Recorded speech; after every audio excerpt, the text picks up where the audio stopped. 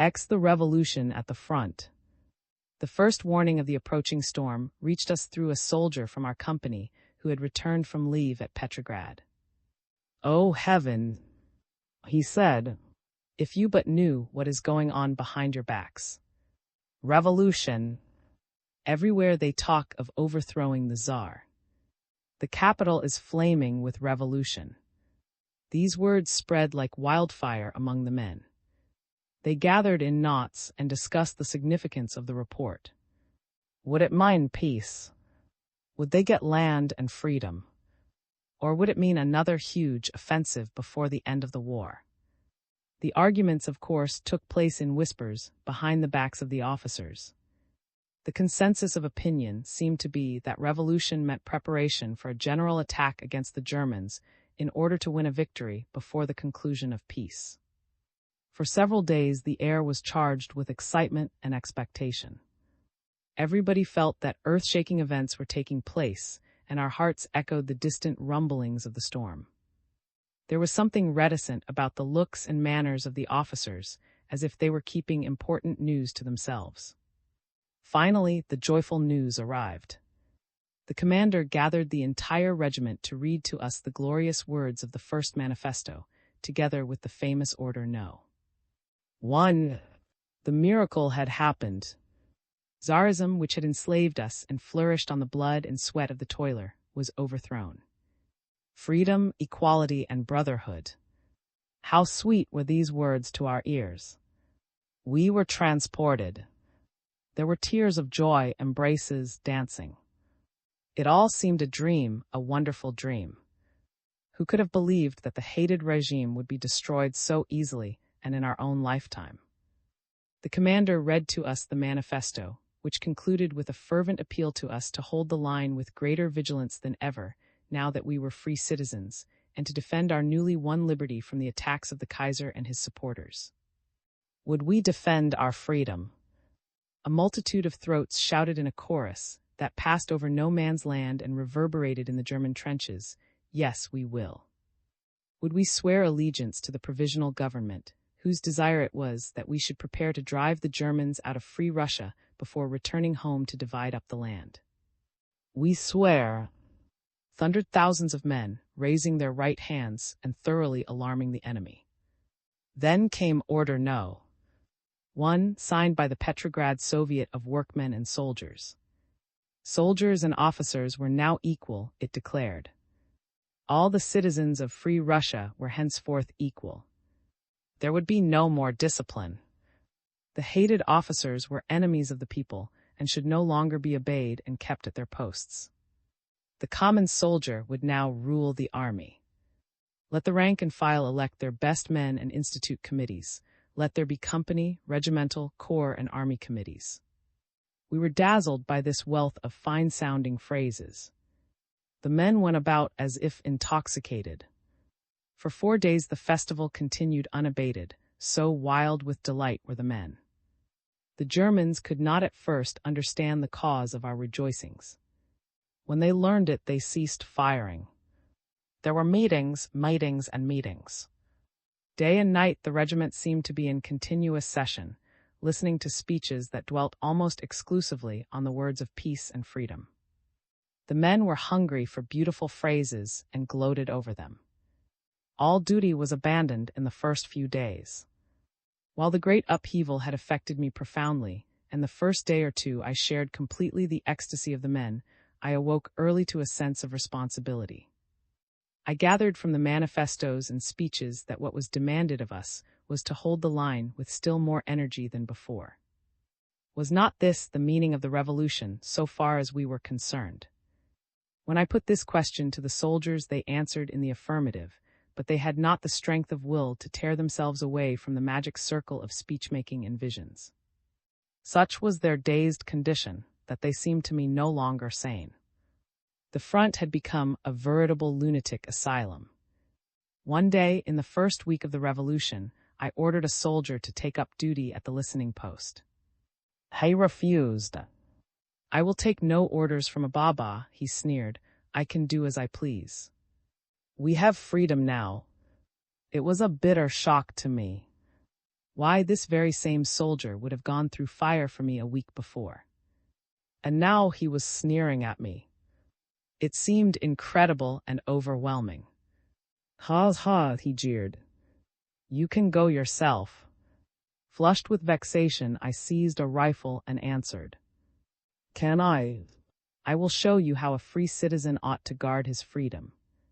And I climbed over the top and made my way to the listening post, where I remained on duty for the full 2 hours. I talked to the soldiers, appealing to their sense of and arguing that the revolution imposed greater responsibilities upon the man in the ranks.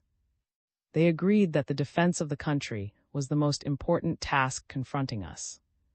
But had not the revolution brought them also freedom, with the injunction to take upon themselves the control of the army and to abolish discipline? The men were full of enthusiasm, but obedience was contrary to their ideas of liberty. Seeing that I could not get my men to perform their duties, I went to the commander of the company and asked to be released from the army and sent home. "I see no good in staying here and doing nothing," I said. "If this is war, I want to be out of it. I can do nothing with my men." "Have you gone out of your mind?" said the commander. "Why, if you, who are a peasant yourself, one of them, beloved by all the rank and file, cannot remain, what can we officers do? It is our duty as soldiers to stay to the last, until the men come to their senses. I am having my own troubles," he confided to me in a low voice. "I cannot have my way either. So you see, we are all in the same boat. We have just got to put up with it." It was altogether contrary to my inclinations, but I remained. Little by little things improved. The soldiers' committees began to exercise their functions, but they did not interfere with the purely military department of our life.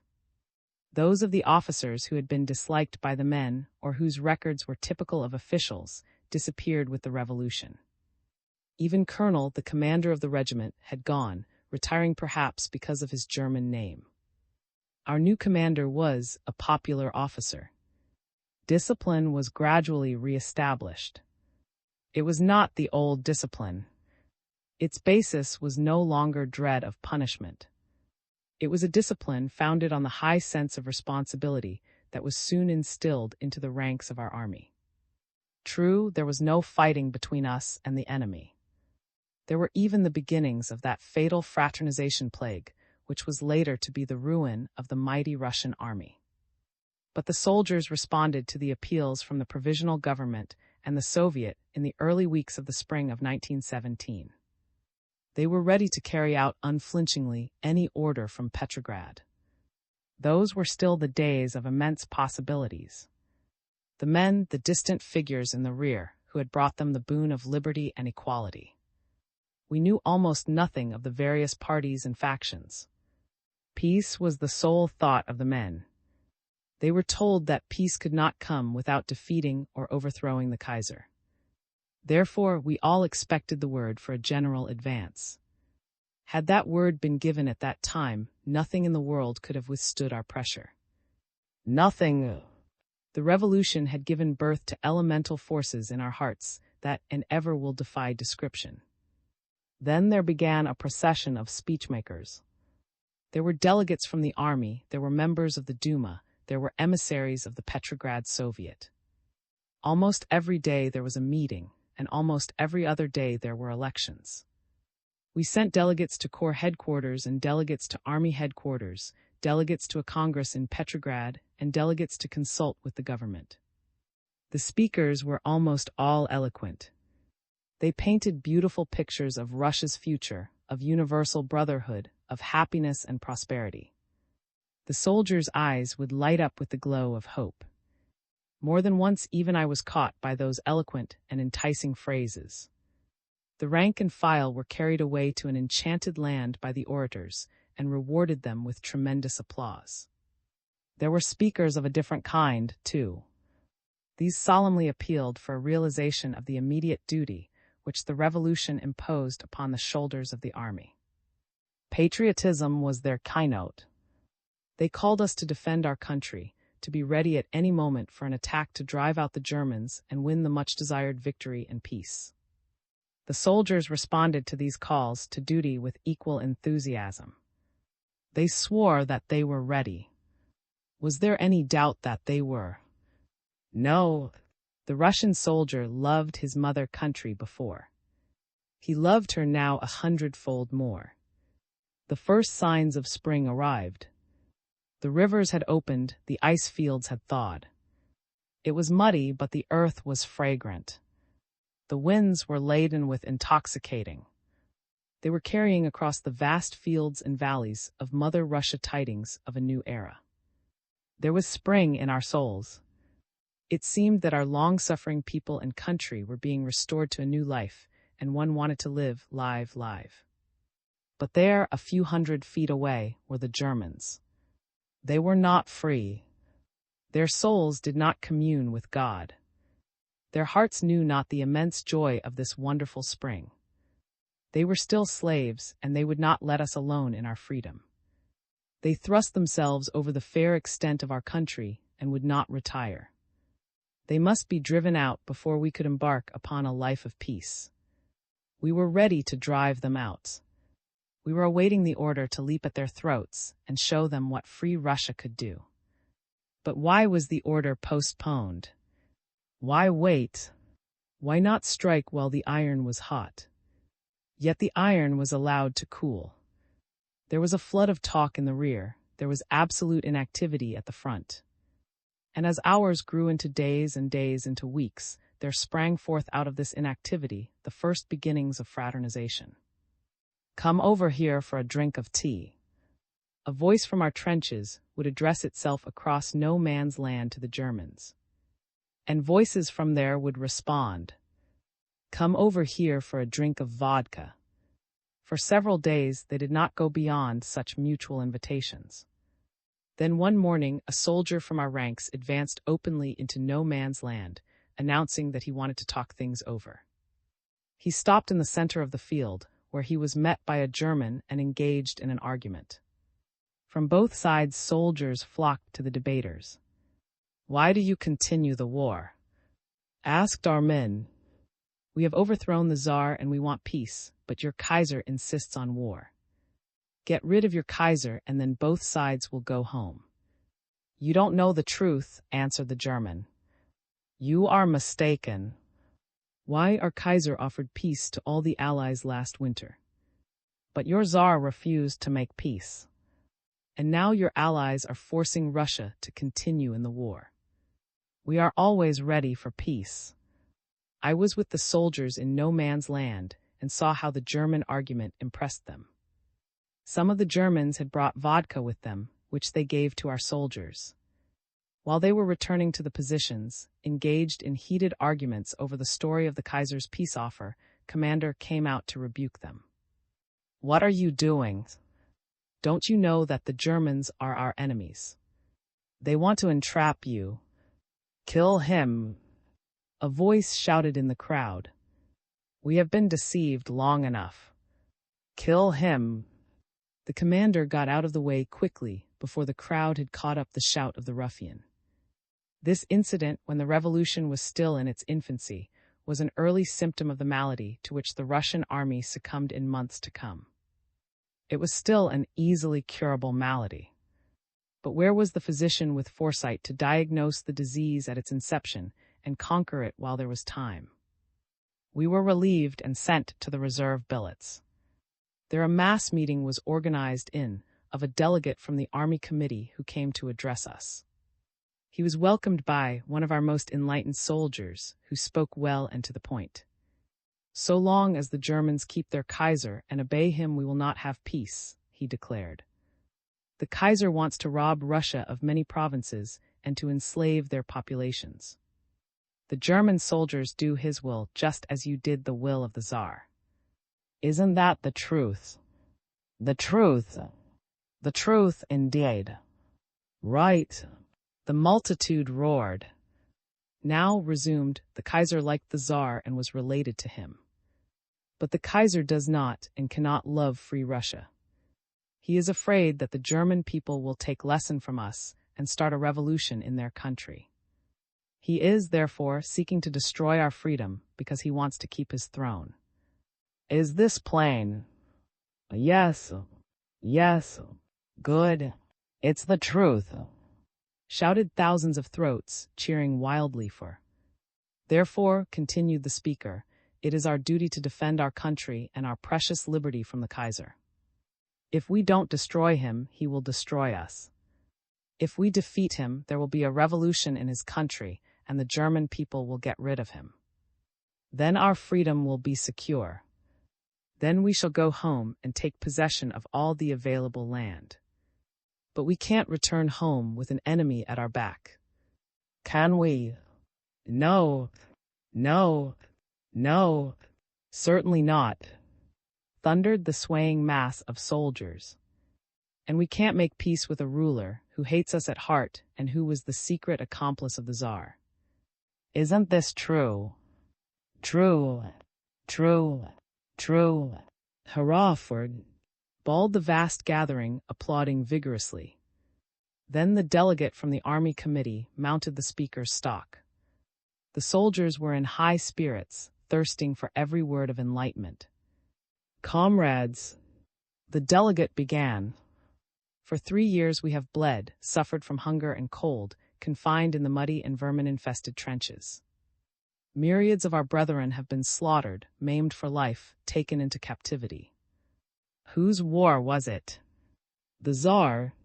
He made us fight and perish, while he and his associates reveled in wealth and luxury.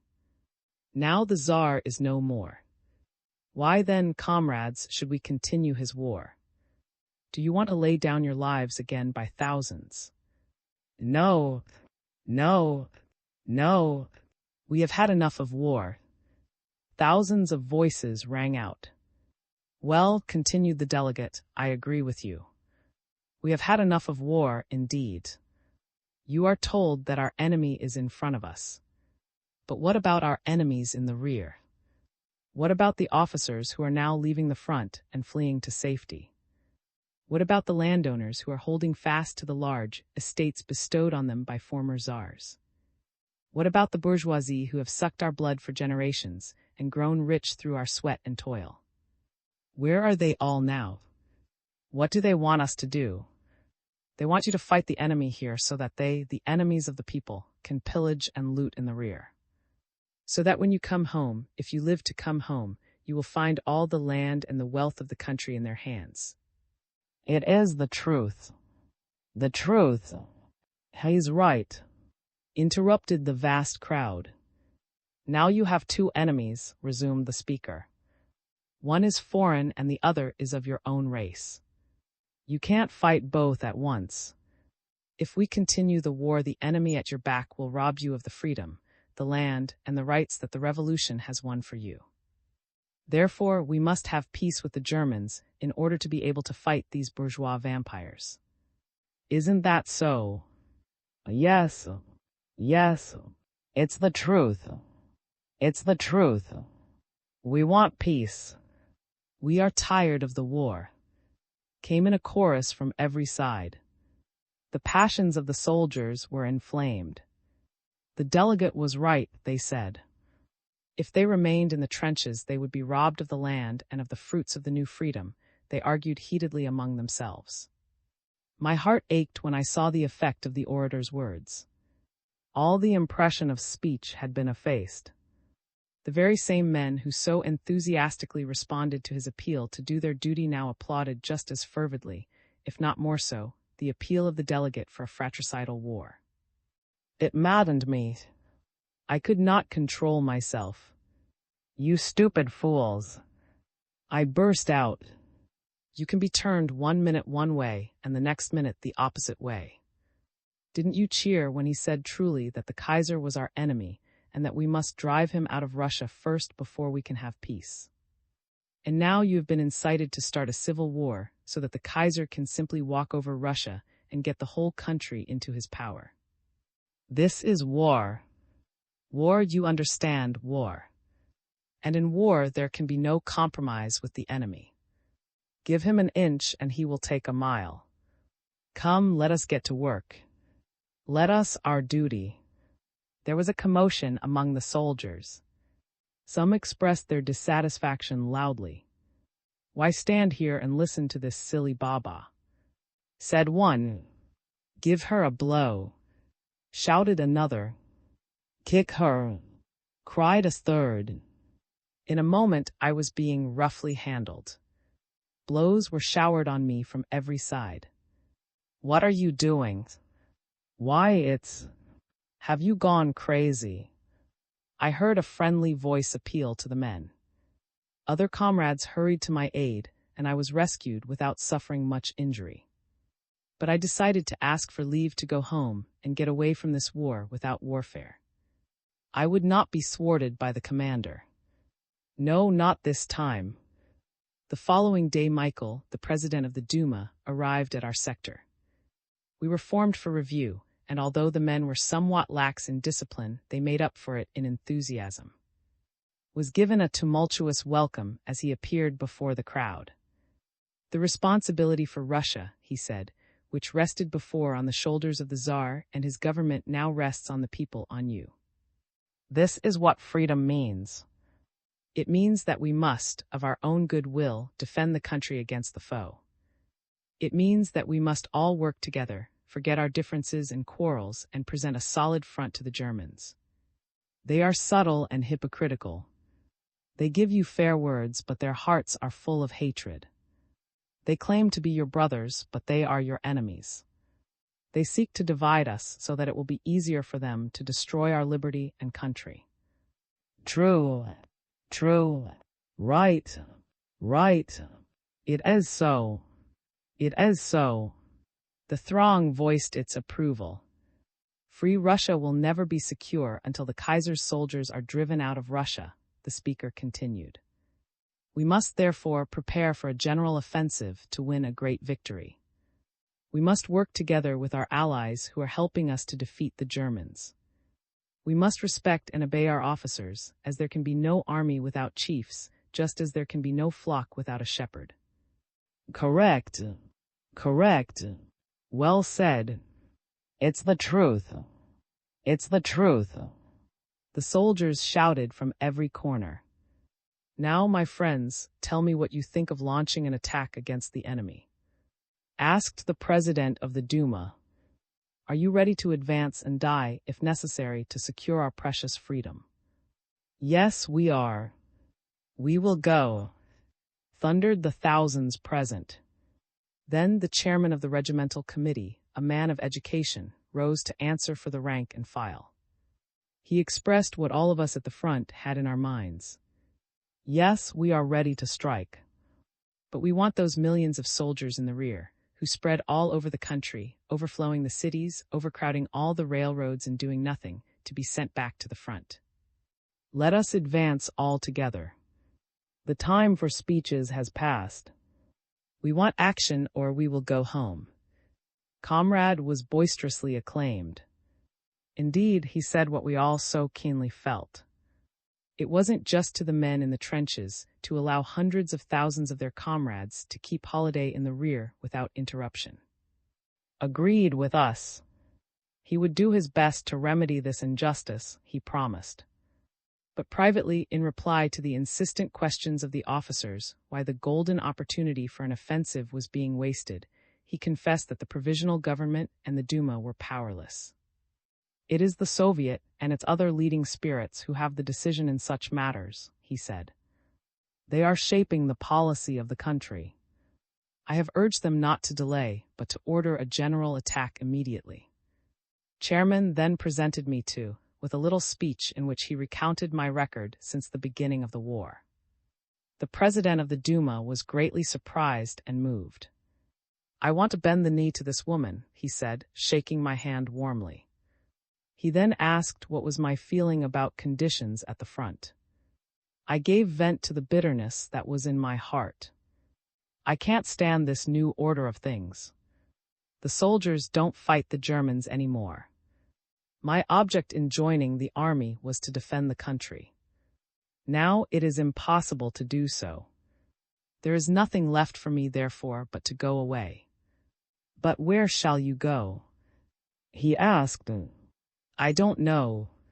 I suppose I shall go home. My father is old and my mother is ailing, and they are almost reduced to begging for bread. Patted me on the shoulder. Come to me in Petrograd, little heroine, and I will see what I can do for you. I joyfully accepted the invitation and told my comrades that I should be leaving soon. I was provided with a new outfit and 100 by the commander. The news spread that was going away, and about 1,000 soldiers, many of whose lives I had saved in battle, presented me with a testimonial. 1,000 signatures. They were all the names of dear comrades who were attached to me by ties of fire and blood. There was a record on that long scroll of every battle which we had fought and of every episode of life-saving and self-sacrifice in which I had taken part. It made my heart beat with joy and my eyes fill with tears, while deep in my soul something ached and yearned. It was May, but there was autumn in my breast. There was autumn also in the heart of Mother Russia. The sunshine was dazzling. The fields and the forests rioted in all the glories of spring. There was peace in the trenches, calm in no man's land. My country was still celebrating joyously the festival of the newly born freedom. It was scarcely 2 months old, this child of generations of pain and suffering. It came into being with the first warm wind, and how deep were the forces that it aroused in us, how infinite the promises it carried. My people still entertained the wonderful illusions of those first days. It was spring, the beginning of eternal spring to them. But my heart pined. All joy was dead in it. I heard the autumn winds howling. I felt instinctively an immense tragedy developing, and my soul went out to Mother Russia. The entire regiment was formed in line so that I could bid them farewell. I addressed them as follows. You know how I love you, how I have cared for you. Who picked you up on the field of battle. Who dressed your wounds under fire. Who braved with you all dangers and shared with you all privations. Baba, I bore with your insults and rejoiced in your caresses. I knew how to receive them both because I knew your souls. I could endure anything with you, but I cannot endure this any longer. I cannot bear fraternization with the enemy. I cannot bear these incessant meetings. I cannot bear this endless chain of orators and their empty phrases. It is time to act. The time for talk is gone. Otherwise, it will be too late. Our country and freedom are perishing. Nevertheless, I love you and want to part from you as a friend. Here I stopped. I could not go on. My comrades gave me a hearty goodbye.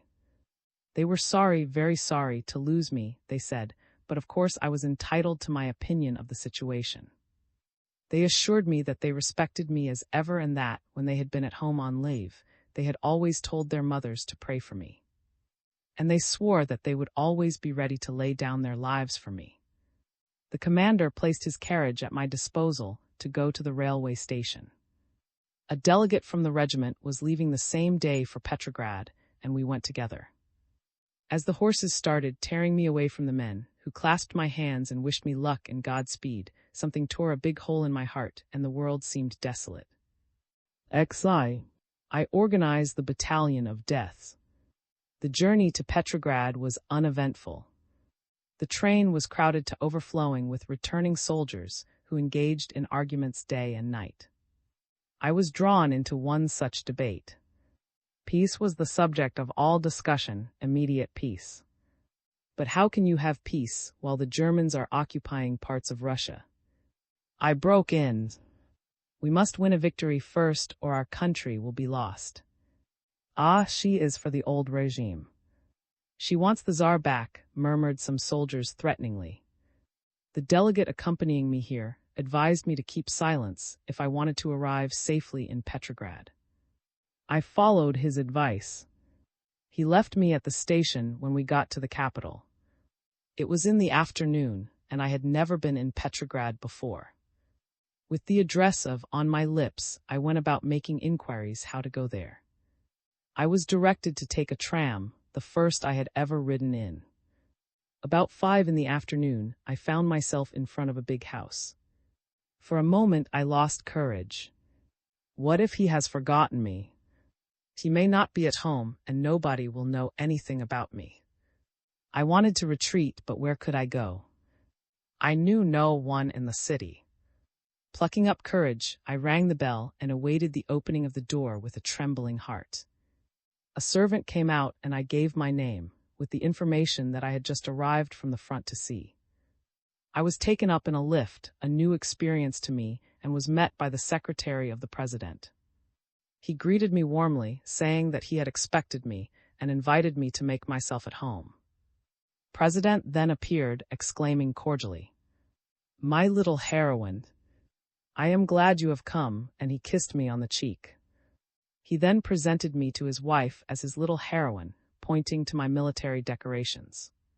She was very cordial and generous in her praise.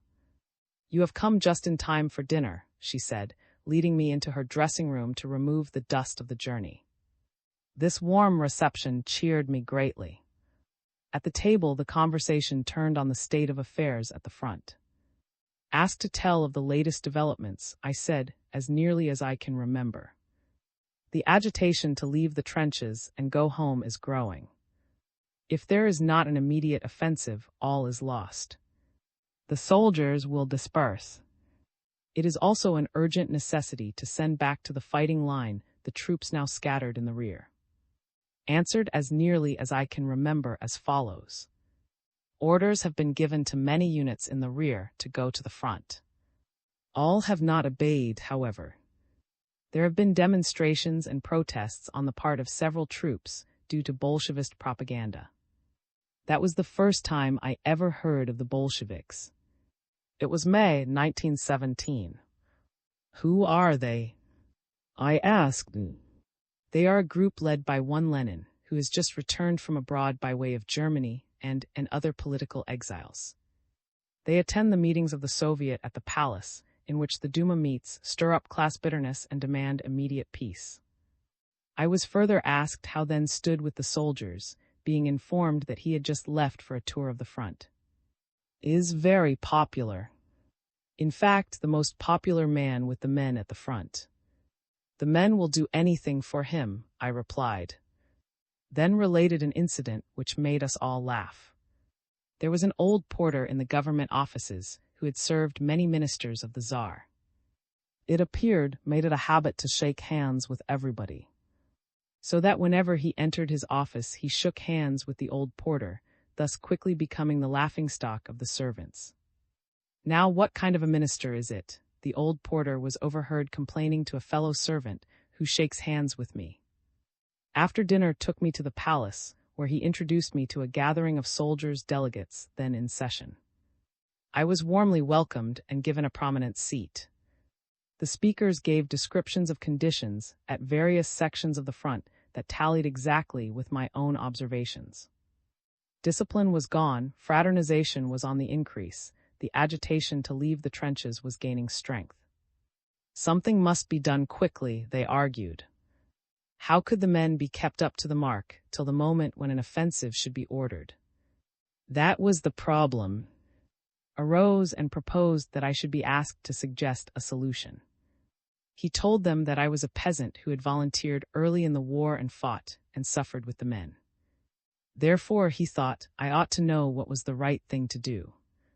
Naturally, I was very much embarrassed. I was totally unprepared to make any suggestions, and therefore begged to be excused until I had thought the matter over. The session continued, while I sank deep into thought. For half an hour I racked my brain in vain. Then suddenly an idea dawned upon me. It was the idea of a women's battalion of death. You have heard of what I have done and endured as a soldier, I said, rising to my feet and turning to the audience. Now, how would it do to organize 300 women like myself to serve as an example to the army and lead the men into battle? Approved of my idea. Provided, he added, we could find hundreds more like Maria, which I greatly doubt. To this objection I replied that numbers were immaterial, that what was important was to shame the men, and that a few women at one place could serve as an example to the entire front. It would be necessary that the women's organization should have no committees and be run on the regular army basis in order to enable it to help towards the restoration of discipline, I further explained. Thought my suggestions splendid and dwelt upon the enthusiasm that would inevitably be kindled among the men if women should occupy some of the trenches and take the lead in an offensive. There were objections, however, from the audience. One delegate got up and said, "None of us can take exception to a soldier like. The men at the front know her and have heard of her deeds. But who will guarantee that the other women will be as decent as she, and will not the army?" Another delegate remarked, "Who will guarantee that the presence of women soldiers at the front will not lead to the birth there of little soldiers?" There was a general uproar at this criticism. I replied, "If I take up the organization of a women's battalion, I will hold myself responsible for every member of it. I will introduce rigid discipline and will allow no speech-making and no loitering in the streets. When Mother Russia is drowning, it is not a time to run an army by committees. I am a common peasant myself, and I know that only discipline can save the Russian army. In the proposed battalion, I should exercise absolute authority and insist upon obedience. Otherwise, there would be no use in organizing it." There were no objections to the conditions, which I outlined as preliminary to the establishment of such a unit. Still, I never expected that the government would consider the matter seriously and permit me to carry out the idea, although I was informed that it would be submitted to upon his return from the front. President took a deep interest in the project. He introduced me to Captain, Commandant of the Home for Invalids, asking him to place a room or two at my disposal and generally take care of me. I went home with the captain, who presented me to his wife, a dear and patriotic woman who soon became very much attached to me.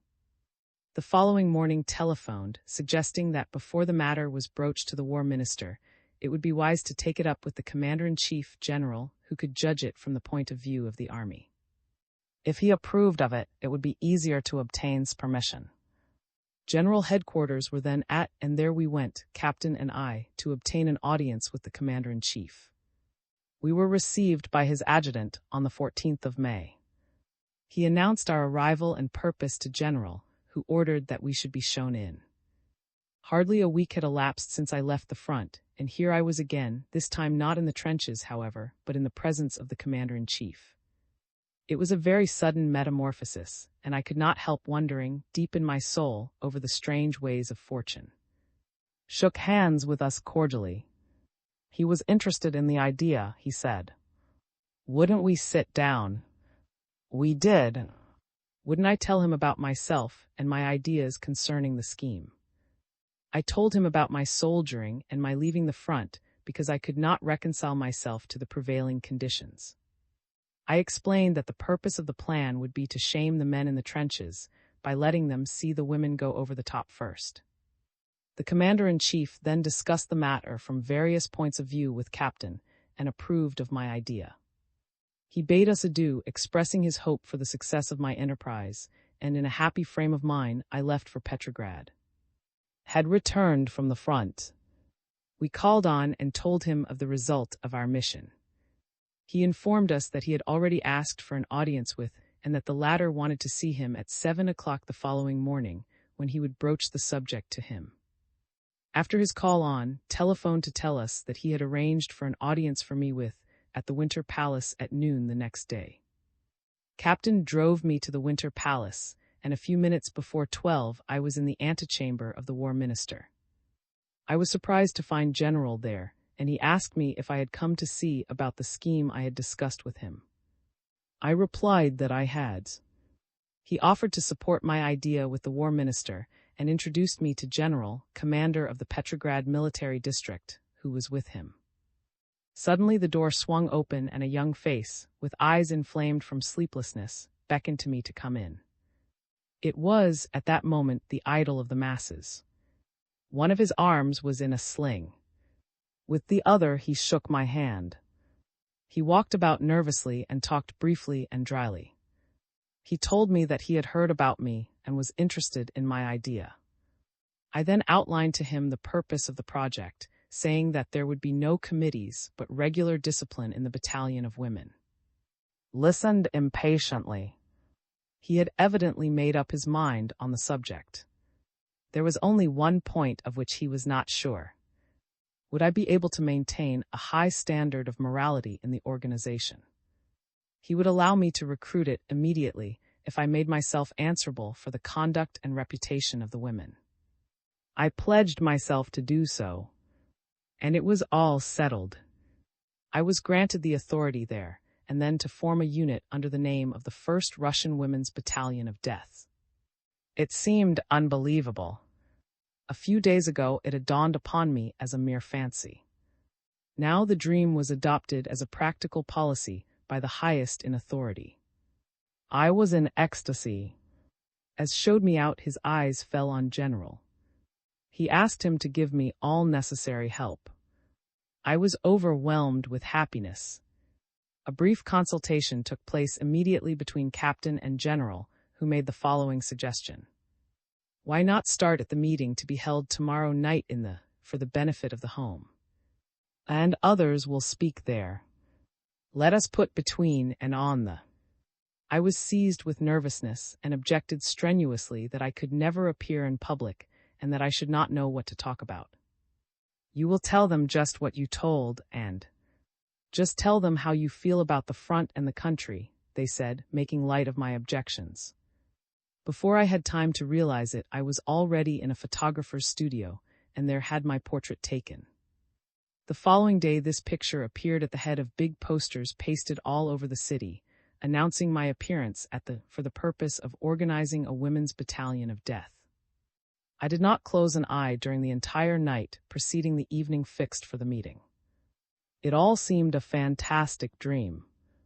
How could I take my place between two such great men as and? How could I ever face an assembly of educated people, I, an illiterate peasant woman? And what could I say? My tongue had never been trained to elegant speech. My eyes had never beheld a place like the formerly frequented by the Tsar and the imperial family. I tossed in bed in a state of fever. Holy Father, I prayed, my eyes streaming with tears, show thy humble servant the path to truth. I am afraid, courage into my heart. I can feel my knees give way, steady them with thy strength. My mind is groping in the dark, illumine it with thy light. My speech is but the common talk of an ignorant Baba, make it flow with thy wisdom and penetrate the hearts of my hearers. Do all this not for the sake of thy humble Maria, but for the sake of Mother Russia, my unhappy country. My eyes were red with inflammation when I arose in the morning. I was nervous all day. Captain suggested that I should commit my speech to memory.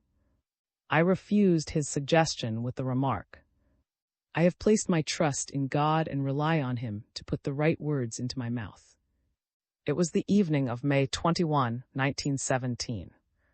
I was driven to thee and escorted by Captain and his wife into the former imperial box.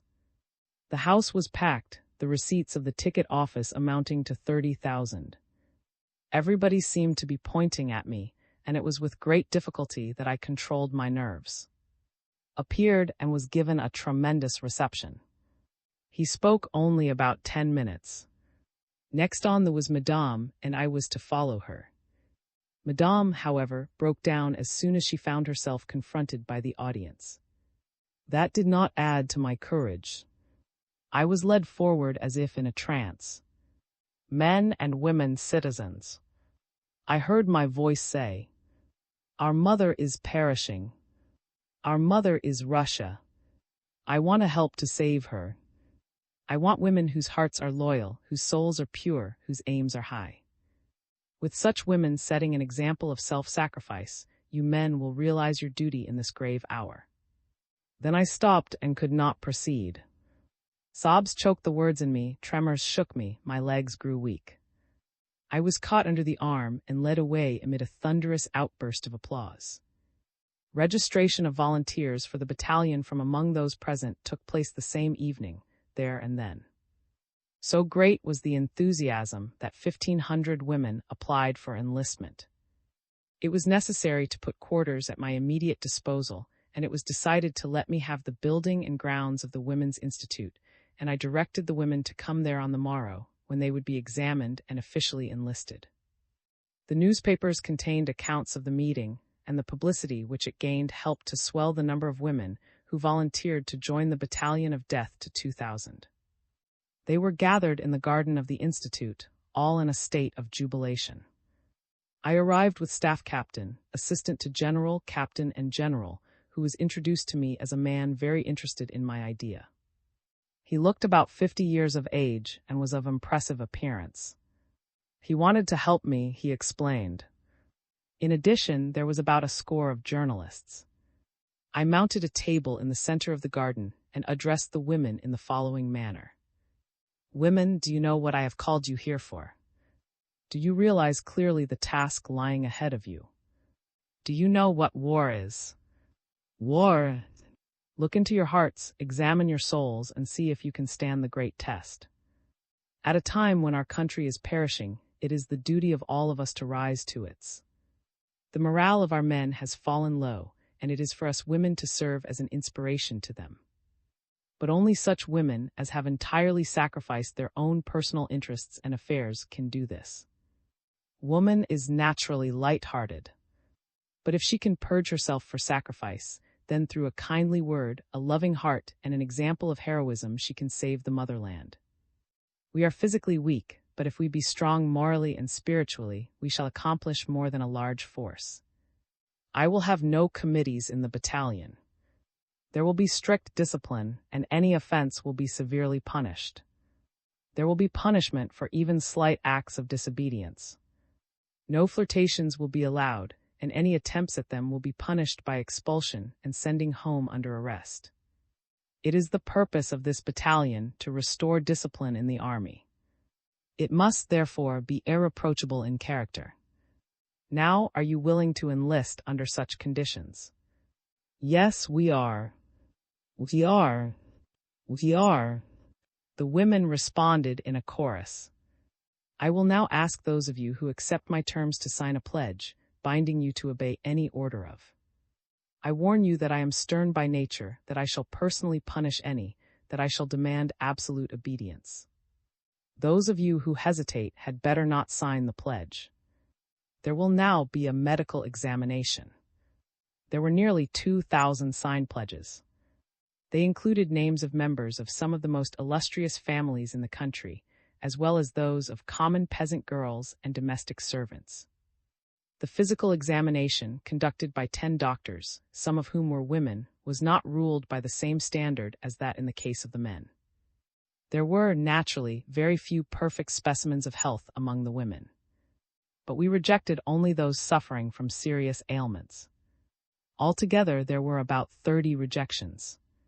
Those accepted were allowed to go home with instructions to return on the following day, when they would be quartered permanently in the institute and begin training.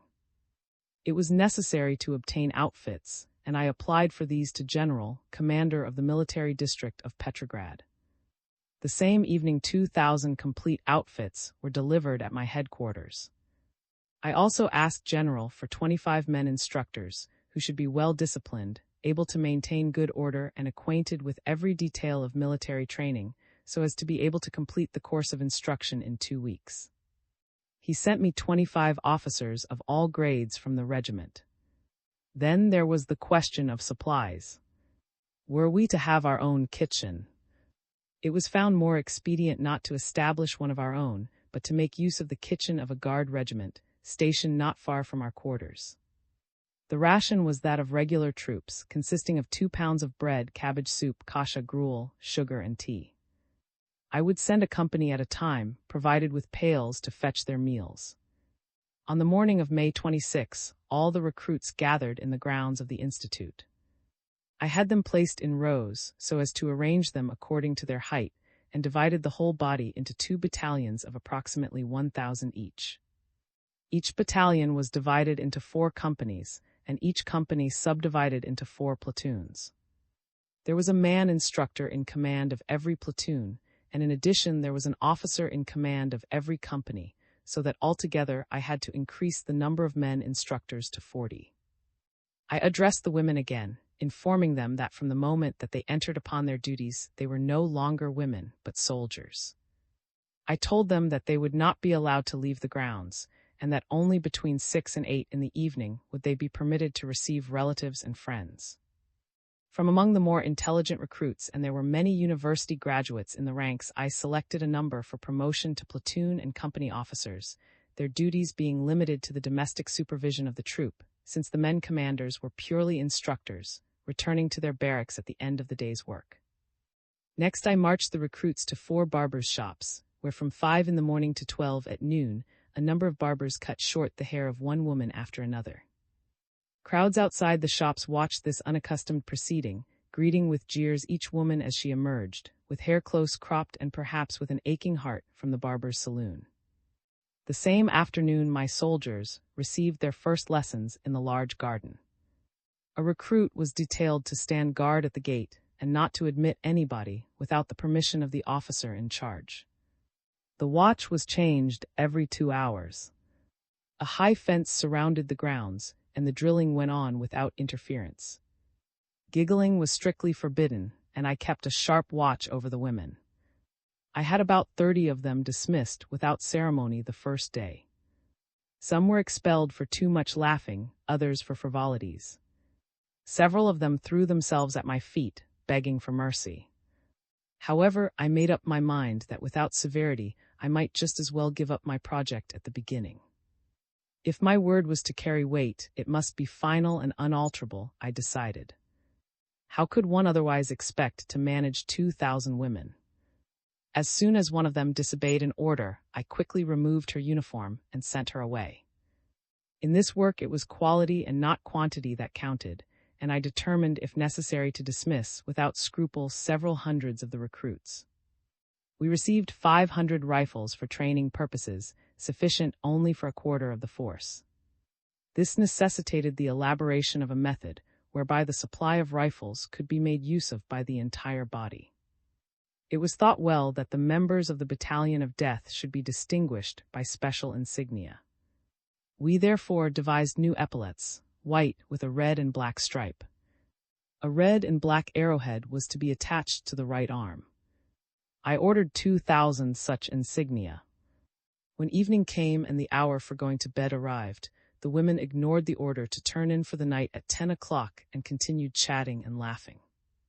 I reproved the officer in charge, threatening to place her at attention for 6 hours in the event of the soldiers keeping awake after 10. 50 of the women I punished forthwith by ordering them to remain at attention for 2 hours. To the rest I said, "Every one of you to bed this instant. I want you to be so quiet that I could hear a fly buzz. Tomorrow you will be up at 5 o'clock. I spent a sleepless night. There were many things to think about and many difficulties to overcome. At 5 only the officer in charge was up. Not a soul stirred in the barrack. The officer reported to me that she had twice ordered the women to get up, but none of them moved. I came out and in a voice of thunder ordered, 3. Frightened and sleepy, my recruits left their beds. As soon as they had finished dressing and washing, there was a summons to prayer. I made praying a daily duty. Breakfast followed, consisting of tea and bread. At 8 I had issued an order that the companies should all be formed into ranks ready for review in 15 minutes. I came out past each company, greeting it. The company would answer in a chorus, "Good health to you, Commander." Training was resumed, and I continued the combing out process. As soon as I observed a girl making eyes at an instructor, behaving frivolously and generally neglecting her work, I quickly ordered her to take off her uniform and go home. In this manner I weeded out about 50 on the second day. I could not insist too strongly on the burden of responsibility I carried. I constantly appealed to the women for the utmost seriousness in facing the task that lay before us. The battalion must either be a success or I must become the laughingstock of the country, at the same time bringing disgrace upon those who had supported my idea. I admitted no new applicants, because rapid completion of the course of training so as to be able to dispatch the battalion to the front was of the greatest importance. For several days the drilling went on, and the women mastered the rudiments of a soldier's training. On several occasions, I resorted to slapping as punishment for. One day the sentry reported to the officer in charge that 2 women, one a famous Englishwoman, wanted to see me. I ordered the battalion to remain at attention while I received the 2 callers, who were Pankhurst and Princess, the latter of whom I knew. Mrs. Pankhurst was introduced to me, and I ordered the battalion to salute the eminent visitor who had done much for women and her country. Mrs. Pankhurst became a frequent visitor of the battalion, watching it with deep interest as it grew into a well-disciplined military unit. We became very much attached to each other. Mrs. Pankhurst invited me to a dinner at the Astoria, the leading hotel in Petrograd, at which and the various Allied representatives in the capital were to be present. Meanwhile, the battalion was making rapid progress. At first, we suffered little annoyance. The Bolshevik agitators did not take the project seriously, expecting it to come to a speedy end. At the beginning, I received only about 30 threatening letters. Gradually, however, it became known that I maintained the strictest discipline, commanding without a committee, and the propagandists began to regard me as a danger and sought a means for the frustration of my scheme. On the evening appointed for the dinner, I went to the Astoria. There was very cordial to me. He told me that the Bolsheviks were preparing a demonstration against the provisional government, and that at first the Petrograd garrison had consented to organize a demonstration of the government. Later, however, the garrison had decided not to march. The war minister then asked me if I would march with the battalion in support of the provisional government. I gladly accepted the invitation. Told me that the women's battalion had already exerted a beneficial influence, that several bodies of troops had expressed a willingness to leave for the front, that many of the wounded had organized themselves for the purpose of going to the fighting line, declaring that if women could fight, then they the cripples would do so too. Finally, he expressed his belief that the announcement of the marching of the Battalion of Death would stimulate the garrison to follow suit. It was a pleasant evening that I spent at the Astoria. Upon leaving, an acquaintance who was going in the same direction offered to drive me to the Institute. I accepted the invitation, alighting, however, at a little distance from headquarters, as I did not wish him to drive out of his way. It was about 11 o'clock when I approached the temporary barrack. There was a small crowd at the gate, about 35 men of all descriptions, soldiers, roughs, vagrants, and even some decent-looking fellows. "Who are you? What are you doing here?" I questioned sharply. "Commander," cried the sentry, "they are waiting for you. They have been here more than an hour. They broke through the gate and have been searching the grounds and the house for you. When they became convinced that you were away, they decided to wait here for your return." "Well, what do you want?" I demanded of the group as they surrounded me. "What do we want, eh? We want you to disband the battalion. We have had enough of this discipline. Enough blood has been shed. We don't want any more armies and militarism. You are only creating new troubles for the common people. Disband your battalion and we will leave you alone." "I will not disband," was my answer. Several of them pulled out revolvers and threatened to kill me. The sentry raised an alarm and all the women appeared at the windows, many of them with their rifles ready. "Listen," a couple of them argued again, "you are of the people, and we only want the weal of the common man. We want peace, not war. And you are inciting to war again. We have had enough war, too much war. We now understand the uselessness of war. Surely you don't like to see the poor people slaughtered for the sake of the few rich. Come, join our side, and let us all work for peace." "You are scoundrels," I shouted with all my strength. "You are idiots. I myself am for peace, but we shall never have peace till we have driven the Germans out of Russia. They will make slaves of us and ruin our country and our freedom. You are traitors." Suddenly I was kicked violently in the back. Someone dealt me a second blow from the side. "Fire!" I shouted to my girls at the windows as I was knocked down. mindful that I had instructed them always to shoot in the air first as a warning. Several hundred rifles rang out in a volley. My assailants quickly dispersed, and I was safe. However, they returned during the night and stoned the windows, breaking every pane of glass fronting the street. XII. My fight against committee rule. It was after midnight when I entered the barracks. The officer in charge reported to me the events of the evening. It appeared that at first one of the group, a Bolshevik agitator, had made his way inside by telling the sentry that he had been sent by me for something. As soon as he was admitted, he got the women together and began a speech, appealing to them to form a committee and govern themselves, in accordance with the new spirit.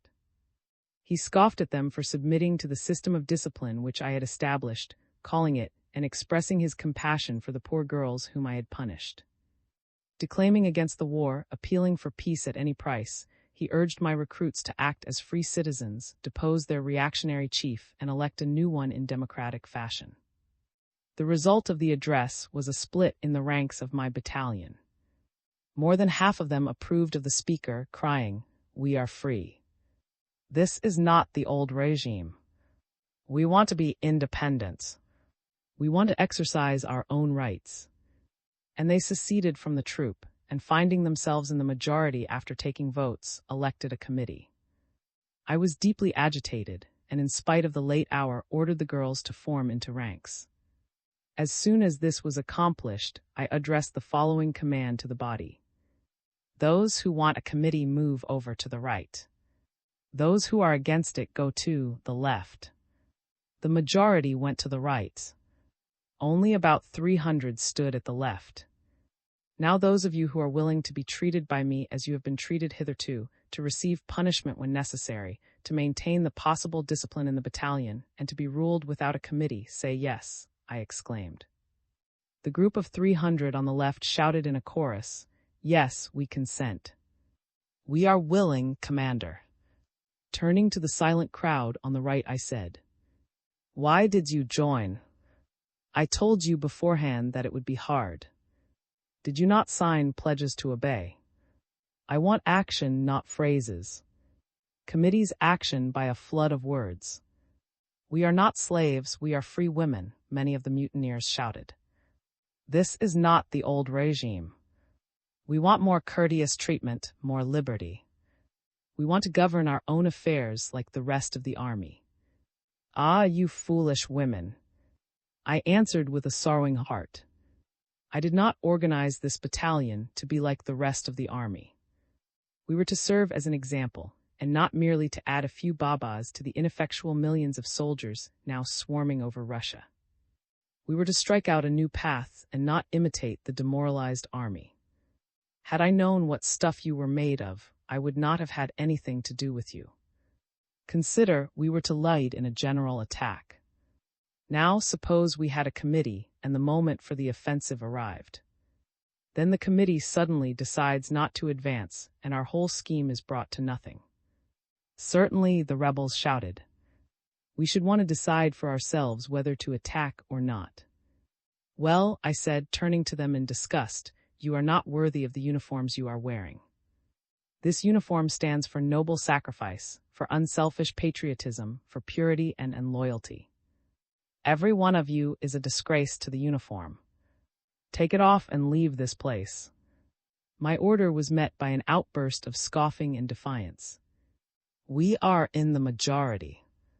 We refuse to obey your orders. We no longer recognize your authority.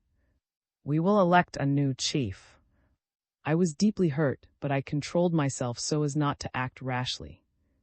I resolved to make another appeal to them and said, "You will elect no new chief. But if you want to go, go quietly.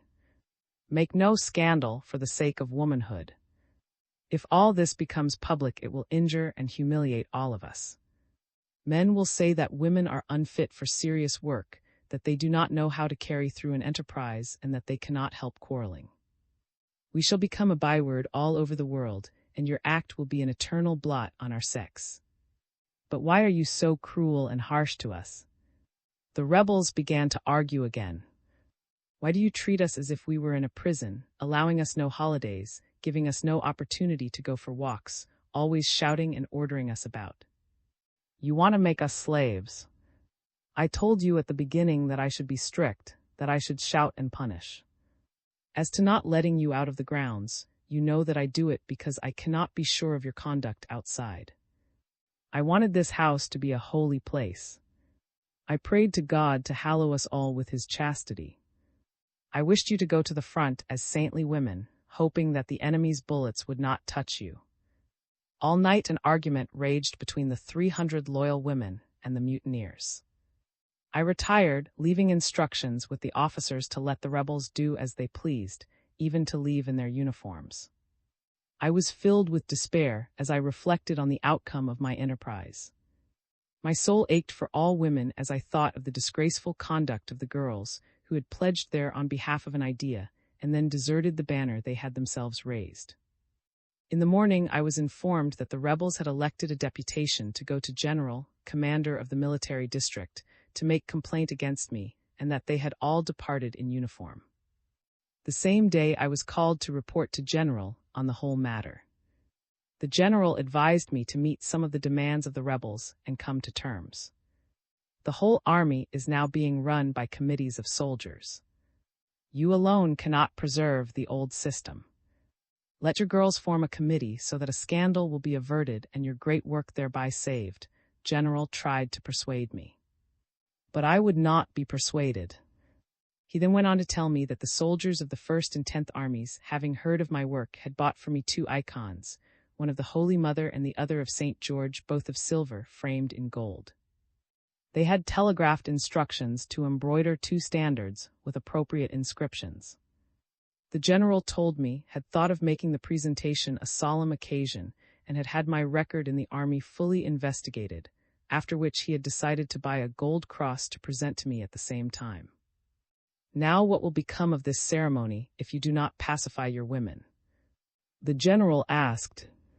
I was naturally flattered by what told me, but I considered that duty came first and that I must not give in for the sake of the promise to me, in spite of the assurances he gave me that he would order the women to ask my pardon if I consented to form a committee. I would not keep the rebels in the battalion for anything, I said. Once having been insulted by them, I shall always consider them prejudicial to the organization. They would sap my strength here and would disgrace me at the front. The purpose of the battalion was to set an example to the demoralized men. Give them a committee and all is lost. I shall have the same state of things as in the army. The disintegration there is a sufficient reason for my determination not to introduce the new system. Yes, I agree with you that the committees are a curse, confided the general. But what is to be done? I know this much, that I, for one, will have nothing to do with committees, I declared emphatically. The general jumped to his feet, struck the table with his fist and thundered. And I order you to form a committee. I jumped up as well. I also struck the table and declared loudly. I will not. I started this work on condition that I should be allowed to run the battalion as I saw fit and without any committees. Then there is nothing left but to disband your battalion. Proclaimed General.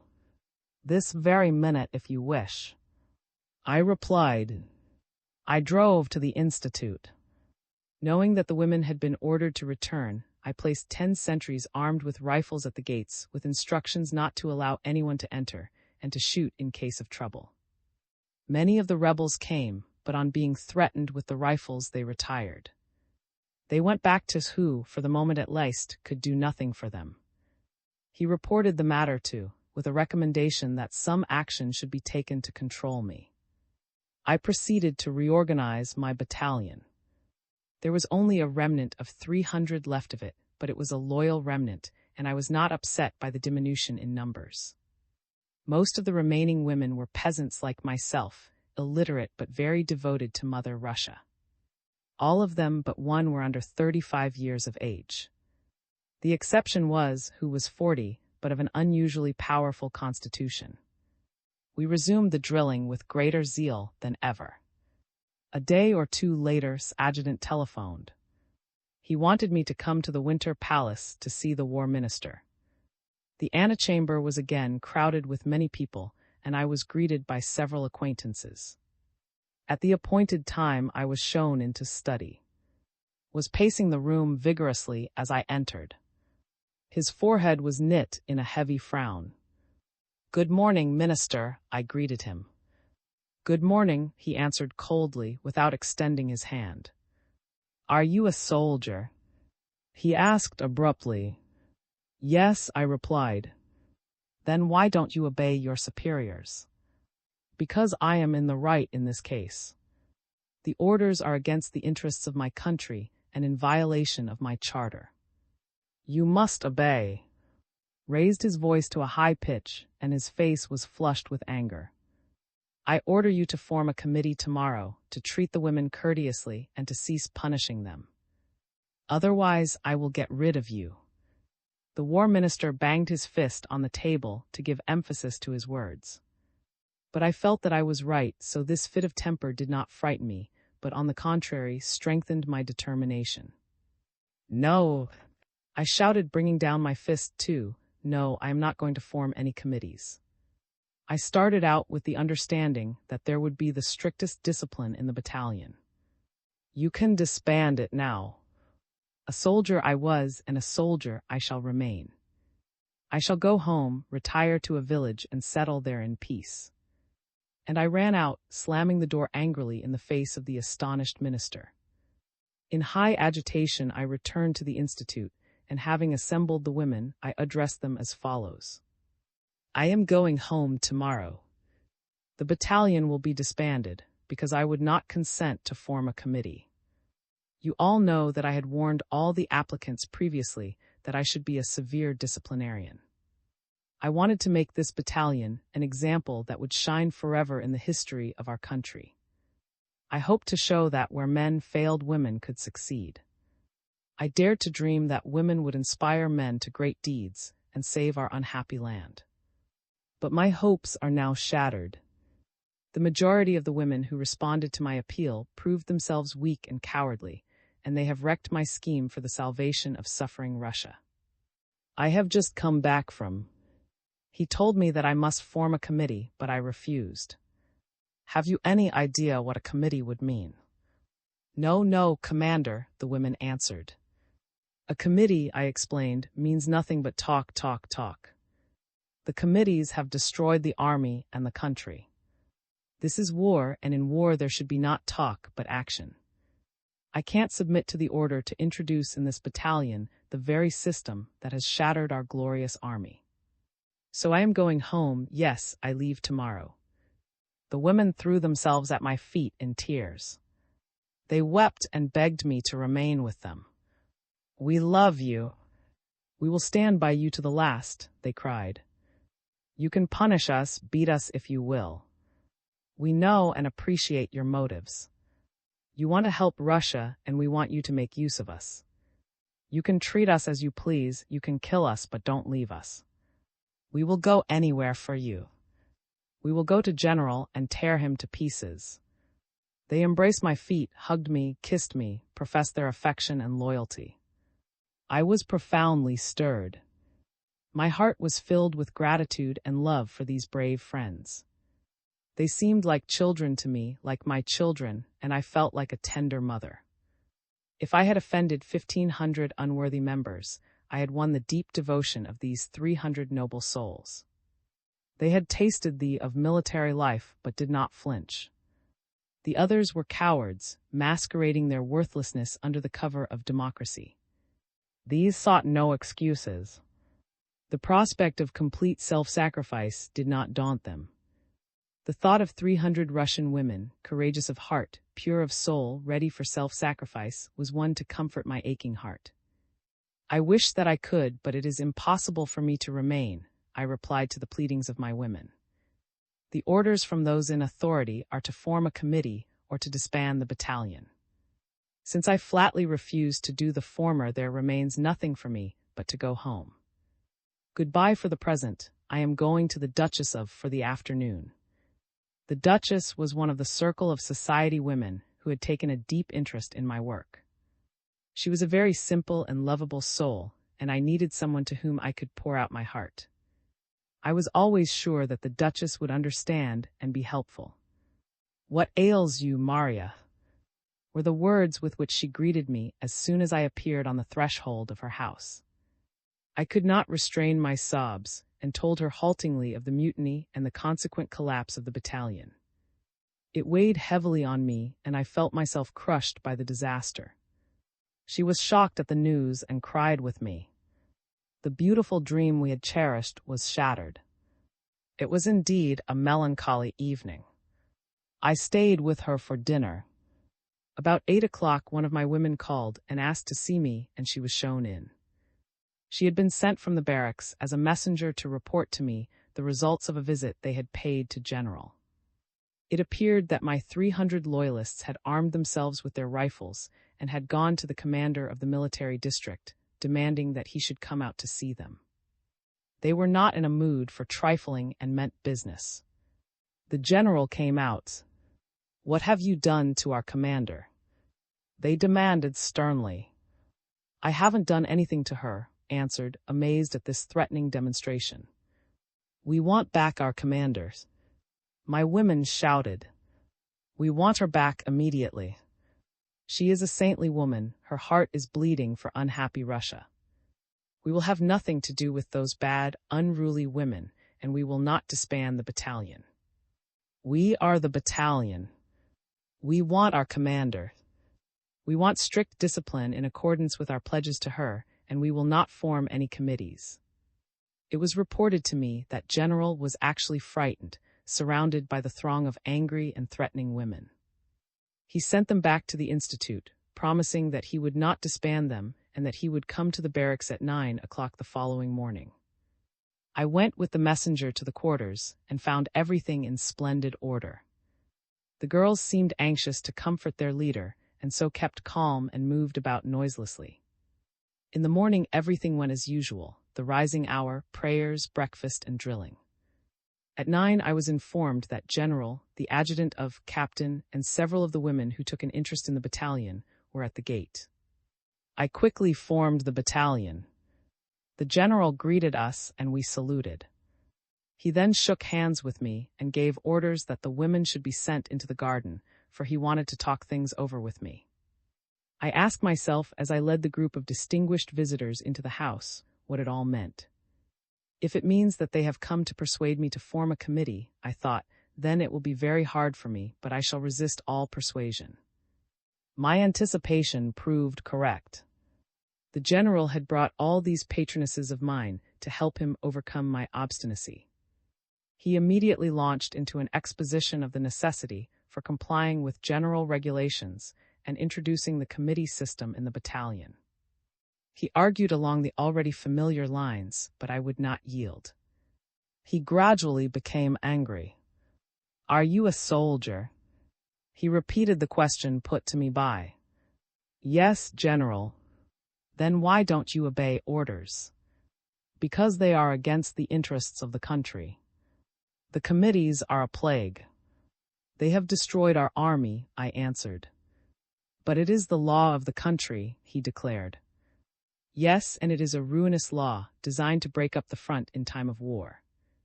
Now I ask you to do it as a matter of form," he argued in a different tone altogether, perhaps himself realizing the truth of my words. "All the army committees are beginning to make inquiries about you." "Who is this?" they ask, "and why is she allowed to command without a committee?" "Do it only for the sake of form. Your girls are so devoted to you that a committee elected by them would never seriously bother you.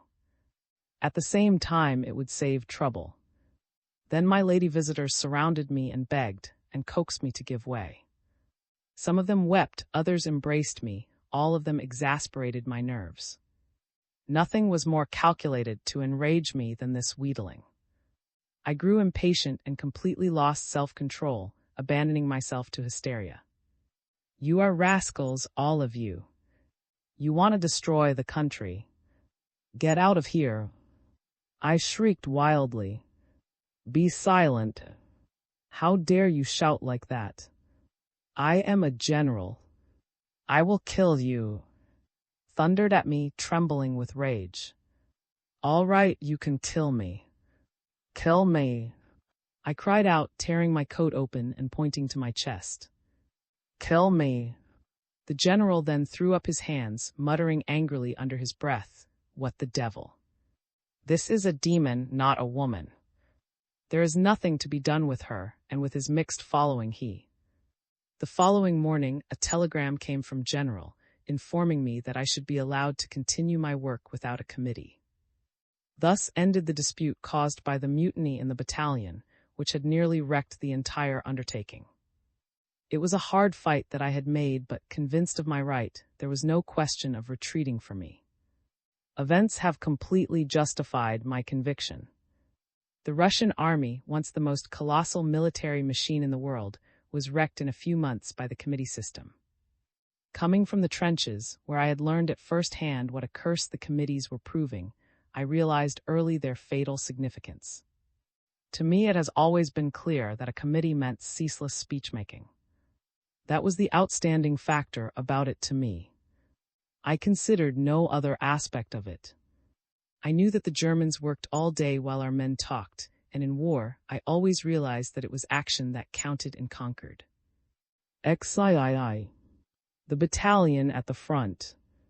The same morning on which the telegram came from General, there also arrived a banner, with an inscription that read something like this: "Long live the Provisional Government. Let those who can advance. Forward, brave women. To the defense of the bleeding motherland." We were to march with this banner in the demonstration that had been organized in opposition to the Bolshevik demonstration fixed for the same day. The invalids were to march in the same procession. I talked matters over with their chief when we met at. The air was charged with alarming. The captain of the invalids placed 50 revolvers at my disposal. I distributed them among the instructors and my other officers, reserving a pair for myself. The band of the regiment headed the battalion of death, as half the soldiers of that regiment had refused to march against the Bolsheviks, having already been contaminated with Bolshevist ideas, although it was only June. Mars Field, our destination, was about 5 versts from our barracks. The whole route was lined with enormous crowds which cheered us and the invalids, of whom there were about 500. Many women on the pavements wept, grieving for the girls whom I was leading into what seemed a conflict with the Bolsheviks. Everybody said, "Something is going to happen today." As we approached the Mars Field, where the opposing demonstration was held, I ordered my soldiers to sit down and rest for 15 minutes. "Form ranks," I ordered at the end of that time. We were all more or less nervous, as if on the eve of an offensive. I addressed a few words to the battalion, instructing them to support me to the end, not to insult anybody, not to run away at the least provocation, in order to avoid a panic. They all pledged themselves to my instructions. Before resuming the march, the captain of the invalids, several of his subordinate officers, and all my instructors came forward and asked to march in the front row with me. I objected, but they insisted, and I finally had to give way, in spite of my desire to show the Bolsheviks that I was not afraid. The crowds on the Mars Field were indeed enormous. A long procession with Bolshevist banners flowed into the great square. We stopped within 50 feet of a Bolshevist cart and were met promptly by a hail of jokes and curses. There were jeers at the expense of the provisional government and shouts of, "Long live the revolutionary democracy." Down with the war. Some of the women could not suppress their indignation and began to answer back, provoking heated argument. "When you cry, 'Down with the war,' you are helping to destroy free Russia," I declared, stepping forward and addressing my turbulent neighbors. "We must beat the Germans first, and then there will be no war." "Kill her! Kill her!" Several voices threatened. Greatly excited, I rushed a few steps nearer to the crowd. My fingers gripped the 2 pistols, but in all the tumult that followed, the idea was fixed in my mind that I must not shoot at my own people, common workers and peasants. "Wake up, you deluded sons of Russia. Think what you are doing. You are destroying the motherland. Scoundrels! I concluded as their jeers continued. My instructors tried to hold me back as the throng swarmed round me, but I tore myself out of their arms and plunged into the thick of it. I worked myself up to such a state of frenzy that I did not cease talking even when a volley of shots was sent into our midst. Then my officers ordered the battalion to fire. There followed a terrible scuffle. 2 of my instructors were killed, one while defending me. 2 others were wounded. 10 of my women were also wounded. Many bullets grazed me, but I escaped till struck unconscious by a blow on the head with an iron bar from behind.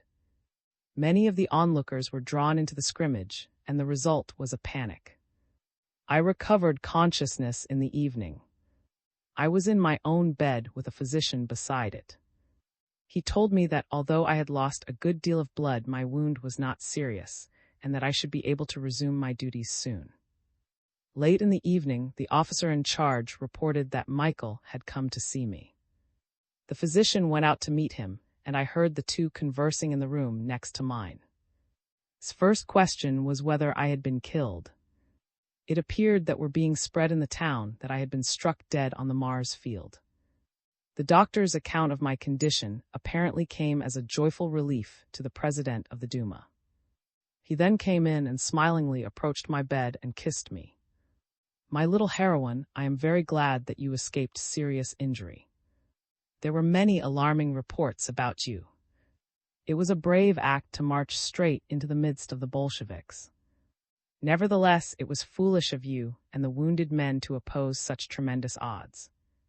I have heard of your victory in the fight against the introduction of the committee system in the battalion. Well done. I wanted to call and congratulate you earlier, but I have been very busy. I sat up in bed to show my visitor that I was quite well. He told me of the appointment of general to the command of the Southwestern Front and of a luncheon to be given the following day at the Winter Palace, at which would be present. Inquired if I should be strong enough to attend it, and the physician thought that I probably should. Then took his leave, assuring me of his readiness to help me at all times and wishing me a speedy recovery. The following morning I spent at the window, with my head bandaged, watching my women drill. I felt strong enough to go with to the luncheon. He called before noon and drove me to the Winter Palace. In the reception room there I was introduced by the president of the Duma to General. Middle-aged, with a spare, manly, vigorous frame, a keen face, Mongol eyes, semi-Mongol cheekbones, this was. He spoke little, but every word he uttered rang out clearly. One felt instinctively that here was a man of powerful character and of dogged perseverance. I am very glad to meet you, he said, shaking my hand. I congratulate you on your determined fight against the committees. General, I replied, I was determined because my heart told me that I was in the right. Always follow the advice of your heart, he said, and you will do right. At this moment appeared. We rose to greet him. He shook hands with and me. The war minister was in a good and smiled benignly at me.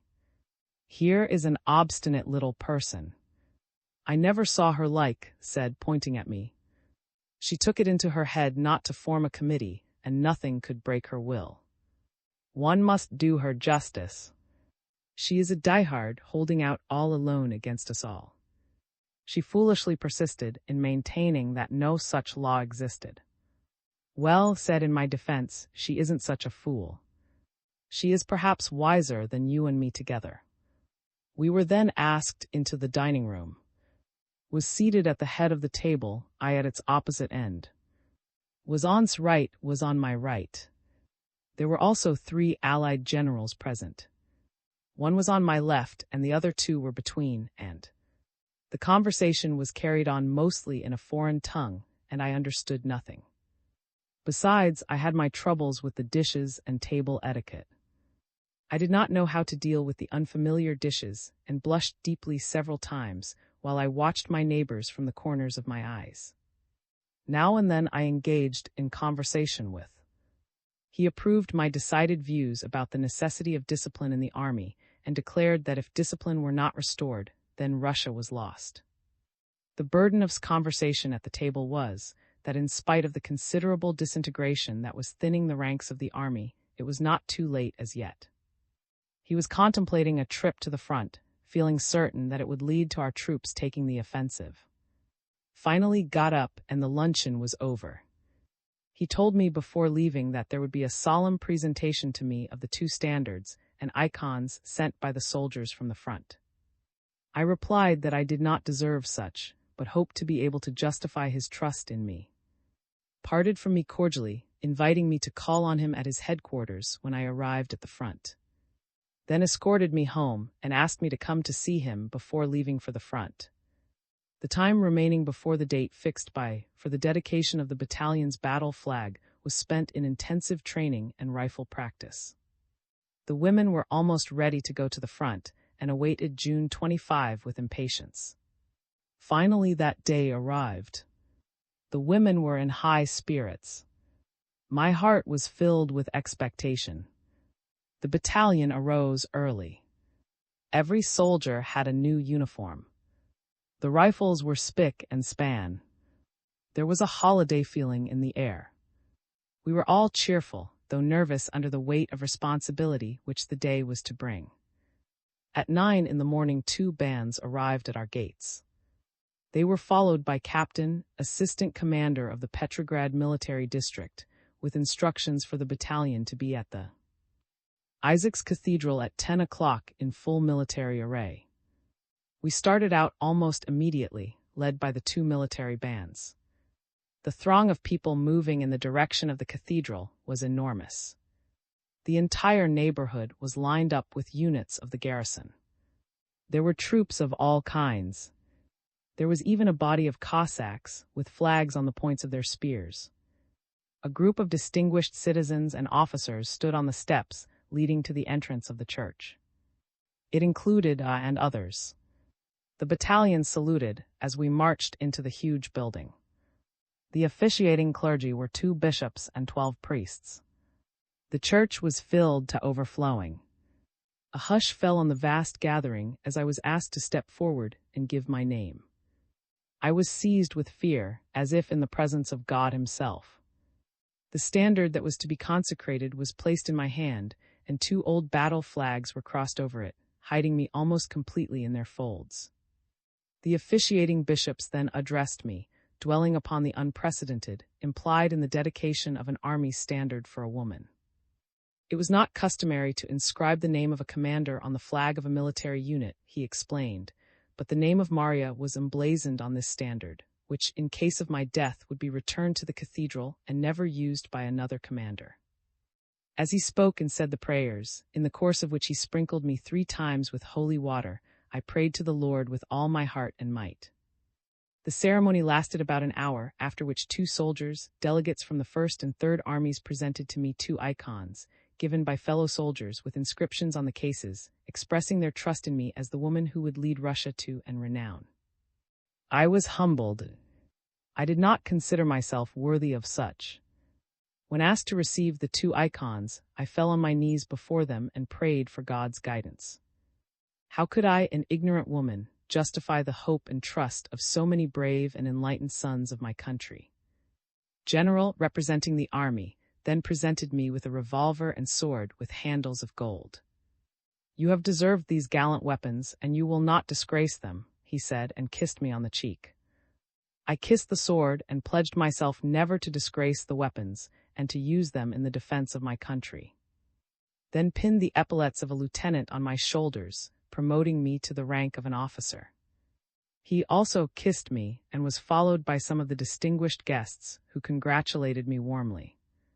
The high officials departed, and General took charge for the rest of the day.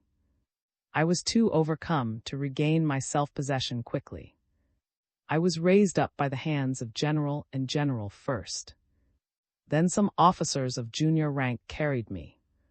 Next I was raised above the crowd by some enthusiastic soldiers and dragged out of their hands by even more jubilant sailors. All the time I was very uncomfortable, but the ovation continued and the cheers would not subside. Women in the throng forced their way to me, kissing my feet and blessing me. It was a patriotic throng, and love for Russia was the dominant note. Orators mounted improvised platforms and talked of the coming offensive and the battalion of death, finishing with a long live. The emotion of the soldiers at the moment was such that they cried, "We will go with to the front." Speakers pointed to the women as heroes, calling upon every able-bodied man to rise to the defense of Russia. It was a wonderful day, a dream, not a day. Had my fancy come true? Had this group of women already accomplished the object for which it was organized? It seemed so that day.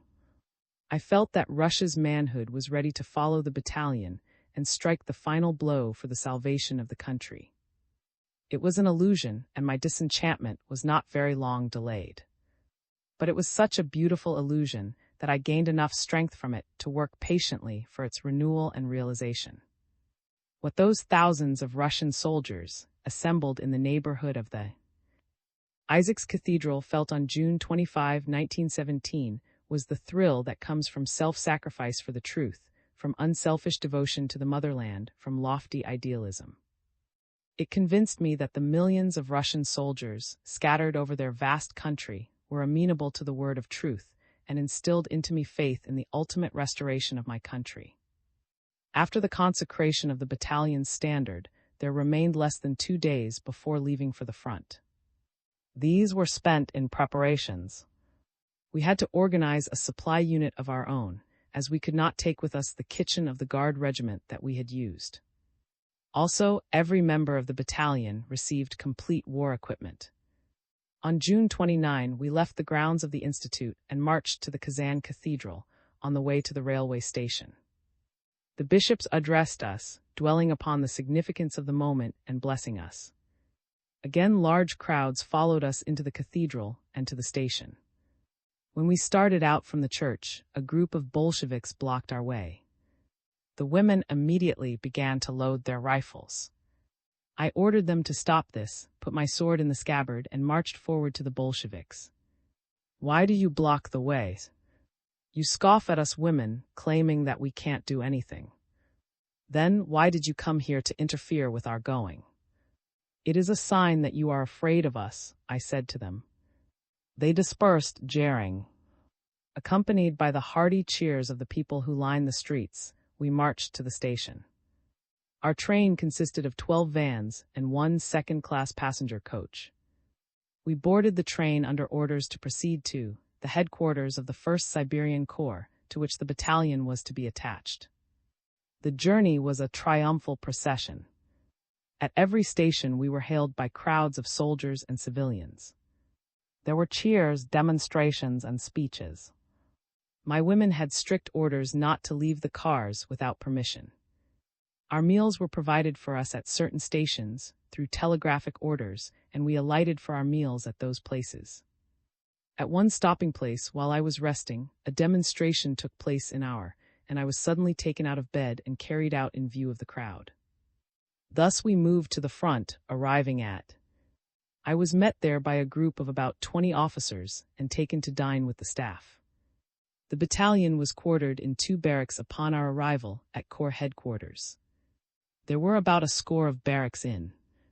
Almost half of these were filled with deserters from the front, former police and gendarmes who had been impressed into the army at the outbreak of the revolution and had soon escaped from the ranks. There were also some criminals and a number of Bolshevist agitators. In a word, they were the riffraff of that sector of the front. They soon got word of the arrival of the battalion, and while I was being driven to dinner they crowded round my women and began to curse and molest them. The officer in charge perceived with alarm the growing insolence of these ruffians, and hurried to the commandant of the station to beg protection. "But what can I do?" answered the commandant helplessly. "I am powerless. There are 1,500 of them, and there is nothing to be done but to submit patiently to their derision and win their goodwill by kindness." The death penalty had already been abolished in the army. The officer in charge returned with empty hands. She found a few of the rioters in the barracks, behaving offensively towards the women. Having tried vainly to get rid of them by persuasion, she telephoned to me. I had barely seated myself at the dinner table when her summons reached me. I hastened into a motor and drove to the barracks. "What are you doing here?" I asked sharply as I jumped from the car and ran inside. "What do you want?" "Go out of here. I will talk to you outside if you want anything." "Haws, haws, haws." The men jeered. "Who are you? What sort of a baba is this?" "I am the commander." "The commander, eh?" "Haws, haws, haws." "Look at this commander." They scoffed. Now I spoke slowly and firmly. "You have no business here whatever. You have got to go away. I will be at your service outside. If you want anything, you can tell me there. But you must get out of here." The men, there were only a score of them, went towards the door, still jeering and muttering curses. I followed them. Immediately outside, a large crowd had collected, attracted by the noise. As I faced these depraved men in soldiers' uniforms, my heart was pained at the sight of them. A more ragged, tattered, demoralized lot of soldiers I had never seen. Most of them had the faces of murderers. Others were mere boys, corrupted by the Bolshevist propaganda. A little while ago, in the old days of January 1917, it would have been sufficient to execute a couple of them to transform the 1,500 into respectable and obedient human beings. Now the mighty Russian military organization, while engaged in a mortal combat with an enemy of stupendous strength, had been rendered incapable of coping with even such a small group of recalcitrants. This was my first experience of the front after an interval of 2 months. But what a great stage the disintegrating influences had advanced in this short period of time. It was 4 months since the revolution, and the front was already seriously infected by the blight of disobedience. "Why did you come here? What devil brought you here? You want to fight. We want peace. We have had enough fighting," was shouted at me from every side. Yes, I want to fight. How can we have peace save by fighting the Germans? I have had more experience of war than you, and I want peace as much as anyone here. If you want me to talk more to you and answer any questions you care to ask me, come tomorrow. It is getting late now. I shall be at your disposal tomorrow. The gang drifted away in groups, some still scoffing, others arguing. I transferred the women from the second barrack into the first for greater safety and posted sentinels at every entrance. This cheered up the women somewhat, but they were even more encouraged when they heard me refuse an invitation to spend the night at staff headquarters. How could I leave my women alone with these 1,500 ruffians in the neighborhood? So I resolved to sleep with them under the same roof. Night came and my soldiers went to bed. Many of us must have wondered that evening whether the deserters would heed my words or return during the night and attack the barrack. It was not yet midnight when a party of them came knocking at the windows and the thin wooden walls. They cursed at us all, and particularly me. They tried to enter through the doors, but were met by fixed bayonets. When their scoffing proved ineffective, they stoned the barrack, breaking every pane of glass and bruising about 15 of my women. Still, we made no complaint. If the commandant confessed his powerlessness to control them, what could we do? Besides, we were going to the front to fight the Germans, not to engage in a battle with 3 times our number of desperadoes. The more patience we exercised, the bolder grew the attacks of the men. Some of them would suddenly thrust their hands through the shattered window panes and seize some of the women by their hair, causing them to cry out with pain. Nobody slept. All were excited and on edge. The crashing of the stones against the wooden walls would every now and then shake the whole building. It required a lot of patience to endure it all, but my orders were not to provoke a fight. However, as the night wore on and the noises and jeering did not cease, my blood began to boil, and I finally lost control of myself. Hastily putting on my overcoat, I ran out of the barrack. The day was just breaking, an early July day. The band of scoundrels, about 50 in all, stood still for an instant. "You villains, you rogues! What are you doing?" I shouted with all my strength. Didn't you want to rest on the way to the trenches? Can't you let us alone, or have you no sense of shame? Perhaps some of the women here are your sisters. And I see that some of you are old men. If you want anything, come to see me. I am always ready to talk and argue and answer questions. But leave the women alone, you shameless ruffians. My tirade was met by an outburst of laughter and jeers that incensed me even more. You will go away this instant or kill me here. I shrieked, flinging myself forward. You here? Kill me. I was trembling with rage. The roughs were impressed by my tone and words. They left one by one, and we settled down for a couple of hours of sleep. In the morning, General, now commander of the 10th Army, reviewed the battalion. He was greatly pleased and expressed his gratification to me at the perfect discipline and bearing of the unit. Our own 2 kitchens then prepared dinner, after they had received a supply of food and provender. There were 12 horses attached to the battalion, 6 drivers, 8 cooks, 2 shoemakers. In addition to these 16 men, there were 2 military instructors accompanying us. The men were always kept separate from the women.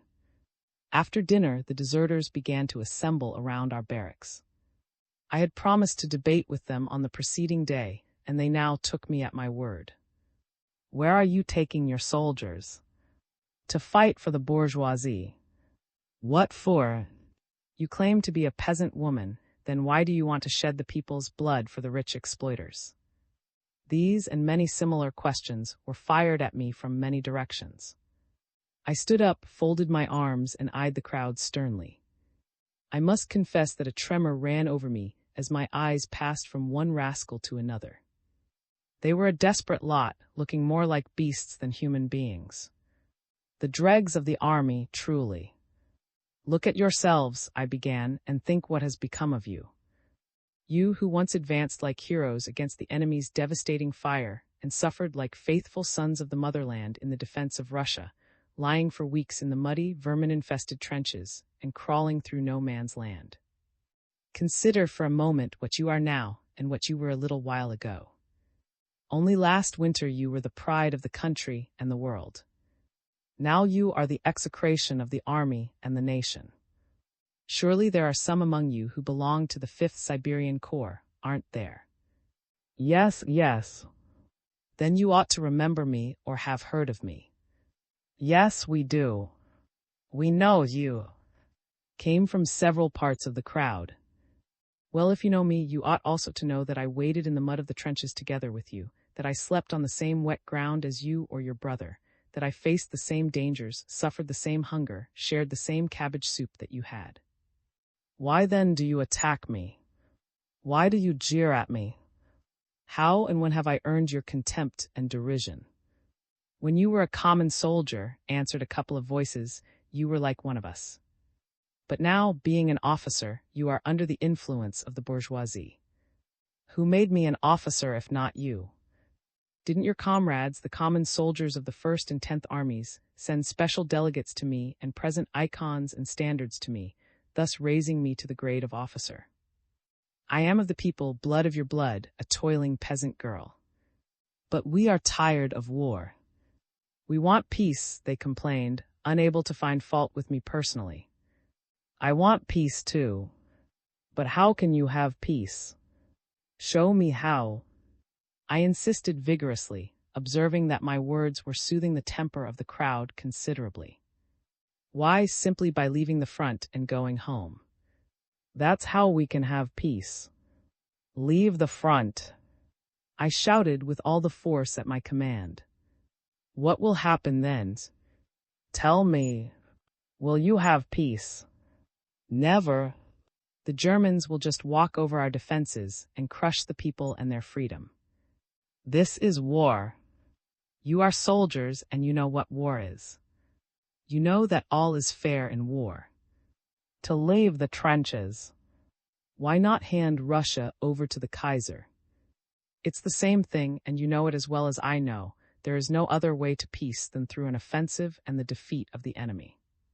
Conquer the Germans and there will be peace. Shoot them, kill them, stab them, but do not fraternize with the foes of our beloved Russia. But they fraternize with us. They are tired of the war, too.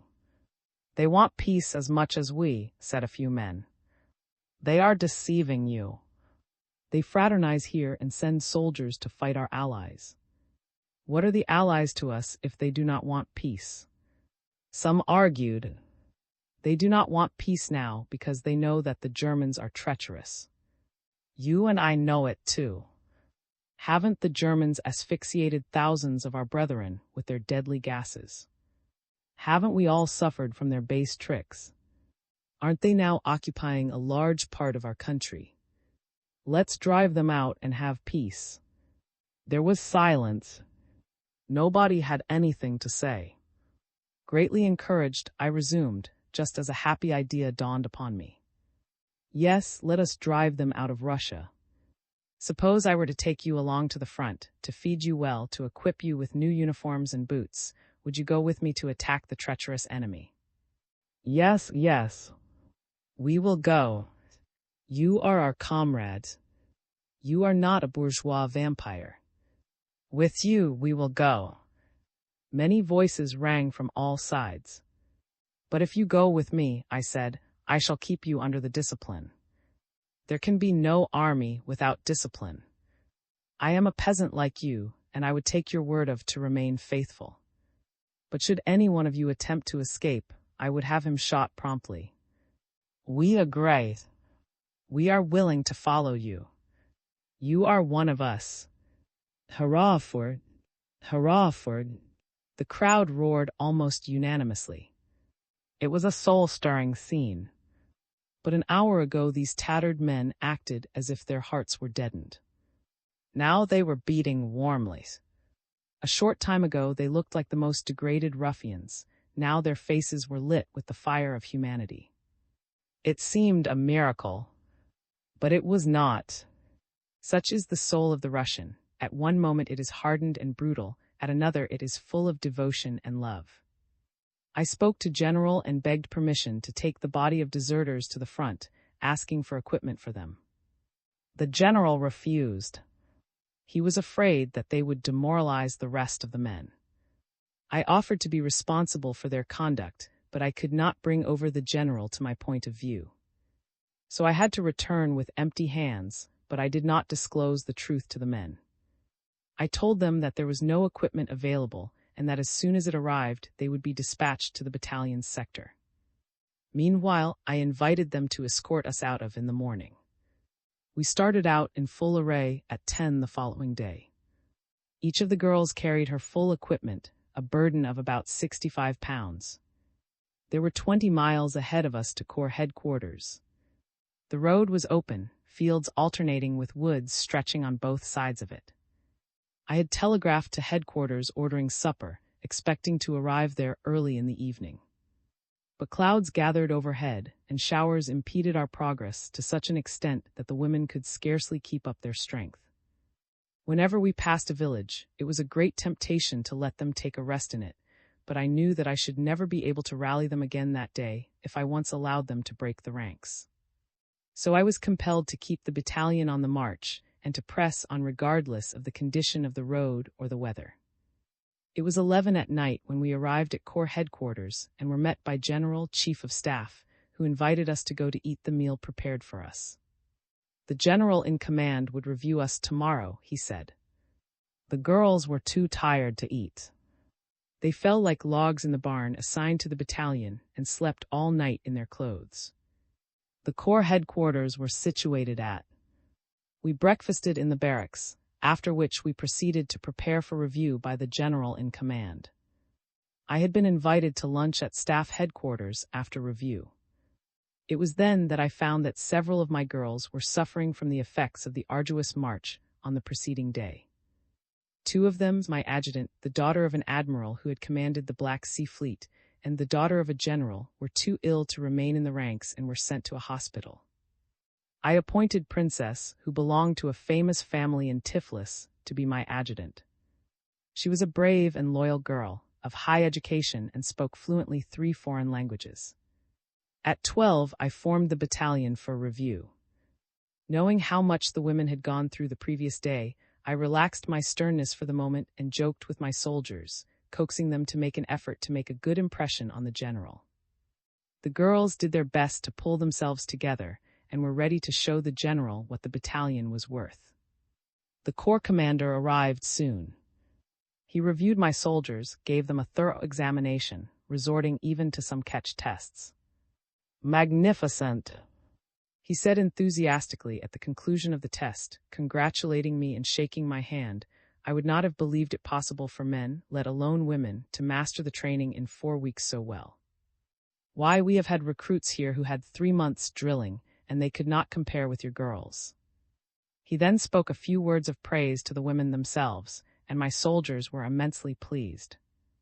I proceeded with the general and his suite to headquarters, where luncheon was awaiting us. He nearly kissed me when he learned that there were no committees in my battalion, so genuine was his delight. "Since the committees were instituted in the army, everything has changed," he said. "I loved the soldiers and they always loved me. But now all is changed. There is endless trouble. Every day, almost every hour, there comes some impossible demands from the ranks. The front has lost almost all of its former strength. It is a farce, not war." We had not had time to begin the luncheon when a telegram arrived notifying the staff of arrival there for luncheon and requesting the generals and my attendance. Losing no time, the general ordered his car and we drove at top speed. There were about 20 persons present at the luncheon at Army headquarters. Sat at the head of the table. The commander of my corps was on my right and another general on the left. During the meal, the conversation was about conditions at the front and the state of preparedness for a general offensive. I took practically no part in the discussion. At the end of the meal, when all arose, walked up to the commander of my corps and delivered himself unexpectedly of the following peremptory speech. "You must see to it that a committee is formed immediately in the battalion of death, and that she, pointing at me, ceases to punish the women." I was thunderstruck. All the officers in the room strained their ears. There was a tense moment. I felt my blood rush to my head like a flame. I was furious.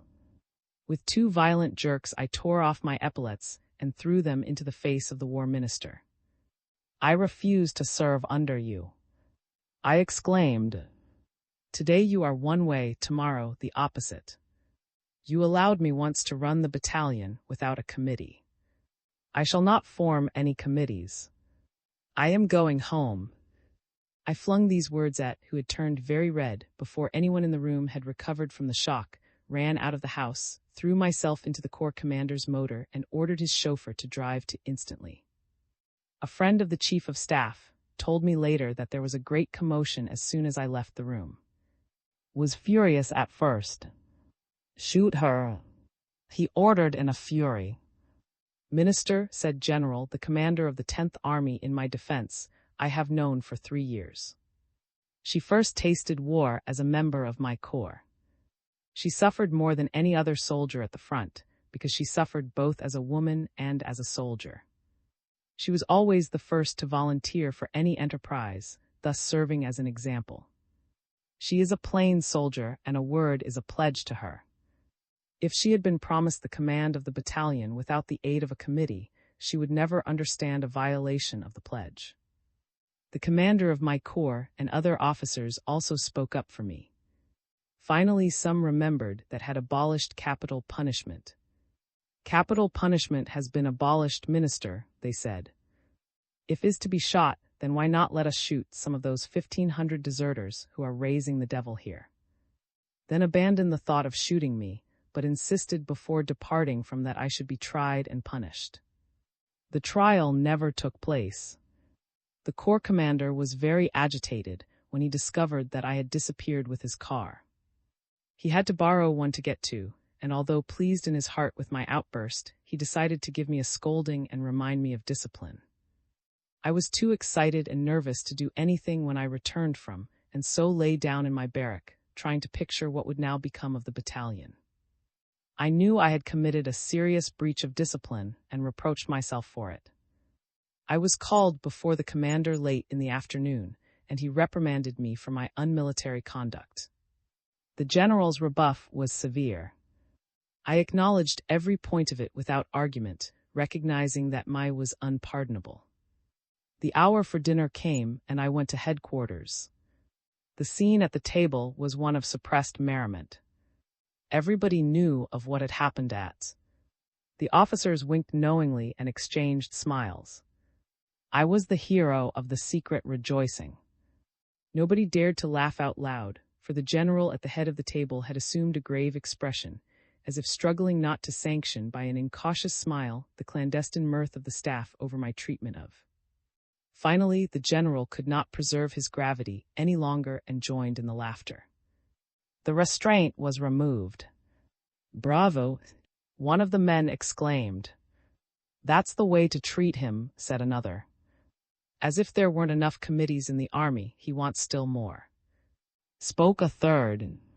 "He himself abolished capital punishment, and now he orders her to be shot," laughed a fourth. The officers were plainly hostile toward. Why? Because they saw that did not understand the temper of the Russian soldier. His flying excursions to the front perhaps left, and the world with the impression that the army was a living, powerful, intelligent organism. The officers who were with the soldiers day and night knew that the same crowd which had given an enthusiastic welcome to an hour before would accord a similar reception to a Bolshevist or anarchist agitator. Above all, it was development of the committee system in the army that had undermined his reputation with officers. After dinner, I applied to the general for 7 officers and 12 men instructors to accompany the battalion to the trenches. One of the officers, a young lieutenant named, was recommended to me for the post of adjutant in battle. Was known as a brave fellow, as he had escaped from a German prison camp. I addressed to the group of instructors a warning to the effect that if any of them were unable to consider my soldiers as men, it would be better for them not to join the battalion, and thus avoid unpleasantness in the future. The battalion was assigned to the 172nd Division, situated within 4 miles of, in the village of. We were met by the units in reserve who were drawn up to welcome us with great enthusiasm. It was a sunny day in midsummer. We spent little time at division headquarters. After lunching, we resumed our march, having been further assigned to the 525th Regiment, about a mile from, and a little over a mile from the fighting line. We arrived at the regimental headquarters after sunset and were met by a shock battalion formed of volunteer soldiers for offensive warfare. There were many such battalions scattered throughout the army, comprising in their ranks the best elements of the Russian forces. 2 barns were placed at the disposal of the battalion and 1 dugout for the officers. Another dugout was occupied by the instructors and members of the supply detachment. However, as the men in the place began to manifest a certain amount of curiosity in regard to my women, I decided to sleep in 1 barn and let take charge of the second. At night, a crowd of soldiers surrounded the barns and would not let us sleep. They were inoffensive. They made no threats. They were simply curious, intensely curious. "We merely want to see." "It is something new," they replied to the remonstrances of the sentinel, "babas in breeches. And soldiers as well. Isn't it extraordinary enough to attract attention?" In the end, I had to go out and talk with the soldiers. I sat down and argued it out. Didn't they think it right for the women to want a rest after a day of marching? Yes, they did. Wouldn't they admit that rest was necessary before taking the offensive? Yes, they would. Then why not suppress their curiosity and give the exhausted women a chance to gather new strength? The men agreed and dispersed. The girls were in high spirits the following day. The Russian artillery had got to work early and poured a stream of fire into the enemy positions. Of course, that meant an offensive. The commander of the regiment came out to review us and made a cordial speech to the battalion, calling me their mother and expressing his hope that the girls would love me as such. The firing increased in violence as the 6th of July, 1917, was drawing to a close. The German artillery did not remain silent long. Shells began to fall round about us. The night was passed in the same barns at. How many of the girls slept, I do not know. Certainly most of them must have been awed in the actual presence of war. The guns were booming incessantly, but my brave little soldiers, whatever they felt in their hearts, behaved with fortitude. Were not they going to lead in a general attack against the foe that would set the entire Russian front ablaze? Were not they sacrificing their lives for beloved Russia, who would surely remember with pride this gallant group of 300 women? Death was dreadful, but 100 times more dreadful was the ruin of Mother Russia. Besides, their commander would lead them over the top, and with her they would go anywhere. And what was the commander thinking about? I had a vision. I saw millions of Russian soldiers rise in an invincible advance after I and my 300 women had disappeared in no man's land on the way to the German trenches. Surely the men would be shamed at the sight of their sisters going into battle. Surely the front would awake and rush forward like one man, to be followed by the powerful armies of the rear. No force on earth could withstand the irresistible onrush of 14 million Russian soldiers. Then there would be peace. XIV. An errand from 2. In the dusk of July the 7th we made our last preparations before going into the trenches. The battalion was provided with a detachment of 8 machine guns and a crew to man them. I was also furnished with a wagon load of small ammunition. I addressed my girls, telling them that the whole regiment would take part in an offensive the coming night. Don't be cowards. Don't be traitors. Remember that you volunteered to set an example to the laggards of the army. I know that you are of the stuff to win glory. The country is watching for you to set an example for the entire front. Place your trust in God, and He will help us save the motherland. To the men who were standing by, I spoke of the necessity of cooperation. As had just completed a tour of this section, the soldiers were still under the influence of his passionate appeals to defend the country and freedom. The men responded to my call, promising to join us in the coming attack. Darkness settled over the earth, broken now and then by the flare of explosions. This was to be the night of nights.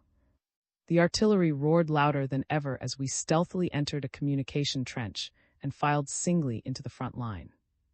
The rest of the regiment was pouring in the same direction through other communication trenches. There were casualties during the operation. Some soldiers were killed and many were wounded, among the latter being several of my girls. The order from General, Commander of the 10th Army, was for our whole corps to go over the top at 3 a.m. July 8th. The battalion occupied a section of the front trench, flanked on both sides by other companies. I was at the extreme right of the line held by the battalion.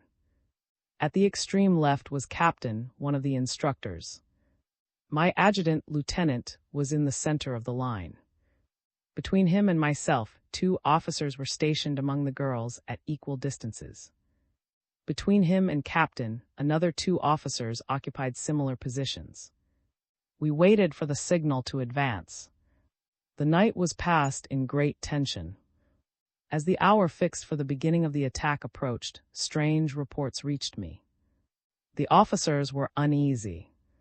They noted a certain restlessness among the men and began to wonder if they would advance after all. The hour struck 3. The colonel gave the signal. But the men on my right and to the left of Captain would not move. They replied to the colonel's order with questions and expressions of doubt as to the wisdom of advancing. The cowards! Why should we die? Asked some. What's the use of advancing? Remarked others. Perhaps it would be better not to attack, expressed the hesitation of many more. Yes, let us see first if an offensive is necessary, debated the remaining companies. The colonel, the company commanders, and some of the braver soldiers tried to persuade the regiment to go over the top. Meanwhile, day was breaking. Time did not wait. The other regiments of the corps were also hesitating. The men, raised to a high pitch of courage by oratory, lost heart when the advance became imminent. My battalion was kept in the trench by the cowardly of the men on both flanks. It was an intolerable situation, unthinkable, grotesque. The sun crept out in the east, only to shine down upon the extraordinary spectacle of an entire corps debating upon their commander's order to advance. It was 4 o'clock. The debate still continued heatedly. The sun rose higher. The morning mist had almost vanished. The artillery fire was slackening. Still the debate continued. It was 5 o'clock. The Germans were wondering what in the world had become of the expected Russian offensive. All the spirit accumulated in the battalion during the night was waning, giving way under the physical strain which we were enduring. And the soldiers were still discussing the advisability of attacking. Every second was precious. If they would only decide in the affirmative, even now it might not be too late to strike, I thought. But minutes grew into hours, and there was no sign of a decision. It struck 6 and then 7. The day was lost. Perhaps all was lost. One's blood boiled with indignation at the absurdity, the futility of the whole thing. The weak-knied hypocrites! They feigned concern as to the advisability on general principles of starting an offensive, as if they hadn't talked for weeks about it to their heart's content. They were nothing but cowards, concealing their fear in floods of idle talk. Orders were given to the artillery to continue the bombardment. All day the cannon boomed while the men argued. The shame, the humiliation of it. These very men had given their words to attack. Now fear for the safety of their skins had taken possession of their minds and souls. The hour of noon still found them in the midst of the debate. There were meetings and speeches in the immediate rear. Nothing more stupid, more empty of meaning could be imagined than the arguments of the men. They were repeating in stumbling speech those old, vague phrases that had been proved false again and again, to the complete satisfaction of their own minds. And yet they lingered, drawn by their faint souls towards doubt and vacillation. The day declined. The men had arrived at no final resolution. Then about 75 officers, led by Lieutenant Colonel, came to me to ask permission to enter the ranks of the battalion for a joint advance. They were followed by about 300 of the most intelligent and gallant soldiers in the regiment. Altogether, the battalion's ranks had swollen to about 1,000. I offered the command to Lieutenant Colonel as to a superior, but he declined. Every officer was provided with a rifle. The line was so arranged that men and women alternated, a girl being flanked by 2 men. The officers, now numbering about 100, were stationed at equal distances throughout the line. We decided to advance in order to shame the men, having arrived at the conclusion that they would not let us perish in no man's land. We all felt the gravity of the decision. We had nothing to justify our belief that the men would not abandon us to our fate, except a feeling that such a monstrosity could not happen. Besides, something had to be done. An offensive had to be launched soon. The front was rapidly deteriorating to a state of impotence. Colonel communicated to the commander by telephone the decision of the battalion. It was a desperate gamble, and every one of us realized the grimness of the moment. The men on our flanks were joking and deriding us. Ha ha! The women and officers will fight. They jeered. They are pretending. Whoever saw officers go over the top like soldiers, with rifles in hand? Just watch those women run, joked a fellow amid a chorus of merriment. We clenched our teeth in fury, but did not reply. Our hope was still in these men. We clung to the belief that they would follow us over the top, and therefore avoided giving them cause for offense. At last the signal was given. We crossed ourselves and, hugging our rifles, leaped out of the trenches, every one of our lives dedicated to the country and freedom. We moved forward under a devastating fire from machine guns and artillery, my brave girls, encouraged by the presence of men at their sides, marching steadily against the hail of bullets. Every moment brought death with it. There was but one thought in every mind: will they follow? Each fleeting instant seemed like an age that lurid morning. Already several of us were struck down, and yet no one came after us. We turned our heads every now and then, piercing the darkness in vain for support. Many heads were raised above the trenches in our rear. The laggards were wondering if we were in earnest. No, they decided that it was all a trick. How could a bare 1,000 women and officers attack after a 2 days bombardment on a front of several miles? It seemed incredible, impossible. But dauntless of heart and firm of step, we moved forward. Our losses were increasing, but our line was unbroken. As we advanced further and further into no man's land, the shadows finally swallowing us completely, with only the fire of explosions revealing our figures at times to the eyes of our men in the rear, their hearts were touched.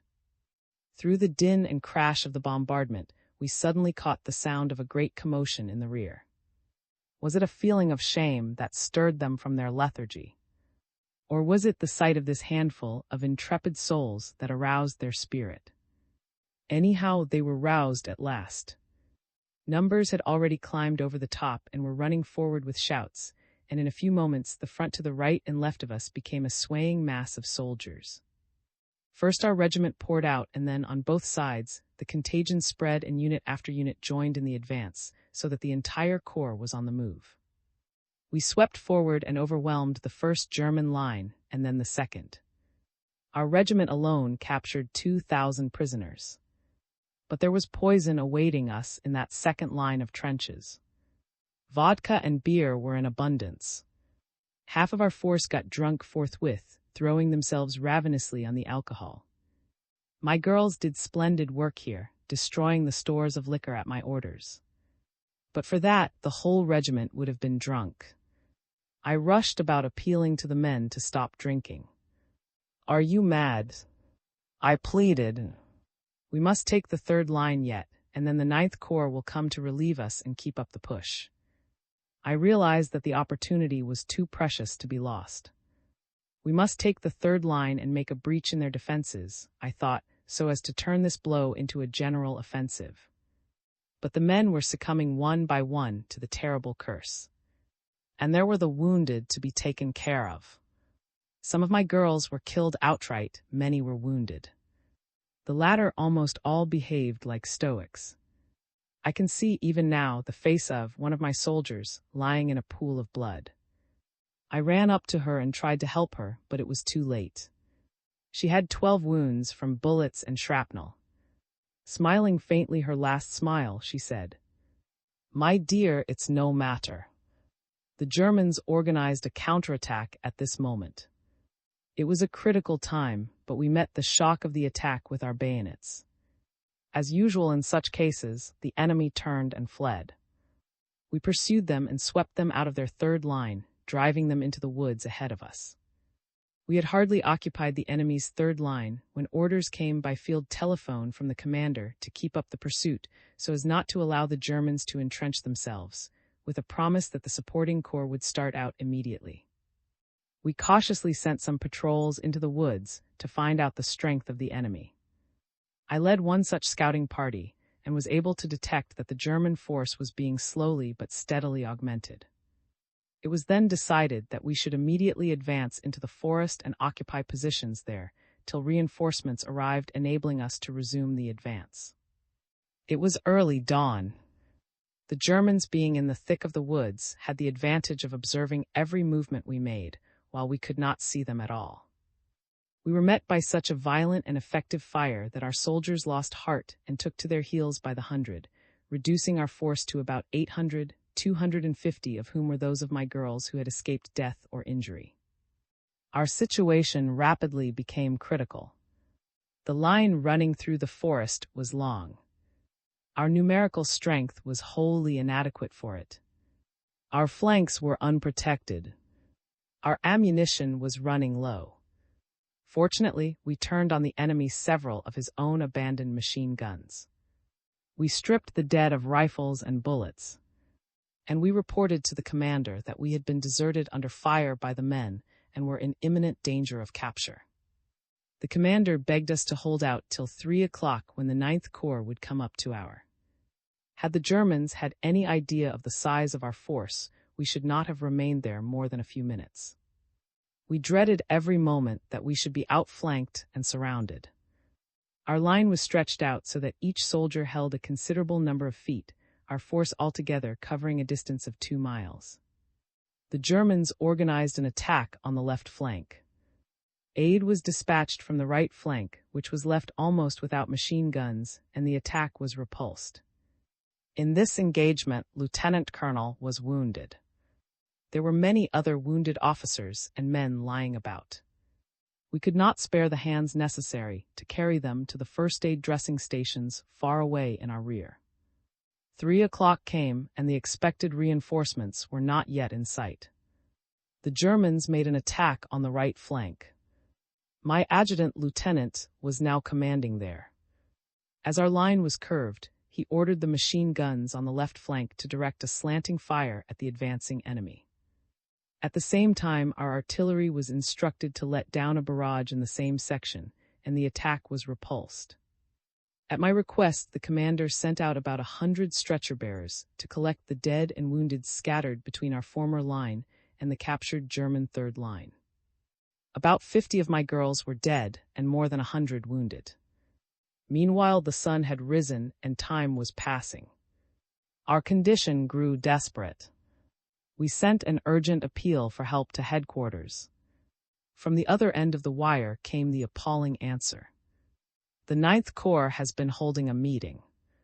It arrived from the reserve billets and went forward till it came to the trenches we had held before the attack. There it stopped, wavered, and began to debate whether to advance or not. We were struck by the news as if by some terrific blow.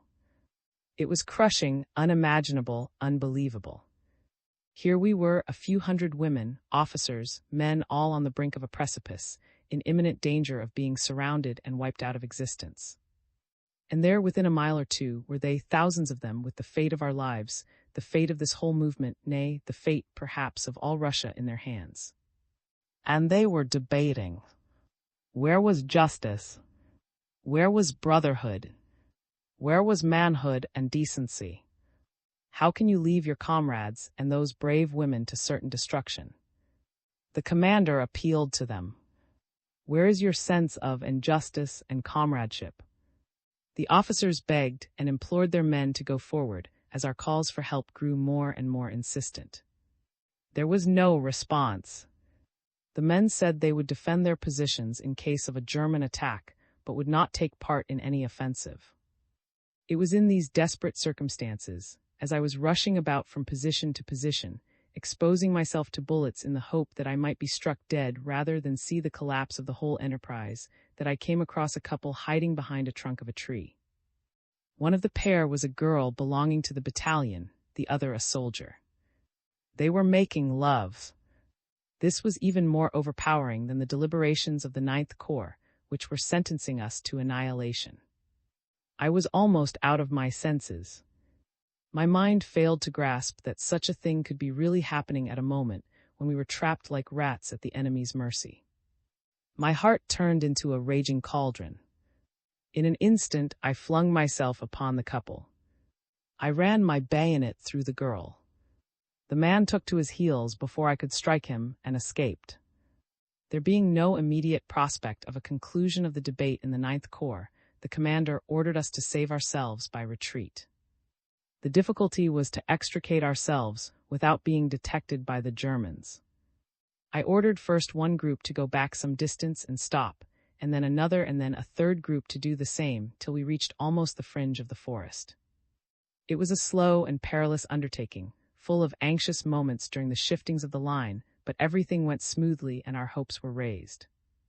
Our line was drawn in, and we were preparing for the final retreat when terrific shouts of hurrah suddenly rang out almost simultaneously on both flanks. We were half surrounded. Another quarter of an hour, and the net would have completely surrounded us. There was no time to lose. I ordered a helter-skelter retreat. The German artillery increased in violence, and the enemy's rifles played havoc with us from both sides.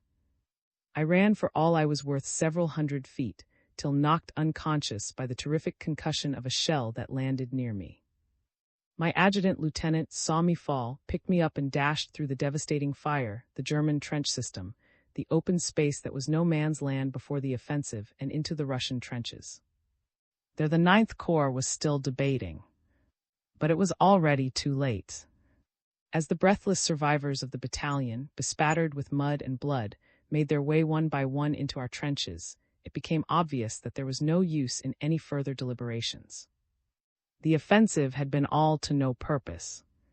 The Germans reoccupied, without opposition, all the ground and trenches we had won at such terrible cost. There were only 200 women left in the ranks of my battalion. I regained consciousness at a hospital in the rear. I was suffering from shell shock. My hearing was affected, and while I could understand what was said to me, I was unable to talk. I was sent to Petrograd and was met at the station by a distinguished gathering, including many of my patronesses and some distinguished army officers. Sent his adjutant, General successor to, as commander of the Petrograd military district, was also present. I was deluged with flowers and kisses. But to all the congratulations I could make not a sound in reply, lying motionless on the stretcher. I was taken to a hospital and given a large, beautiful room.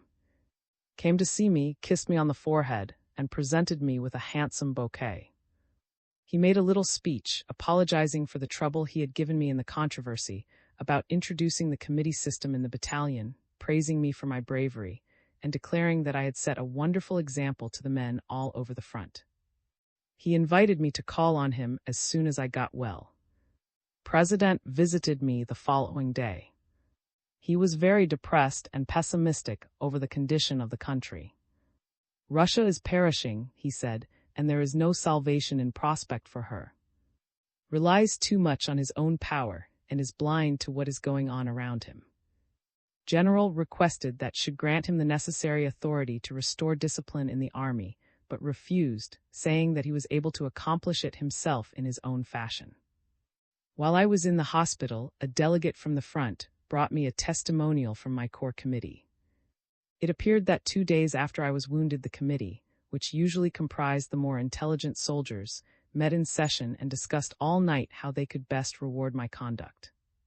A resolution was passed in which praise and thanks were expressed to me for brave leadership in an attack which resulted in the capture of 2,000 prisoners. The testimonial was a record of the resolution, signed by the members of the Corps Committee.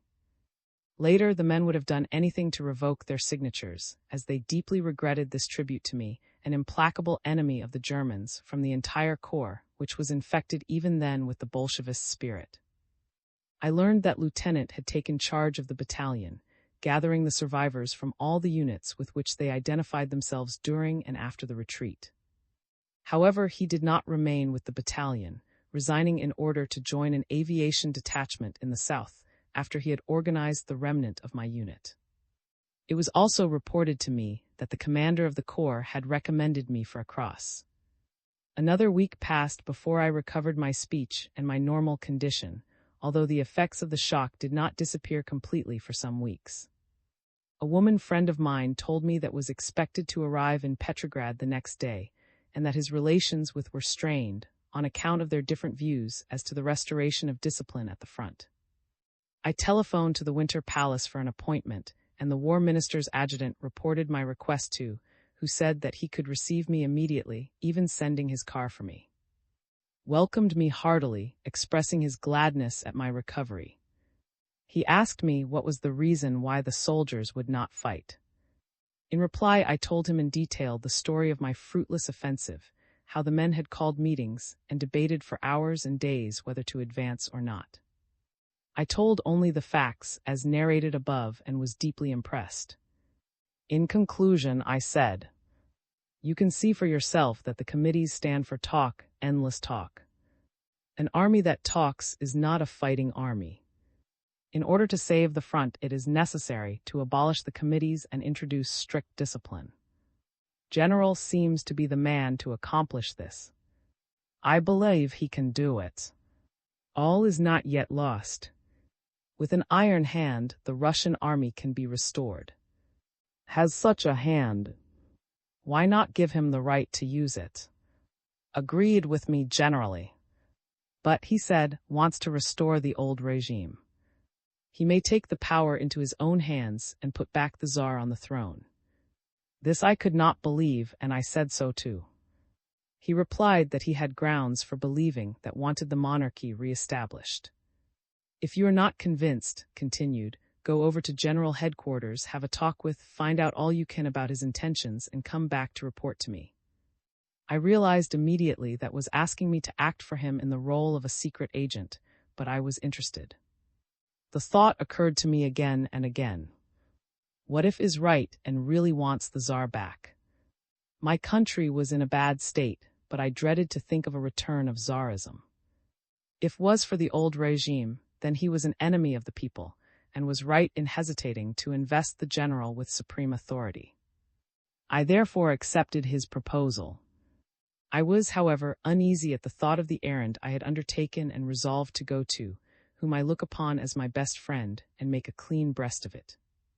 When I told him of my conversation with, he said, "This is old game, suspecting everybody of being for the old regime. I don't believe it of. He is an honest, straightforward man. Still, if you feel in doubt about it yourself, come, let us go over together to headquarters. Do not go as a spy, but tell the truth to his face." We took a train for General Headquarters and were admitted to soon after our arrival.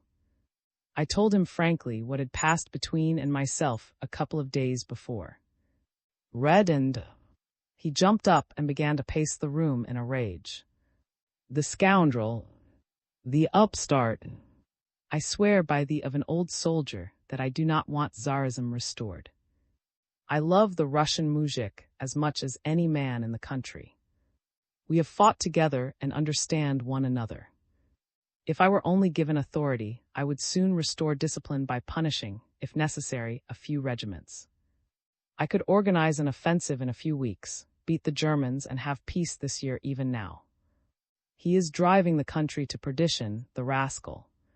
His words were like sword thrusts. There was no question but that the man spoke from the depth of his soul. His agitation was real beyond a doubt.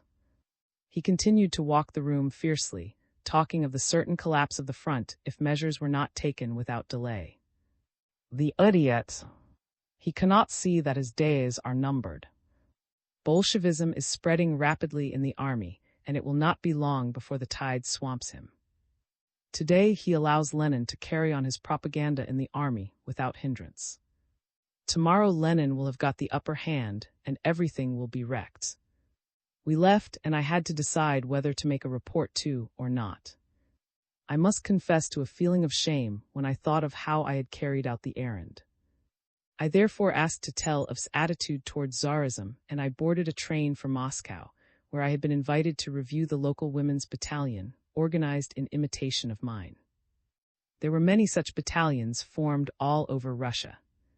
When I arrived at the barracks and was taken before the 1,500 girls who had enlisted in the Moscow unit, I nearly fainted at the sight of them. They were nearly all rouged, they were wearing slippers and fancy stockings, they were wantonly dressed and very casual in their bearing. There were a good many soldiers about, and there, with the girls, was revolting. "What is this, a house of shame?" I cried out in my griefs. "You are a disgrace to the army.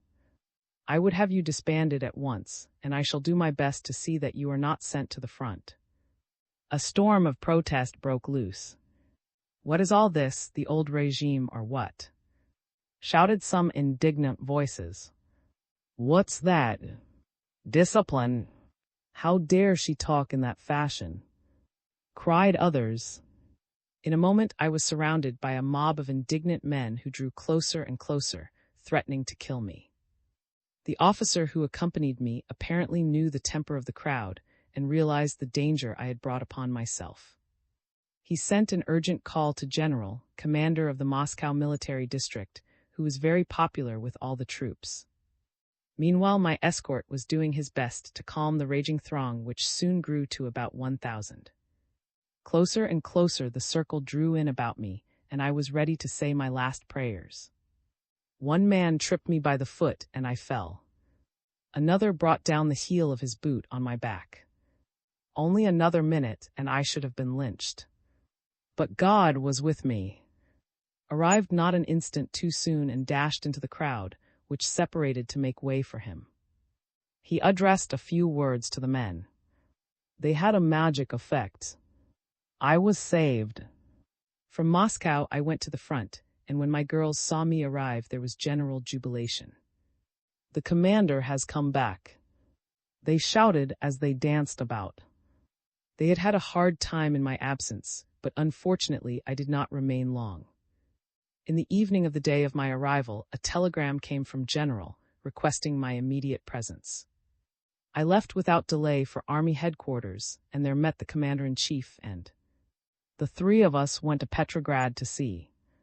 It was on the eve of the great Moscow Assembly, which met on the 28th of July. During this journey, talked of his childhood. He was born in Mongolia, the son of a Russian father and a Mongolian mother. The conditions of life some 50 years ago in the Far East were such as to inure one to any hardships. Thence it was that derived his contempt for danger and his spirit of adventure. He was given a good education by his father, who, I believe, was a frontier trader of peasant stock, but rose to his high position by sheer ability and doggedness. He learned to speak a dozen languages and dialects, more from mixing with all kinds of people than from books. In short, was not of an aristocratic family or brought up in select surroundings. His knowledge of men and affairs was gained at first hand. He had enjoyed close contact with the Russian muzhik and workman. Himself of reckless, he came to love the Russian peasant soldier for his contempt of death. Upon our arrival at Petrograd, we all went together to the Winter Palace. Entered study first, leaving us to wait in the antechamber. It was a long wait for and myself. Remained locked up with for 2 whole hours, and our ears bore witness to the stormy nature of the interview inside. When the Commander-in-Chief finally emerged from the office, his face was flushed. And I were admitted next. Was visibly agitated. He said that he had not expected me to carry out his errand in such a manner. I had not acted rightly, he declared. Perhaps I am guilty towards you, Minister, I replied. But I acted according to my conscience, and did what I felt was my duty to the country. Then addressed in some such manner as the following. Reports from the front that you are rapidly losing with both men and officers, the officers because of the decay of discipline, the men because of their desire to go home. Now consider what is happening to the army. It is going to pieces. The fact that the soldiers could allow a group of women and officers to perish is proof that the situation is critical. Something must be done immediately. Give absolute authority in the army too, and he will save the front. And do you remain at the head of the government to save us from Bolshevism? I joined in his plea. We are rapidly nearing an abyss, I urged, and it will soon be too late. Is in man, I am convinced of it. Let him save the army now, so that people shall not say afterwards that destroyed the country. That will never happen, he cried, banging his fist on the table. I know what I am doing. You are destroying Russia, exclaimed, angered by his arrogance. The blood of the country will be on your head. Turned red, then white as a corpse. His appearance frightened me. I thought he would fall down dead. Go, he shrieked beside himself, pointing toward the door. Leave this room. And I moved to the exit. At the door, stopped for a moment, turned his head and flung a few biting words at the minister. Was waiting for us in the anteroom. We drove to his house for luncheon. There related to us the substance of his conference with. He had told him that the soldiers were deserting the front in droves, and that those who remained were useless, as they visited the German trenches every night and came back drunk in the morning. The fraternization had extended to the entire front. A whole Austrian regiment, well provided with liquor, came over to our trenches at one point, and a debauch followed. Described the experience of my battalion as related in official reports that had reached him, and declared that numerous messages from officers asking for instructions were coming to him daily. But what instructions could he give? He had to seek instructions himself from.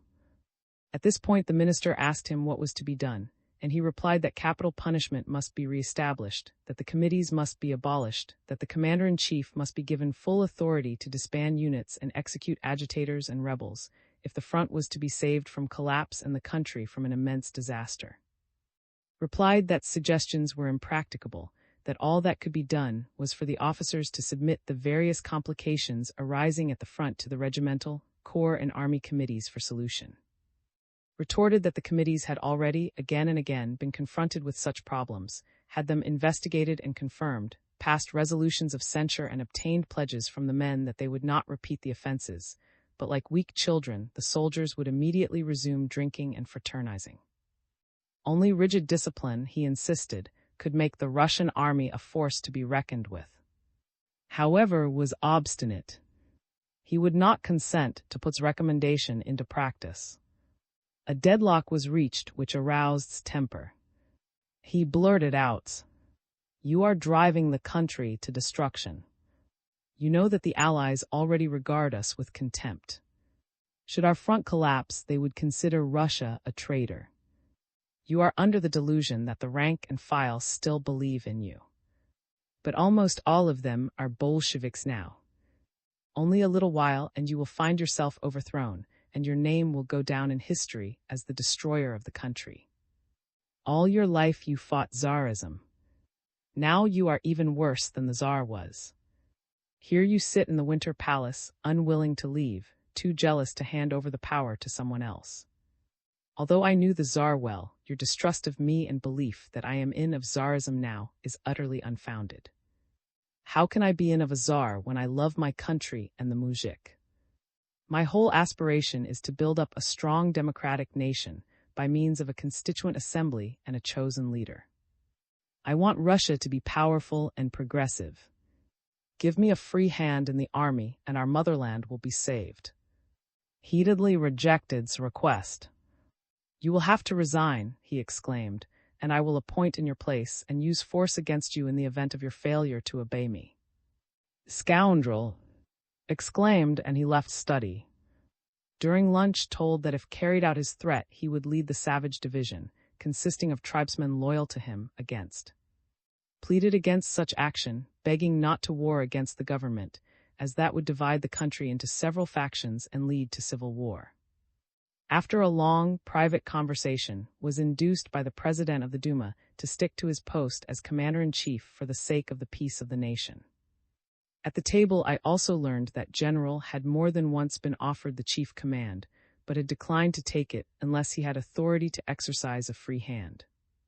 It also appeared that was growing more and more autocratic and irritable, and was reluctant to see people and accept advice. I parted from and the latter kissed me and pledged his friendship to me for my efforts to maintain discipline. I returned to the front, while they went to Moscow to attend the assembly. My heart was heavy with sorrow. It was 5 months since freedom was born, only 5 months. But what a nightmare it had become. We were at war, but playing with the enemy. We were free, but disorder was on the increase.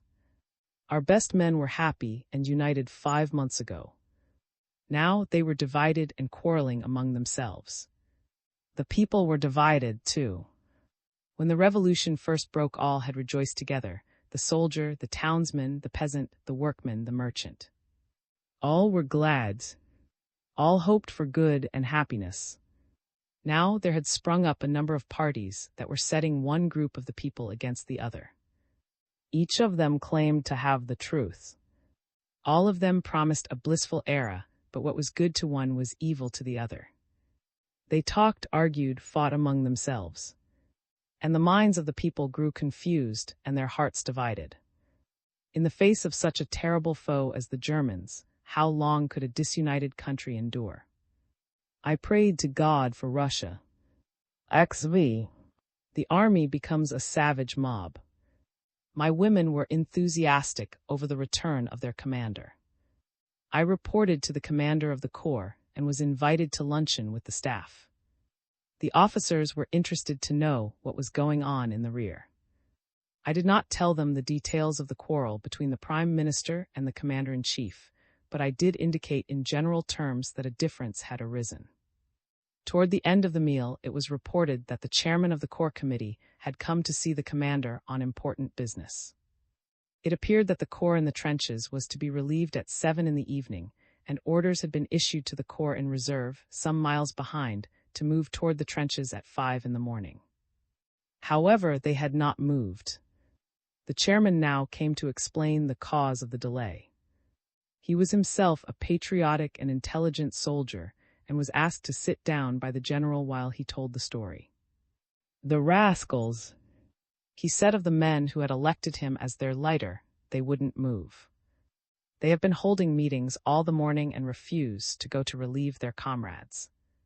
We were all shocked. The general became excited. What the devil? He exclaimed angrily. That passes all bounds.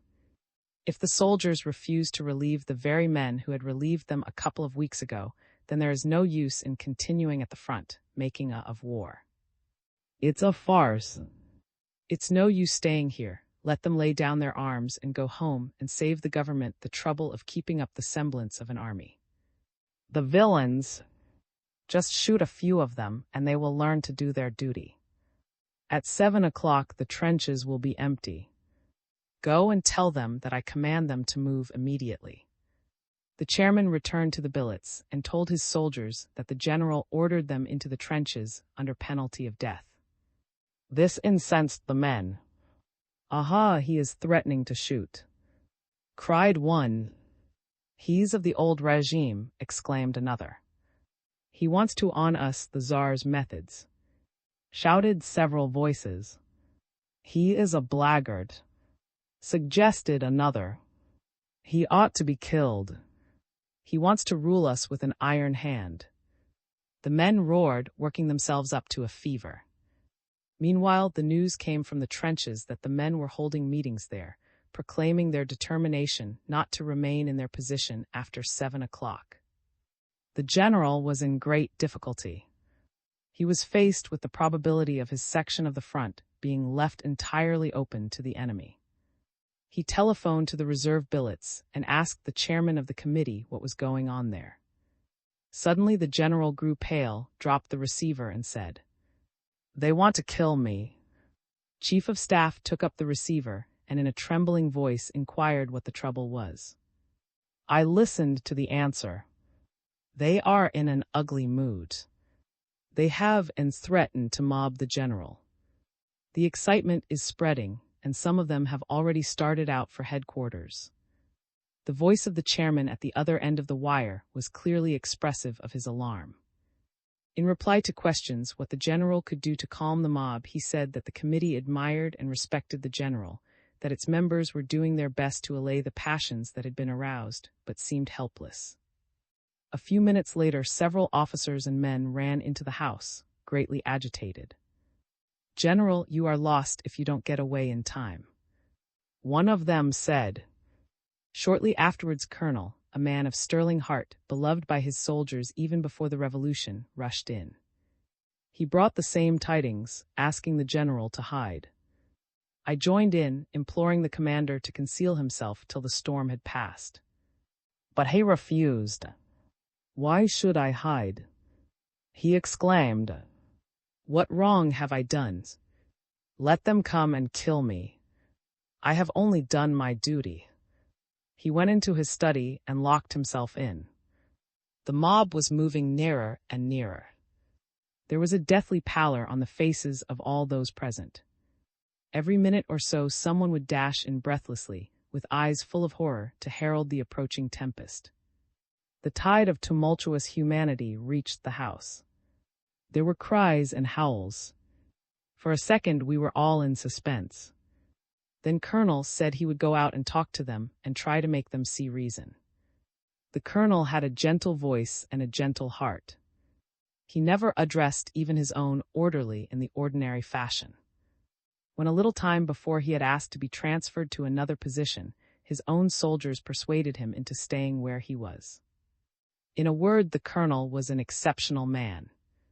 Without question, there was no other officer in the corps as fit as he to undertake the task of mollifying an excited mob.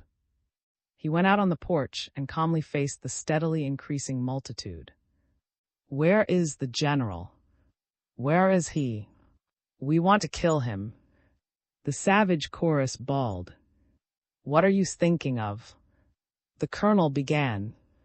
"Come to your senses and consider the order."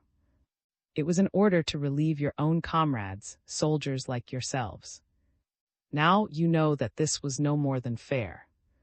The general simply wanted you to take the places of your comrades. But he threatened to shoot us. Interrupted the men. You did not quite understand. He only said generally that to get obedience one must shoot. Shoot. 100 voices went up from every side, catching the word but not the meaning. Shoot. Aha, he wants to shoot. He's for the old regime himself. 1,000 voices roared, without even giving the ashen-faced colonel a chance to explain. Kill him. Show him what shooting is. Raged the vast throng, while the speaker tried vainly to raise his voice and get a hearing. Suddenly, someone jerked the stool from under his feet. In an instant, 100 heavy heels had trampled the life out of that noble body. It was a horrible, terrifying scene. Several thousand men had turned into beasts. The lust of blood was in their eyes. They swayed backwards and forwards as if intoxicated, crushing the last signs of life out of their victim, stamping on the corpse in a frenzy. The mob's thirst for blood became inflamed. The officers realized that every moment was precious. Thought that the only way to save ourselves was to escape through the rear of the house. "I will go out to them," I declared. The remaining officers thought me mad and tried to dissuade me. Was the idol of his regiment, and see what's become of him. "If you go, it is certain death," they said. Colonel disappeared, and several of the staff followed him. I could not see how the situation would be saved by escaping. It might save a couple of lives, although even that was unlikely, but the mutiny would extend and might grow beyond control. "I will go out," I resolved, crossed myself and dashed into the infuriated mob. "What is the matter?" I shouted at the top of my voice. "What has happened to you? Let me pass." The crowd separated and made a way for me to the stool. "Look at her," jeered some voices. Look at this bird," echoed others. "Your Excellency," scoffed one man. Now I began sharply as soon as I had jumped on the stool. "I am no Your Excellency, but plain. You can kill me right away, or you can kill me a little later, 5-10 minutes later. But will not be afraid. I will have my say. Before you slay me, I must speak my mind. Do you know me? Do you know that I am one of you, a plain peasant soldier?" "Yes, we do," the men answered. "Well," I resumed, "why did you kill this man?" And I pointed at the disfigured body at my feet. He was the kindest officer in the corps. He never beat, never punished a soldier. He was always courteous to privates and officers alike. He never spoke contemptuously to anyone. Only a month ago he wanted to be transferred, and you insisted on keeping him. That was 4 weeks ago. Had he changed, could he have changed in such a short time? He was like a father to his men. Weren't you always proud of him? Didn't you always boast that in his regiment the food was good, the soldiers were well shod, the baths were regular? Didn't you, of your own accord, reward him with a soldier's cross, the highest that the Free Russian Army has to offer? And now you have killed with your own hands this noble soul, this rare example of human kindness. Why did you do it? I turned fiercely on the men. Because he was of the exploiting class, came one answer. They all suck our blood, shouted some others. Why let her talk? Who is she that she should question us? Somebody cried out. Kill her. Kill her too. Kill them all. We have shed enough of our blood. The bourgeois. The murderers. Kill her, was shouted from many throats. Scoundrels. I screamed. You will kill me yet, I am at your mercy, and I came out to be killed. You ask why I should be allowed to talk. You ask who I am. As if you didn't know me. Who is, who sent delegates to present icons to me, if not you?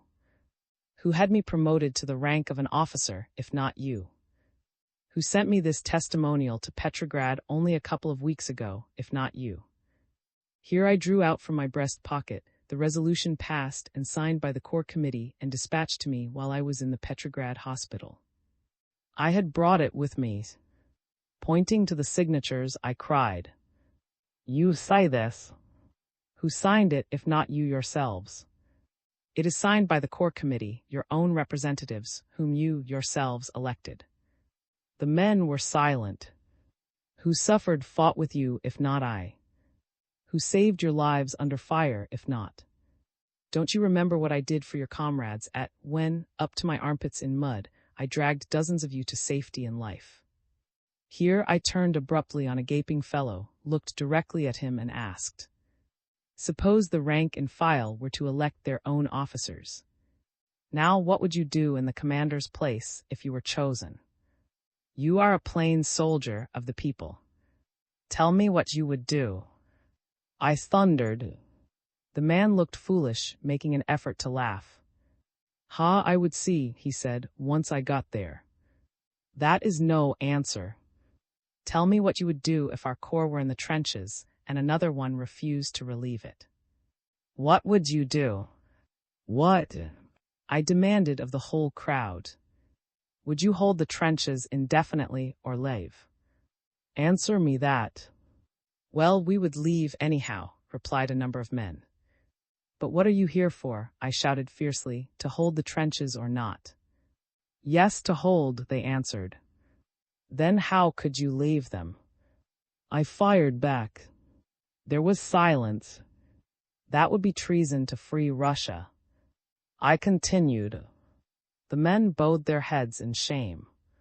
Nobody spoke. Then why did you kill him? I cried out bitterly. What did he want you to do but hold the trenches? He wanted to shoot us. Several sullen voices replied. He never said anything of the sort. What he wanted to say was to explain that the general did not threaten you either, but remarked that in other circumstances your action would be punished by shooting. No sooner did Colonel mention the word shoot than you threw yourself upon him without even giving the man a chance to finish what he was saying. That was not what we understood. We thought he threatened to shoot us. The men weakly defended themselves. At this point, the orderlies and friends of the murdered colonel rushed up. They raised such a cry of grief when they saw the mutilated corpse that all speech was silenced. They cursed and wept and threatened the mob, although they were few and the crowd numbered thousands. Murderers! Bloodthirsty ruffians! Whom have you killed? Our little father. Did ever soldiers have a better friend than he was?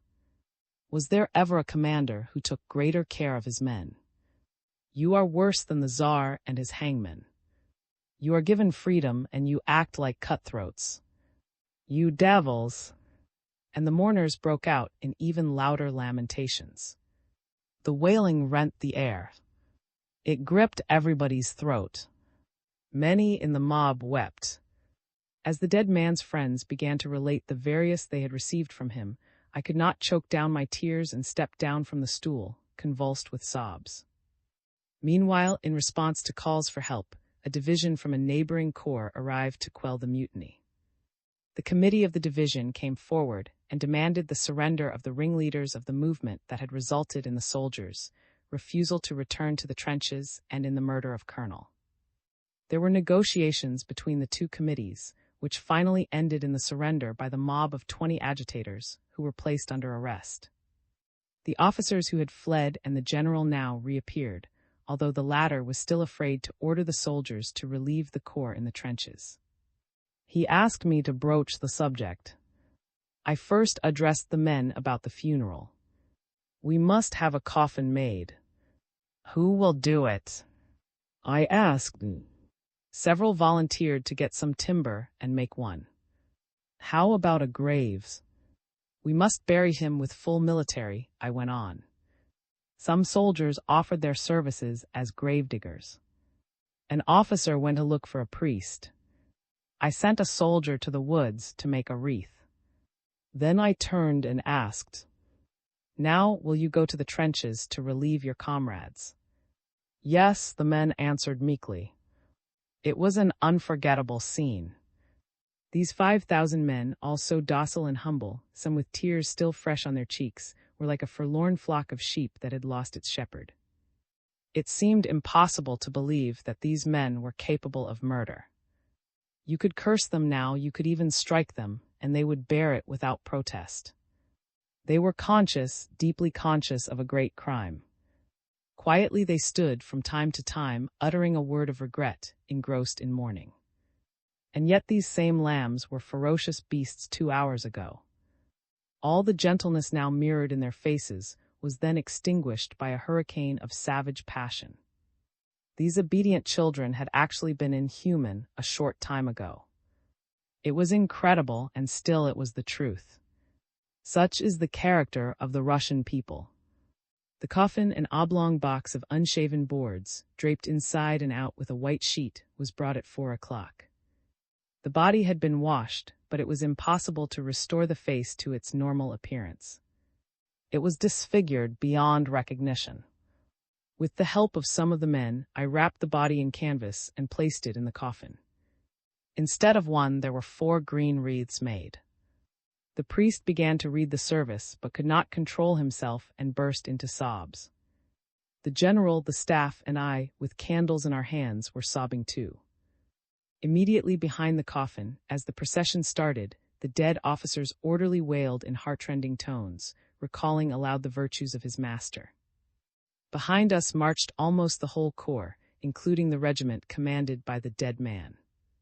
The weeping was so general, and so increased with every step, that by the time the procession reached the grave, the wailing could be heard for miles around. As the body was laid to rest, everybody dropped a handful of sand into the grave. The lips of all were moving in prayer. The order was given that by 7 o'clock the corps should be moved to relieve the soldiers at the fighting line. I went to my girls and gave the word for them to be ready too. They had heard of the disturbance and had passed some anxious moments, and therefore they gave me a hearty welcome. The general had telephoned to the front line that the corps was a few hours late and asked the soldiers there to remain in the trenches for the night. The distance that we had to cover was about 10 miles, and we arrived at the front before dawn. The battalion, now consisting of only some 200 women, occupied a small sector to itself, opposite the town of. There was no sign of actual warfare at the fighting line. Neither the Germans nor the Russians used their arms. Fraternization was general. There was a virtual, if not formal, truce. The men met every day, indulged in long arguments, and drank beer brought by the Germans. I could not tolerate such war and ordered my women to conduct themselves as if everything were as usual. The men became very irritated by our militant attitude toward the enemy. A group of them, with the chairman of the regimental committee, came over to our trench to discuss the matter. "Who are our enemies?" began the chairman. "Surely not the Germans who want peace. It's the bourgeoisie, the ruling class, that is the real enemy of the people. It's against them that we ought to wage war, for they would not listen to the German peace proposals. Why does not obtain peace for us? Because the Allies will not let him. Well, we will very soon drive out of his office. But I am not of the ruling class. I am a plain peasant woman," I objected. I have been a soldier since the beginning of the war and have fought in many battles. Don't agitate here against officers. Oh, I don't mean you, he replied, trying to win me over to the idea. Several German soldiers joined the Russian group. The discussion became heated. They repeated the old argument that the Germans had asked for peace and that the Allies had not accepted it. I replied that the Germans could have peace with Russia if they from the invaded parts of our country. So long as they kept our land, it was the duty of every Russian to fight and drive them out. Thus life dragged on.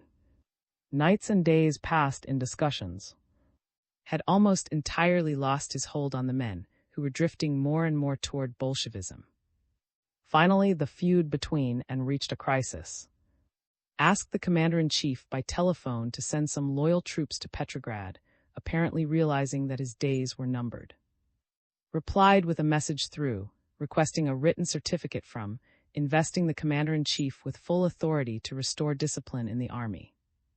It would seem that was willing to save, provided the latter allowed him to save the front. But evidently saw in this an opportunity of restoring his fallen prestige and securing his position. He therefore turned against, publicly declaring that the latter was aiming at supreme power, and he appealed to the workmen and soldiers to rise against the commander of the army. The result was the brief encounter between the revolutionary masses and savage division. Was defeated, triumphed, and for the moment it looked as if he had attained his object. All the radical forces were united, and as the of the revolution from an attempt at a counter-revolution, again became the idol of the soldiers and the working class. The larger part of the army sided with when he appealed for support against. But this did not last long. Little by little lost the confidence of the masses which he had suddenly acquired, because he did not bring them the much desired peace. Those of the soldiers and officers who sided with were nicknamed. To call a man by this name was equivalent to calling him a counter-revolutionary, an advocate of the old regime, or an enemy of the people.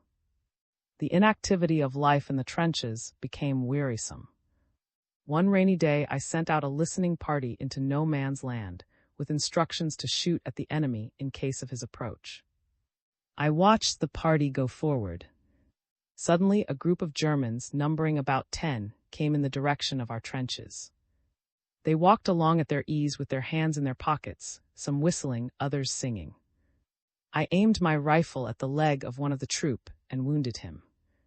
The whole front was in an uproar in a second. It was scandalous. Who dared do such a thing? The Germans and the Russians were seething with rage. Several of my women came running up to me greatly alarmed. "Commander, why did you do that?" they asked, seeing me with a smoking rifle in hand. A number of soldiers who were friends of mine next hastened into our trench to warn me of the men's ugly temper and threats. I told them that I saw the Germans approach my girls and make an effort at flirtation. But this defense did not appease the soldiers. They placed machine guns in the first trench and were preparing to slaughter us all. Fortunately, we were informed in time and were hidden in a side trench. The machine guns raked our position without causing any casualties. The firing was finally interrupted by the sharp orders of the chairman of the regimental committee. I was called before him to give an explanation. I bade farewell to my girls, telling them that there would probably be a repetition of the episode of Colonel's lynching. I was received by the men with threats and ugly words. "Kill her. She's out. Make an end of her." I was surrounded by the members of the committee, who kept back the mob. Several speakers rose in my defense, but hardly succeeded in appeasing the crowd. Then an officer got up to talk in my behalf. He was a popular speaker, but this time his popularity did not avail him. He said that I was right. He would have done the same thing had he been in my place. That was as far as he got. "Aha, so you are it too," shouted the crowd. "Kill him! Kill him!" In an instant the man was thrown off the chair and struck on the head. In another instant, he was crushed to death under 1,000 heels. Then the mob swayed in my direction. But the committee seized me and carried me off to the rear, hiding me in a dugout. One of my girls was placed at the entrance to guard it. Meanwhile, my girls heard what had happened and hurried to my aid. The mob dispersed to look for me, and some of the men came to the dugout in which I was concealed. "Where is? Let us in to see if she is there," they shouted. The girl sentry said she had orders to shoot if they approached near her. They did. She fired, wounding one in the side. The poor girl was bayoneted by the brutes. The committee and my friends, numbering about 100, insisted that I should be given a trial and not lynched. My girls were ready to die for me to the last one. I was taken out from the dugout by my defenders, who made an effort to lead me to safety for an open trial. The mob, which had now increased, pressed closer and closer. The two sides were fighting for me. It was agreed that no weapons were to be used in the scramble. The mass of humanity swayed back and forth, my girls fighting with the strength of infuriated wild beasts to stave off the mob. Now and then, a man would get close enough to strike a blow at me. As the struggle developed, these blows increased in number till I was knocked senseless. In that state, my friends dragged me away from the scene of the struggle. My life was saved, although I was badly knocked about. It cost the lives of a loyal girl and an innocent friend. I was sent to, a couple of my girls going with me to look after me. The battalion was taken from the front to the reserve billets. But even there, their lives were not safe. They were insulted, annoyed, and dubbed. There were daily tumults. The windows of their dugouts were broken. The officers were powerless and seldom showed their faces. My instructors did their best to defend me and the battalion, explaining that we were non-party. One morning, a car came for me from headquarters at. There I met the commanding general of my corps, who described the unbearable conditions in which my girls were placed. They were waiting for me, refusing to go home unless I disbanded them. He had sent them to dig reserve trenches in order to keep them away from the men. They did splendid work, he said, but as soon as they returned, the men began to molest them. Only the previous night, a gang of soldiers made an assault on the dugouts in which my girls were billeted. They beat the sentry and broke in with the intention of attacking the women. There was a panic. Some of the girls seized their rifles and fired in the air. The noise attracted the attention of my instructors and several other soldiers, among whom there were numerous decent men.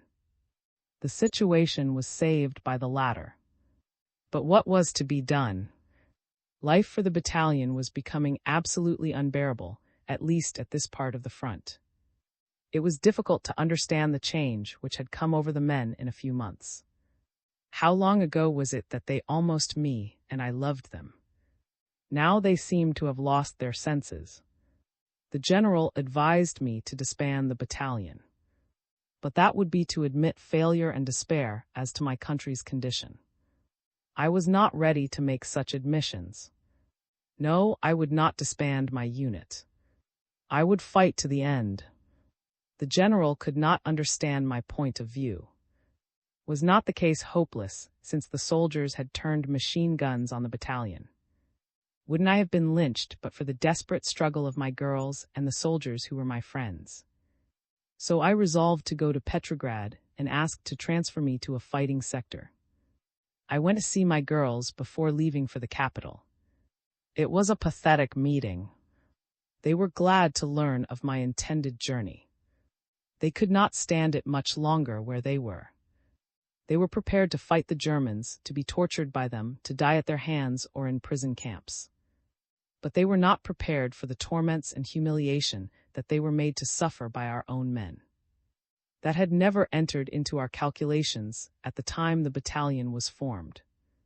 I took my documents with me and left the same evening, telling my soldiers that I would not stay away longer than a week, which was the limit that they set on their endurance.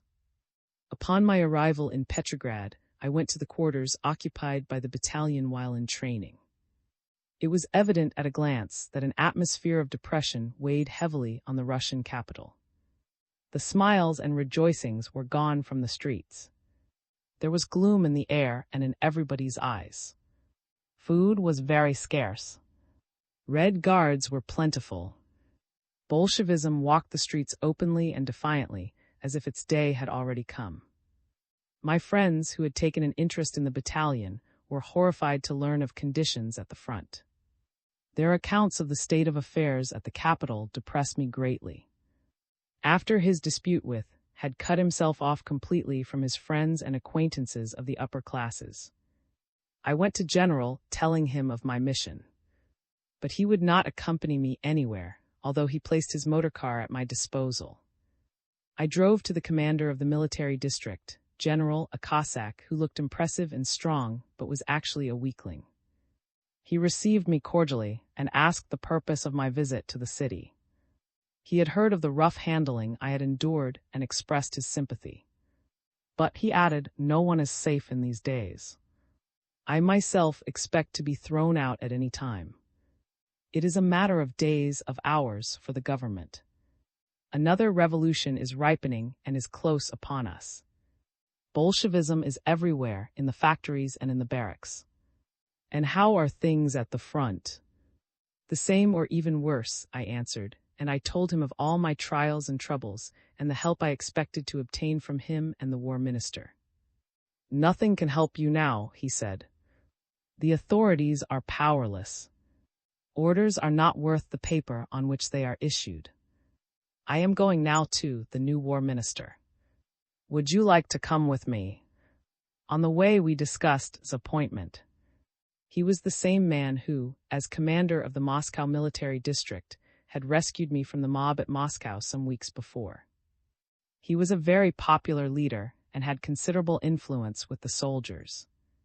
Perhaps if he had been appointed some months ago, he might have saved the army.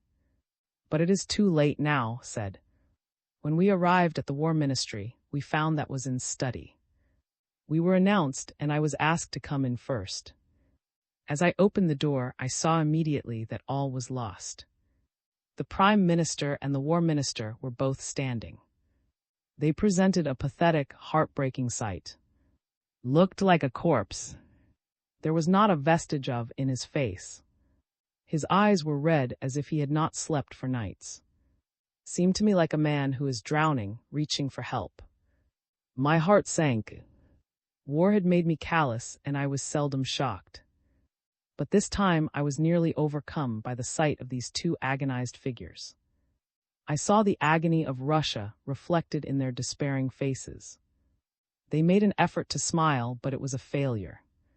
The war minister then inquired how things were at the front. We heard you were roughly treated, he said. I gave a detailed account of everything that I had myself witnessed and experienced. I told them in detail about the lynching of Colonel, of the officer who tried to defend me, of the bayoneting of my girl, of the machine guns that were turned on me because I wounded one of the enemy. Seized his head in his hands and cried out, "Oh, horror! Horror!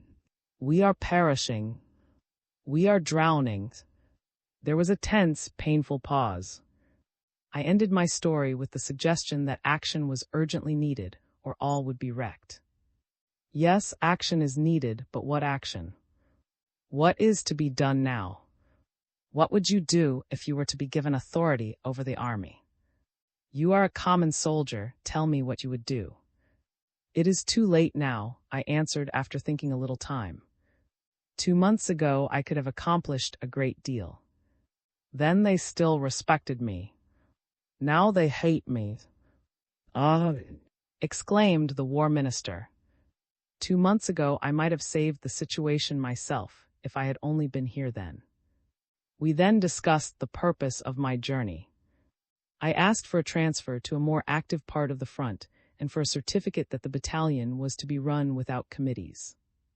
This certificate I obtained from the war minister without delay, and I still have it in my possession.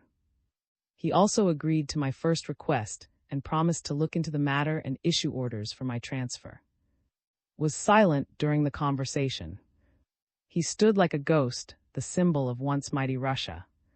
4 months before he was the idol of the nation.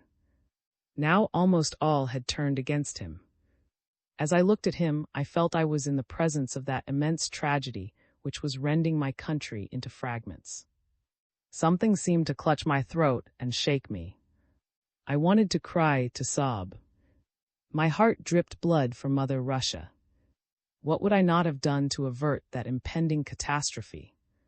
How many deaths would I not have died at that moment? Here was my country drifting towards an abyss.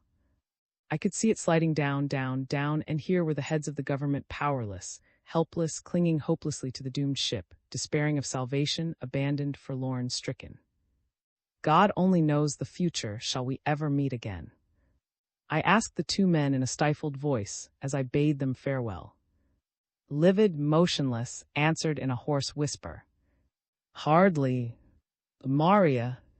I my childhood of toil.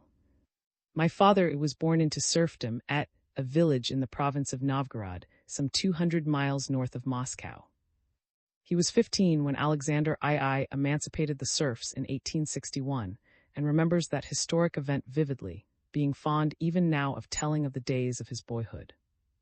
Impressed into the army in the early 70s, he served during the Turkish War of 1877-78 and distinguished himself for bravery, receiving several medals. When a soldier, he learned to read and write and was promoted to the rank of sergeant. Returning home at the end of the war, he passed through a fishermen's settlement on the shore of a lake in the county of within 30 miles of. No longer dressed as a mujik, military in gait and bearing, with coins jingling in his pocket, he cut quite a figure in the poor hamlet of. There he met my mother, the eldest daughter of, perhaps the most destitute inhabitant of the place. With his wife and 3 daughters, occupied a shabby hut on the sandy shore of the lake. So poor was he that he could not afford to buy a horse to carry his catch to the city, and was compelled to sell it, far below the market price, to a traveling buyer. The income thus derived was not sufficient to keep the family from hunger. Bread was always a luxury in the little cabin. The soil was not tillable. His wife would hire herself to the more prosperous peasants in the vicinity for 10 kopecks, about 2d. A day too from sunrise to sunset. But even this additional money was not always to be had. Then would be sent out to beg for bread in the neighboring villages. Once, when scarcely 10 years old, Little underwent a harrowing experience, which she could never later recall without horror. Starting home with a basketful of bread collected from several villages, she was fatigued but happy at the success of her errand and hurried as fast as she could. Her path lay through a forest. Suddenly she heard the howling of a pack of wolves. His heart almost stopped beating. The dreadful sounds drew nearer. Overcome by fright, she fell unconscious to the ground. When she regained her senses, she found herself alone. The wolves apparently had sniffed her prostrate body and gone their way. Her basket of bread was scattered in all directions, trampled in the mud. Out of breath and without her precious burden, she arrived home. It was in such circumstances that my mother grew to be 19, when she attracted the attention of, who was then stopping in on his way home from the war. She was immensely flattered when he courted her. He even bought her a pair of shoes for a present, the first shoes she had ever worn. This captivated the humble completely. She joyously accepted his marriage proposal. After the wedding, the young couple moved to my father's birthplace, where he had inherited a small tract of land. They tilled it together, and with great difficulty managed to make ends meet. My 2 elder sisters and Shura were born here, increasing the poverty of my parents. My father, about this time, took to drinking and began to maltreat and beat his wife. He was by nature morose and egotistical. Want was now making him cruel. My mother's life with him became one of misery. She was constantly in tears, always pleading for mercy and praying to God. I was born in July 1889, the 3rd girl in the family. At that time, many railroads were being built throughout the country. When I was a year old, my father, who had once been stationed at the Tsar's place of residence near the capital, decided to go to Petrograd to seek work. We were left without money. He wrote no letters. On the brink of starvation, my mother somehow contrived, with the aid of kind neighbors, to keep herself and her children alive. When I was nearly 6 years old, a letter came from my father, the first he had written during the 5 years of his absence. He had broken his right leg, and as soon as he was able to travel, had started home. My mother wept bitterly at the news, but was glad to hear from her husband, whom she had almost given up for dead. In spite of his cruelty toward her, she still loved him. I remember how happy my mother was when my father arrived, but this happiness did not last long. Poverty and misery cut it short. My father's harsh nature asserted itself again. Hardly had a year gone by when a fourth child, also a girl, arrived in our family. And there was no bread in the house. From all parts of our section of the country, peasants were migrating that year to Siberia, where the government allowed them large grants of land. My father wanted to go, but my mother was opposed to it. However, when our neighbor, who had left some time before for Siberia, wrote glowingly of the new country, my father made up his mind to go too. Most of the men would go alone, obtain grants of land, till them, build homesteads, and then return for their families. Those of the peasants who took their families with them had enough money to tide them over. But we were so poor that by the time we got to Chelyabinsk, the last station in European Russia and the government distribution point, we had not a penny left. At the station, my father obtained some hot water to make tea, while my 2 elder sisters were sent to beg for bread. We were assigned to 80 miles beyond Tomsk. At every station, my sisters would beg food, while father filled our tea kettle with hot water. Thus we got along till Tomsk was reached. Our grant of land was in the midst of the taiga, the virgin Siberian forest. There could be no thought of immediately settling on it, so my father remained in Tomsk, while the rest of us were sent on too. My sisters went to work for board and clothing. My mother, still strong and in good health, baked bread for a living, while I took care of the baby. One day my mother was expecting visitors. She had baked some cakes and bought a pint of vodka, which she put on the shelf. While she was at work, I tried to lull the baby to sleep. But baby was restless, crying incessantly. I did not know how to calm her. Then my eyes fell on the bottle of vodka. It must be a very good thing, I thought, and decided to give a glass to baby. Before doing so, I tasted it myself. It was bitter, but I somehow wanted more. I drank the first cup, and the bitterness having somewhat worn off, I drained another. In this manner, I disposed of the entire bottle. Drowsy and weak, I took the baby into my arms and tried to rock it to sleep. But I myself began to stagger and fell with the child to the floor. Our mother found us there, screaming at the top of our voices. Presently the visitors arrived, and my mother reached for the bottle, only to discover that it had been emptied. It did not take her long to find the culprit. I shall always remember the whipping I got on that occasion. Toward winter, my father arrived from Tomsk. He brought little money with him. The winter was severe, and epidemics were raging in the country. We fell ill one by one, father, mother, then all the girls. As there was no bread in the house and no money to buy anything, the community took care of us till the spring, housing and feeding us. By some miracle all of us escaped death, but our clothes had become rags. Our shoes fell to pieces. My parents decided to move to Tomsk, where we arrived barefoot and tattered, finding shelter at a poor inn on the outskirts of the town. My father would work only a couple of days a week. He was lazy. The remainder of the week he idled away and drank. My sisters served as nursemaids, while my mother worked in a bakery, keeping the baby and me with her. We slept in the loft of a stable, with the horses stamping below us. Our bed was of straw laid on the floor, which consisted of unshaven planks thrown across logs. Soon the baker's wife began to object to feeding an extra mouth, which belonged to me.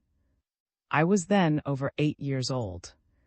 "Why don't you send her to work? She can earn her own bread," she argued. My mother would draw me to her breast, weep and beg for mercy. But the proprietress became impatient, threatening to throw us all out. Finally, my father came to see us, with the good tidings that he had found a place for me. I was to care for a 5-year-old boy, in return for my board and 85 kopecks a month. If you do well, my father added, you will by and by receive. Such was the beginning of my career in life. I was 8.5 years old, small and very thin. I had never before left my mother's side, and both of us wept bitterly at parting. It was a painful, incomprehensible world into which I was being led by my father. My view of it was further blurred by a stream of tears. I took care of the little boy for several days. One afternoon, while amusing him by making figures in the sand, I myself became so engrossed in the game that I with my charge, which led to a fight. I remember feeling keenly that I was in the right. But the child's mother did not inquire into the matter. She heard his screams and whipped me for it. I was deeply hurt by the undeserved whipping administered by a strange woman. Where was my mother? Why did not she come to avenge me? My mother did not answer my cries. Nobody did. I felt miserable. How wrong was the world, how unjust. It was not worth while living in such a world. My feet were bare.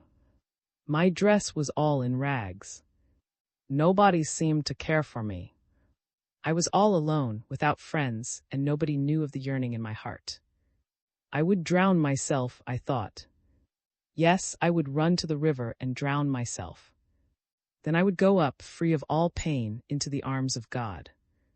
I resolved to slip out at the first chance and jump into the river, but before the opportunity presented itself, my father called. He found me in tears. What's the matter? He asked.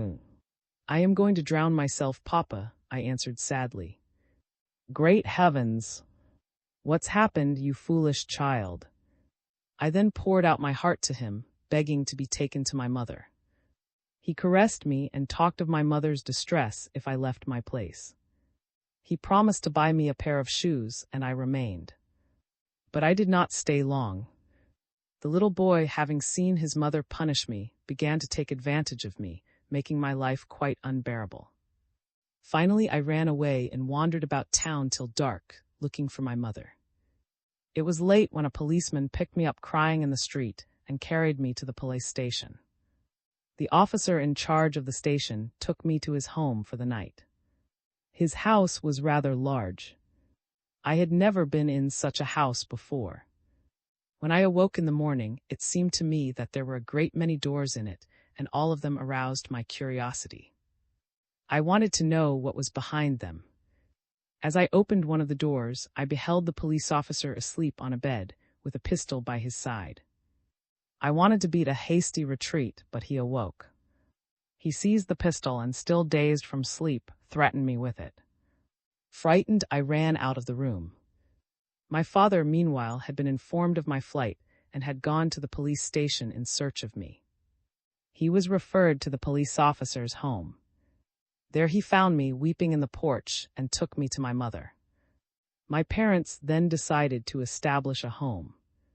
All their capital amounted to 6, about 12s. They rented a basement for 3 a month. 2, my father invested in some second-hand furniture, consisting of a lame table and benches and a few kitchen utensils. With a few kopecks from the last in her purse, my mother prepared some food for us. She sent me to buy a kopeck's worth of salt. The grocer's shop of the street was owned by a Jewess, named. She looked at me closely when I entered her shop, recognizing that I was a stranger in the street, and asked me, "Whose are you?" "I am of the... We have just moved into the basement in the next block. I need a little girl to help me. Would you like to work for me?" she asked. "I'll give you a month and board." I was overjoyed and started for home at such speed that by the time I got to my mother, I was quite breathless. I told her of the offer from the grocery woman. But I added, she is a Jewess. I had heard so many things of Jews that I was rather afraid, on second thoughts, to live under the same roof with a Jewess. My mother calmed my fears on that score and went to the grocer's shop to have a talk with the proprietress. She came back satisfied, and I entered upon my apprenticeship too. It was not an easy life. I learned to wait on customers, to run errands, to do everything in the house, from cooking and sewing to scrubbing floors. All day I slaved without ceasing, and at night I slept on a box in the passageway between the shop and the house.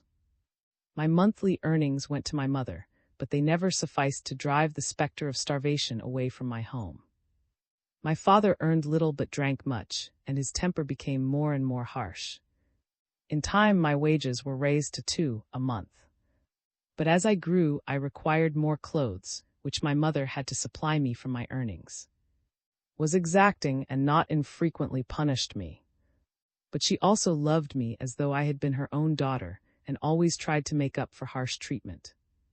I owe a great deal to her, as she taught me to do almost everything, both in her business and in housework. I must have been about 11 when, in a fit of temper, her brother frequented thee and constantly talked of it. I never quite understood what it was like, but it attracted me, and I resolved one evening to get acquainted with that place of wonders. I asked for money to go there. She refused. You little one, what did you want with the? She asked derisively. You died de Jewess. I retorted fiercely and ran out of the shop. I went to my mother and told her of the incident. She was horrified. But now she won't take you back. What shall we do without your wages? How shall we pay the rent? We shall have to go begging again. And she began to cry. After some time my employer came after me, rebuking me for my quick temper. How could I have known that you were so anxious to go to the? She asked. All right, I'll give you 15 kopecks every Sunday so that you can go. I became a regular Sunday occupant of the gallery, watching with intense interest the players, their strange gestures and manners of speech.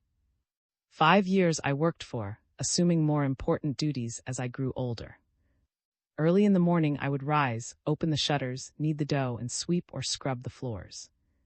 I finally grew weary of this daily grind and began to think of finding other work. But my mother was ill and my father worked less and less, drinking most of the time. He grew more brutal, beating us all unmercifully. My sisters were forced to stay away from home. Shura married at 16, and I, 14 years old, became the mainstay of the family. It was often necessary to get my pay in advance in order to keep the family from starving. The temptation to steal came to me suddenly one day. I had never stolen anything before, and repeatedly pointed out this virtue in me to her friends. Here is a who doesn't steal, she would say. But one day, on unpacking a barrel of sugar delivered at the shop, I found 7 sugar loaves instead of the usual 6. The impulse to take the extra loaf of sugar was irresistible. At night I smuggled it stealthily out of the shop and took it home. My father was dismayed. What have you done? Take it back immediately, he ordered.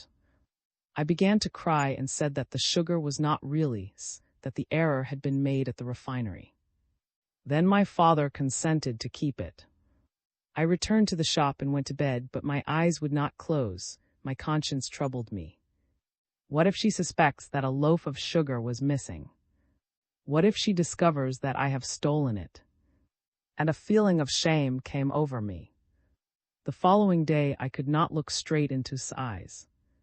I felt guilty. My face burned. At every motion of hers, my heart quivered in anticipation of the terrible disclosure. Finally, she noticed that there was something the matter with me. What's wrong with you? She questioned, drawing me close to her. Are you not well? This hurt even more. The burden of the sin I had committed weighed heavier and heavier. It rapidly became unbearable. My conscience would not be quieted. At the end of a couple of restless days and sleepless nights, I decided to confess. I went into his bedroom when she was asleep. Rushing to her bed, I fell on my knees and broke into sobs. She awoke in alarm. What's happened, child? What is it? Weeping, I told the story of my theft, begging forgiveness and promising never to steal again. Calmed me and sent me back to bed, but she could not forgive my parents.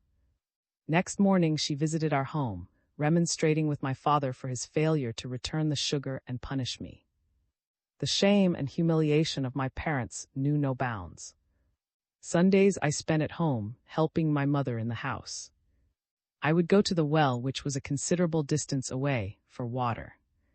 My mother baked bread all the week, and my father carried it to the market, selling it at 10 kopecks a loaf. His temper was steadily getting worse, and it was not unusual for me to find my mother in the yard in tears after my father had come home drunk. I was now 15 and began to grow dissatisfied with my lot. Life was stirring within me and quickening my imagination. Everything that passed by and beyond the narrow little world in which I lived and called me, beckoned to me, lured me. The impressions of that unfamiliar world which I had caught in had taken deep root in my soul and had kindled in me new desires. I wanted to dress nicely, to go out, to enjoy life's pleasures. I wanted to be educated. I wanted to have enough money to secure my parents forever from starvation and to be able to lead for a time, for a day even, an idle life without having to rise with the sun, to scrub the floor or to wash clothes. What would I not have given to taste the sweetness, the joy that life held? But there seemed to be none for me. All day long I slaved in the little shop and kitchen. I never had a spare. Something revolted within me against this bleak, purposeless, futureless existence. Marriage at 15. Then came the Japanese War. And with it, Siberia from Tomsk to Manchuria teemed with a new life. It reached even our street, hitherto so lifeless and uneventful. 2 officers, the brothers, one of them married, rented the quarters opposite's shop. The young madame knew nothing of housekeeping. She observed me at work in the shop and offered me work in her home at 7 a month. 7 a month was so attractive a sum that I immediately accepted the offer. What could not one do with so much money? Why, that would leave 4 for me, after the payment of my mother's rent. 4. Enough to buy a new dress, a coat, or a pair of fashionable shoes. Besides, it gave me an opportunity to release myself from the bondage of. I took entire charge of the housekeeping at the. They were kind and courteous and took an interest in me. They taught me how to behave at table and in society, and took care that I appeared neat and clean. The younger's lieutenant began to notice me, and one evening invited me to take a walk with him. In times, interest in me deepened. We went out together many times. He made love to me, caressing and kissing me. Did I realize clearly the meaning of it all? Hardly. It was all so new, so wonderful, so attractive. It made my pulse throb at his approach. It made my cheeks flame with the heat of my young blood. Said he loved me. Did I love him? If I did, it was more because of the world into which he was to lead me than on account of himself. He promised to marry me. Did I particularly want to marry him? Scarcely. The prospect of marriage was more enticing to me because of the end it would put to my life of drudgery and misery than on account of anything else. To become free, independent, possessed of means, was the attractive prospect that marriage held for me. I was 15 and a half when seduced me by the promise of marriage. We lived together for a short while, when orders came to leave for a different post. Informed me of the order. Then we shall have to get married quickly before you go, I declared. But did not think so. That's quite impossible, he said. Why? I inquired sharply, something rising in my throat like a tide with suffocating force. Because I am an officer and you are only a plane. You understand yourself that at present we can't marry. I love you just as much as ever. Come, I'll take you home with me, you'll stay with my parents. I'll give you an education, then we will get married.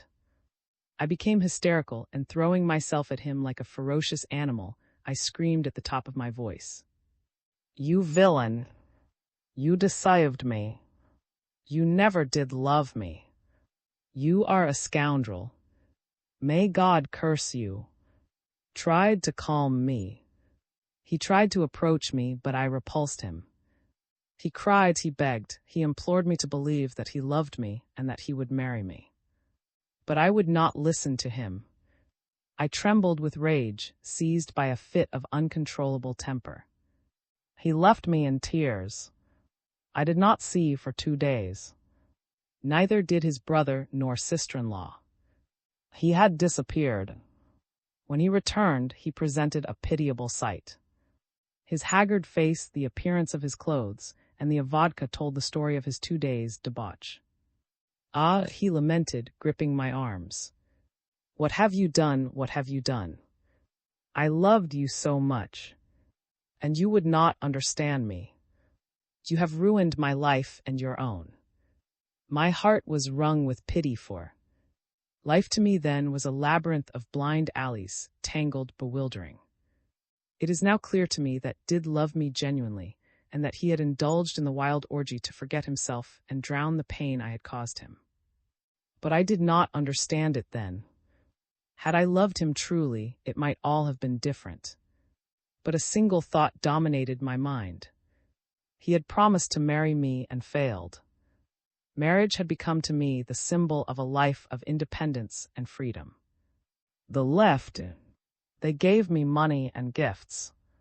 But my heart was like a deserted ruin in the winter, echoing with the howls of wild beasts. Instead of a life of freedom, my parents' basement awaited me. And deep in my bosom lurked a dread of the unknown. I returned home. My sisters had already noticed a different air about me. Perhaps they had seen me with at one time or another. Whatever the cause, they had their suspicions and did not fail to communicate them to my mother. It required little scrutiny for her to observe that from a shy little girl I had blossomed forth into a young woman. And then there began days and nights of torture for me. My father quickly got wind of what had happened at this. He was merciless and threw himself upon me with a whip, nearly lashing me to death, accompanying each blow with epithets that burned into me more than the lashes of the whip. He also beat my mother when she attempted to intervene on my behalf. My father would come home drunk almost every day and immediately take to lashing me. Often he would drive me and my mother barefoot out of the house, and sometimes we shivered for hours in the snow, hugging the icy walls. Life became an actual inferno. Day and night I prayed to God that I might fall ill and die. But God remained deaf. And still I felt that only illness could save me from the daily punishment. I must get ill, I said to myself. And so I lay on the oven at night to heat my body, and then went out and rolled in the snow. I did it several times, but without avail. I could not fall ill. Amid these insufferable conditions, I met the new year of 1905. My married sister had invited me to take part in a masquerade. My father would not hear at first of my going out for an evening, but consented after repeated entreaties. I dressed as a boy, this being the first time I ever wore a man's clothes. After the dancing, we visited some friends of my sister, where I met a soldier just returned from the front. He was a common mujik, of rough appearance and vulgar speech, and at least 10 years older than myself. He immediately began to court me. His name was... It was not long afterwards that I met again in the house of a married sister of his. He invited me to go out for a walk, and then suddenly proposed that I should marry him. It came to me so unexpectedly that I had no time for consideration. Anything seemed preferable to the daily torments of home. If I had sought death to escape my father, why not marry this boorish mujik? And I consented without further thought. My father objected to my marrying since I was not yet 16, but without avail. As was penniless and I had no money, we decided to work together and save. Our marriage was a hasty affair. The only impression of it that remains with me is my feeling of relief at escaping from my father's brutal hands. Alas, Little did I then suspect that I was exchanging one form of torture for another. On the day following our marriage, which took place in the early spring, and I went down to the river to hire ourselves as day. We helped to load and unload lumber barges. Hard work never daunted me, and I would have been satisfied had it only been possible for me to get along with otherwise. But he also drank while I did not, and intoxication invariably brutalized him. He knew of my affair with, and would use it as a pretext for punishing me. "That officer is still in your head," he would shout. "Wait, I'll knock him out of it." And he would proceed to do so. Summer came, and I found work within business. We made floors at the prison, university, and other public buildings. We paved some streets with. Our work with the firm lasted about 2 years. Both of us started at 70 kopecks, about one's 5d a day, but I rose to the position of assistant foreman in a few months, receiving and 50 kopecks, about 3's 2d a day, continued as a common. My duties required considerable knowledge in the mixing of the various elements in the making of concrete, and slow intelligence was a sufficient trial. But his heavy drinking was a greater source of suffering to me. He made a habit of beating me and grew to be unendurable. I was less than 18 years old, and nothing but misery seemed to be in store for me. The thought of escape dug itself deeper and deeper into my mind. I finally resolved to run away from. My married sister had moved to Barnaul, where she and her husband worked as servants on a river steamer. I saved some 20 and determined to go to my sister, but I needed a passport. Without a passport one could not move in Russia, so I took my mother. On the way, at a small railway station, I was held up by a police officer. "Where are you going, girl?" he asked brusquely, eyeing me with suspicion.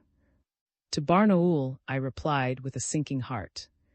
"Have you a passport?" he demanded. "Yes," I said, drawing it out of my bag. "What's your name?" was the next question. "Maria." In my confusion, I had forgotten that the passport was my mother, and that it bore the name of. When the officer unfolded it and glanced at the name, he turned on me fiercely. "Ah, so that is your name." It dawned upon me then that I had committed a fatal mistake. Visions of prison, torture, and eventual return to flashed before me. I am lost, I thought, falling upon my knees before the officer to beg for mercy, as he ordered me to follow him to headquarters. In an outburst of tears and sobs, I told him that I had escaped from a brutal husband, and since I could not possibly obtain a passport of my own, I was forced to make use of my mother. I implored him not to send me back to, for he would certainly kill me. My simple peasant speech convinced the officer that I was not a dangerous political, but he would not let me go. He decided that I should go with him. "Come along, you will stay with me, and tomorrow I will send you to Barnaul. If you don't, I'll have you arrested and sent by 2 back to Tomsk." I was as docile as a sheep. This was my first contact with the authorities, and I dared not protest. If I had any power of will, it must have been dormant. Had I not found the world full of wrong since my childhood? Was not this one of the ordinary events of life? We mujiks were created to suffer and endure. They, the officials, were created to punish and maltreat. And so I was led away by the guardian of peace and law, and made to suffer shame and humiliation. I was then free to go to Barnaul, and I resumed my journey. When I arrived there, my sister quickly found employment for me on the steamship. The work was comparatively easy, and my life rapidly took a happier turn. It was an immense relief to be away from my drunken, brutal husband. But the relief was short-lived. Came to my mother after my disappearance to inquire concerning my whereabouts. She showed surprise upon hearing of my flight and all knowledge of my destination. He returned to our house again and again. One day in his presence, the postman delivered a letter from Shura. He seized it and through it learned that I was in Barnaul. One morning, as I was standing on the deck of the ship which was anchored in the harbor, my eyes suddenly fell on a figure approaching the wharf. It was a familiar figure. In another moment, I recognized it as that of. My blood froze and my flesh crept as I realized what was coming. Once fallen into his hands, my life would be one of continuous torture, I thought. I must save myself. But how could I escape? If I were on land, I might still have a chance. Here all avenues are closed. There he is already approaching the gate to the wharf. He is stopping to ask a question of a guard, who nods affirmatively. Now he is walking a little faster. His face wears a grin that strikes terror into my heart. I am trapped, but no, just wait a moment. Don't be sure of your triumph yet. I rush to the edge of the deck, cross myself, and jump into the deep waters of the Ob. Ah, how thrilling it is to die. So I have outwitted, after all. It's cold, the water is cold. And I am going down, down, I am glad. I am triumphant. I have escaped from the trap into the arms of death. I awoke not in heaven but in the hospital. I was observed jumping into the river, dragged out unconscious and revived. The authorities questioned me as to the cause of my attempted suicide and drew up a protocol. I told them of my husband, of his brutality, and the utter impossibility of living with him. Was waiting in the anteroom to see me. My attempt at suicide had seriously upset him. It aroused a sense of shame in him. Touched by my story, the authorities went out and angrily rebuked him for his maltreatment of me. He admitted his guilt and swore that he would be gentle to me in the future. He was then admitted to the ward in which I lay. Falling on his knees, he begged my forgiveness, repeating his oath to me and professing his love for me in the most affectionate terms. His entreaties were so moving that I finally consented to return home with him. For a while was truly a different man. In spite of his coarse habits, I was deeply touched by his efforts to be kind. However, that did not last long. We resumed our life of drudging toil. And vodka resumed its grip on him. Once drunk, he became just as brutal again. Gradually life grew as insufferable as it had been before my escape. That summer I turned 19, and I saw ahead of me nothing but a long series of dreary years. Wanted me to take to drink. I resisted, and that infuriated him. He made it a habit to torment me daily. He would hold a bottle of vodka to my face, and scoffing at me for my efforts to lift myself above my condition, he would by blows and kicks to force the bitter drink down my throat. One day he even stood over me with a bottle of vodka for 3 whole hours, pinning me down to the ground so that I was unable to move a muscle. Still, I refused to give in. Winter came. I baked bread for a living. On Sundays, I went to church to pray God to release me from my bondage. Again, the thought of escaping took root in my mind. The first requisite was, of course, a passport, so I went secretly to a lawyer for advice, and he undertook to obtain one for me legally. But ill luck attended me. When the police constable called to deliver the passport to me, was at home. My scheme was discovered, and my hopes were dashed to the ground. Hurled himself at me and bound me hand and foot, deaf to my entreaties and cries. I thought my end had come. In silence he carried me out of the house and tied me to a post. It was cold, very cold. He flogged me, drank, and flogged me again, cursing me in the vilest terms. That's what you get for trying to escape, he bawled, holding the bottle to my mouth. You won't escape any more. You will drink or you will die. I was obdurate and implored him to leave me alone. He continued his flogging, however, keeping me for 4 hours tied to the post, till I finally broke down and drank the vodka. I became intoxicated, staggered out into the street, and fell on the pavement in front of the house. Ran after me, cursing and kicking me. We were quickly surrounded by a crowd. My neighbors, who knew of his cruelty to me, came to my help. Was roughly handled, so roughly indeed that he left me in peace for some time afterwards. Christmas was drawing near. I had saved little by little 50, about 5 pounds. 7 day. Every kopeck of that money had been earned by extra toil during the night. It was all the earthly possession that I had, and I guarded it jealously. Somehow got wind of its hiding place and stole it. He spent it all on drink. I was mad with fury upon discovering the loss. What the money meant to me in the circumstances is difficult to describe. It was my blood, my sweat, a year of my youth. And he, the beast, squandered it in one orgy. The least I could do to my torturer was to kill him. In a frenzy, I ran to my mother, who was struck by the expression of my face. "What ails you?" "Mother," I gasped, "let me have an axe. I am going to kill. Holy Mother, have mercy." She exclaimed, raising her hands to heaven, and falling on her knees, she implored me to come to my senses. But I was too frantic with rage. I seized an axe and ran home. Returned drunk and began to taunt me with the loss of my precious savings. I was white with wrath and cursed him from the depth of my heart. He gripped a stool and threw it at me. I caught up the axe. "I will kill you, you bloodsucker." I screamed, was stupefied. He had not expected that from me. The desire to kill was irresistible. Mentally, I already gloated over his dead body and the freedom that it would bring me. I was ready to swing the axe at him. Suddenly, the door flew open and my father rushed in. He had been sent by my mother. "What are you doing?" he cried out, gripping my arm. The break was too abrupt, my nerves collapsed, and I fell unconscious to the floor. Upon awakening, I found the police in the house, and I told them everything.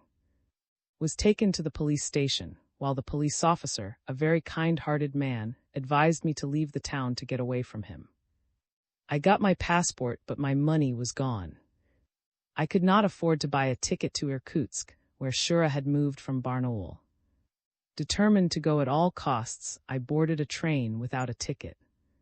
The conductor discovered me on the way, and I cried and begged him to allow me to proceed. He proposed to hide me in the baggage car and take me to Irkutsk, upon his own conditions. Enraged, I pushed him violently from me. "I will put you off at the next station," he shouted at me, running out of the car. And he kept his word. Nearly all the distance to Irkutsk was yet before me, and I wanted to get there without selling myself for the price of a ticket. There could be no thought of going back. I had to get to Irkutsk. I boarded the next train and stealthily crouched under a seat as it moved out of the station. Ultimately, I was discovered, but this conductor was an elderly man and yielded to my tears and entreaties. I told him of my experience with the first conductor and of my total lack of money. He allowed me to proceed, and whenever an inspector boarded the train, he would signal to me to hide under the seat. Sometimes I would spend several hours at a stretch there, concealed by the legs of some kind passengers. In this manner I journeyed for 4 days, finally reaching my destination, Irkutsk. A little happiness. I arrived in Irkutsk penniless. All I possessed was what I wore. I went to look for my sister, who was in poor circumstances and ill. Her husband was out of work. One could not expect an enthusiastic welcome under such conditions. I lost little time in seeking employment, and quickly found a place as a dishwasher at 9, about 19s. A month. It was revolting work, in a filthy den patronized by drunkards. The treatment I received at the hands of the clients was so unbearable that I left at the end of the first day. On the 3rd day, I found work in a laundry, where I had to wash hundreds of articles daily. From 5 in the morning till 8 in the evening, I was bent over the washtub. It was bitter drudgery, but I was forced to stay at it for several weeks. I lived with my sister in one small room, paying her rent. Presently, I began to feel pains in my back. The hard work was telling on me. I resolved to leave the laundry, although my sister was against my doing so. I had no money saved. Having had experience of concrete work, I applied for employment to a contractor. He was kind enough to give me a trial as an assistant foreman on a job he was doing at the Irkutsk prison. I was to take charge of 10 men and women. When I began, I was met by an outburst of mirth on all sides. Ha ha, they laughed, a baba holding a foreman's place. I paid no heed to the ridicule and went about my business quietly and gently. The men obeyed, and as they saw that I knew what I was about, began even to gain a respect for me. I was given for a first test the preparing of a floor. Stretching myself on the ground with the rest of the party, planning and working, I managed to finish my task a couple of hours ahead of my scheduled time and marched the men triumphantly out of the building, to the utter amazement of the other foremen. My employer was in high glee. "Look at this baba," he said. "She will have us men learning from her pretty soon. She should wear trousers." The following day I was put in charge of 25 men. As they still regarded me as a queer novelty, I made a little speech to them, telling them that I was a plain peasant worker, only seeking to earn my bread. I appealed to their sense of fairness to cooperate with me. Sending for some vodka and sausages, I treated them and won their goodwill completely. My men called me affectionately, and we got along splendidly. I was such a curiosity that the contractor himself invited me to his home for tea. His wife, who was a very kind soul, told me that her husband had been praising me to her very much. The great test, however, came several days later. I had to prove my ability in preparing and applying it. We were all at work at 4 o'clock in the morning. As the quality of depends on the proportions of the elements used, the men were waiting with some amusement for my orders. But I gave them without hesitation, and when the contractor arrived at 6 o'clock, he found the kettles boiling and the hard at work, pouring thee on the gravel. This work has to be done without relaxation, amid awful heat and suffocating. For a whole year I stayed at it, working incessantly, with no holidays and no other rest. Like a pendulum always in motion, I would begin my daily grind before dawn, returning home after sunset, only to eat and go to bed to gain strength for another day of cheerless toil. Finally, I broke down. I caught cold while working in a basement and became so weak that I was taken to the hospital, where I was confined to bed for 2 months. When I recovered and had rested for about a week, I returned to my job, but found it occupied by a man who had been especially brought from European Russia. Besides, there wasn't much work left for the firm in Irkutsk. My sister and her husband moved back to Tomsk about this time, and my situation grew desperate. I looked for a place as a domestic servant, but having no references, I found it impossible to obtain one. The little money I had finally gave out. My only friends in the town were the neighbors of my sister. I lived with them, but they were poor themselves, and so, for days at a time, I would go without food, my only sustenance consisting of tea. One day I applied at an employment agency and was informed, after being asked if I would agree to leave town, that a woman had been there looking for a servant and offered to pay 25, about £212. 9d. a month. I instantly expressed my willingness to go to her. She appeared in the afternoon, young, beautiful, elegantly dressed, her fingers and neck adorned with dazzling jewels. She was very kind to me, inspected me carefully, and asked if I was married. "I have been," I replied, "but I escaped from my husband about 2 years ago. He was such a brutal drunkard." I was then in my 21st year. The lady, whose name was Anna, gave me 10 to pay the rent that I owed. I met her at the station, where she was accompanied by several men friends, and we started together in a second-class carriage. I had never been in one before in my life. Nothing occurred on the way. I was well fed and nicely treated by her. She spoke to me of their business, and I got the idea that her husband kept a shop. Upon our arrival we were met by a man and 2 young women. The man was introduced to me as her husband, and the 2 women as her foster daughters. We drove home, where I was given a neat little room. I was getting uneasy. Things looked suspicious. "Where is the shop?" I inquired. In the market was the answer. Anna took me by the arm and caressingly suggested, "Will you dress up nicely? We shall have guests tonight." And she handed me some very dainty and light garments, not at all befitting a servant. I was amazed and objected emphatically. "I never wore such extravagant clothes, Anna.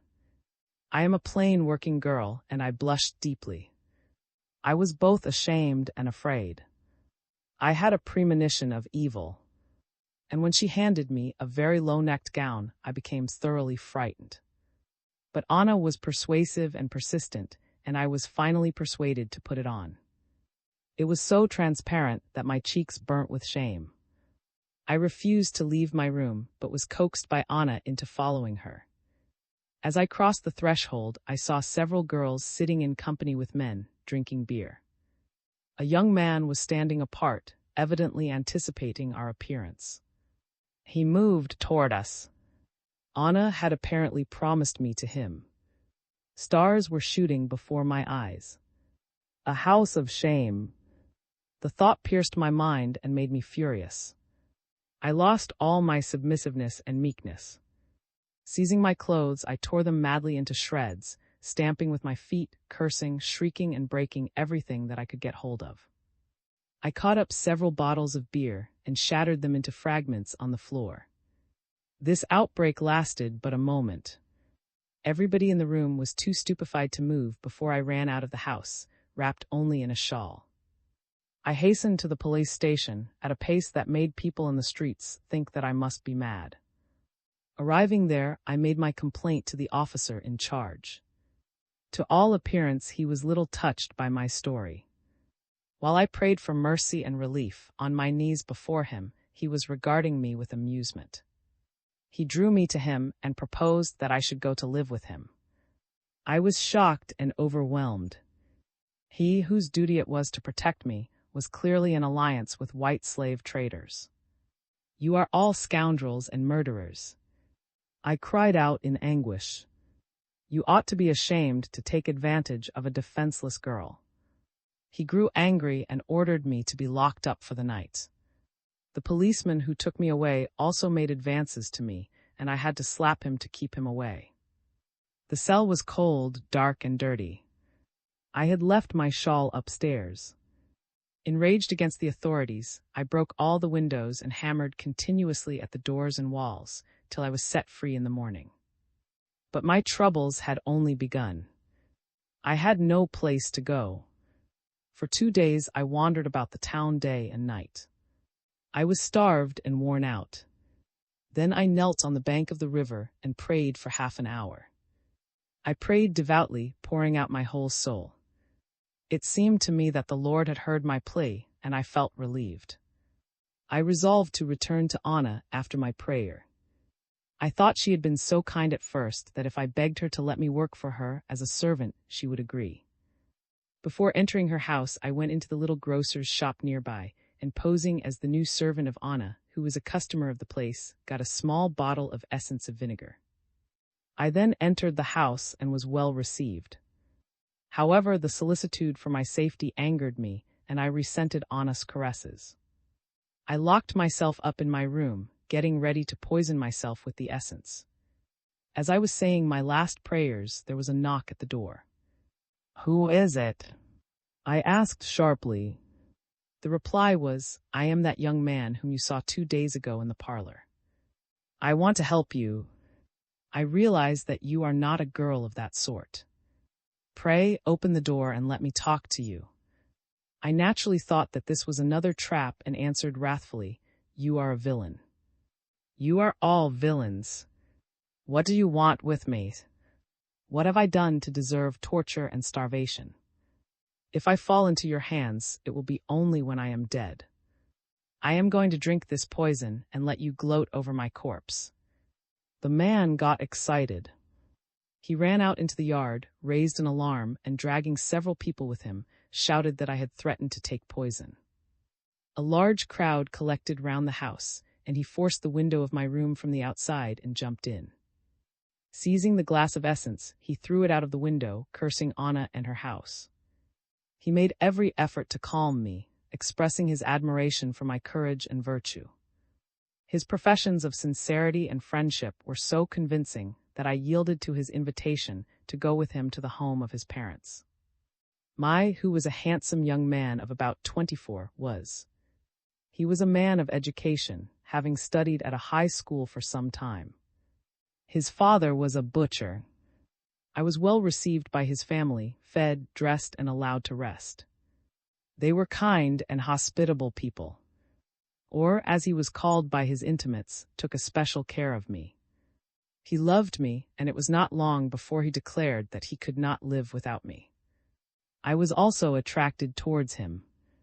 He knew of my previous marriage and proposed that we should live together by civil agreement, without the sanction of the church, a very common mode of marriage in Russia of late years, because of the difficulty of obtaining a divorce.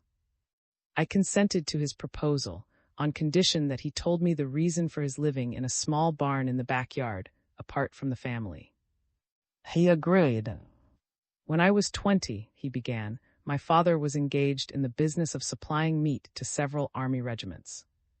He was a partner in a firm, and was assisted by my brothers and myself. Considering me the most industrious and reliable of his sons, he entrusted me once with 10,000, about 1,055 pounds 11s. To go to buy cattle. Most of the money did not belong to him. On the train I was drawn into a game of cards, deliberately got up by a gang of rascals for the purpose of fleecing innocent passengers like myself. I lost all my money and my clothes to boot. Dressed in rags with two, presented to me by the gamblers, in my pocket, I alighted at the Chinese frontier in a suicidal state of mind. There I became acquainted, at an inn, with some Chinese brigands who were members of a band operating in the neighborhood. One of them was the chief of the band. I told him my story, adding that I would do anything to save my father from disgrace and bankruptcy. He proposed that I should join his band in a raid on an incoming train which was carrying 50,000. I was aghast at the suggestion. But then I had a vision of my parents turned out of their house, of their property sold at auction, and of themselves forced to go begging. It rent my heart. There was nothing to do but to accept the offer. I was led by the chief into a field, and there introduced to most of the robbers. I was the only white man in the band. In the evening we armed ourselves with daggers, pistols, and rifles, and started for the railway line, where we lay in wait for the train. The thought that I had turned highwayman nearly froze my blood. It was such a violence to my own nature. The train was to pass at 1 in the morning. I prayed to God that he would save me somehow from this experience. Suddenly a body of Cossacks appeared in the distance, racing in our direction. The authorities had been on the track of this band for a long time. Every man in the gang threw down his weapons and ran into the forest. I too ran for all I was worth. The Cossacks pursued us, and I was caught. As I was a Russian and a new member of the organization, I succeeded by persistent denials of any knowledge of the band in creating doubt in the minds of my captors as to my participation in the projected raid. But I was arrested and sent to the Irkutsk prison, where I was kept for a whole year. There I came in contact with many politicals and was converted to their ideas. Finally, for lack of evidence, I was set free. I returned home covered with disgrace. My father had arrived at an understanding with his partner, whereby he was to pay back in monthly the sum I had gambled away. He would not let me enter the house, but my mother defended me. There was a quarrel, which ended in an agreement that I be allowed to occupy this barn. But my father swore that he would disinherit me, giving my share of his estate to his other sons. I soon had occasion to discover that was considered a suspicious character by the local police, because of his imprisonment. His kindness, too, was his misfortune. Freed or escaped prisoners would sometimes visit him secretly, and he would give them his last penny, piece of bread, or shirt. But I liked him all the more for that, for it was this warm heart in him that had rescued me from death.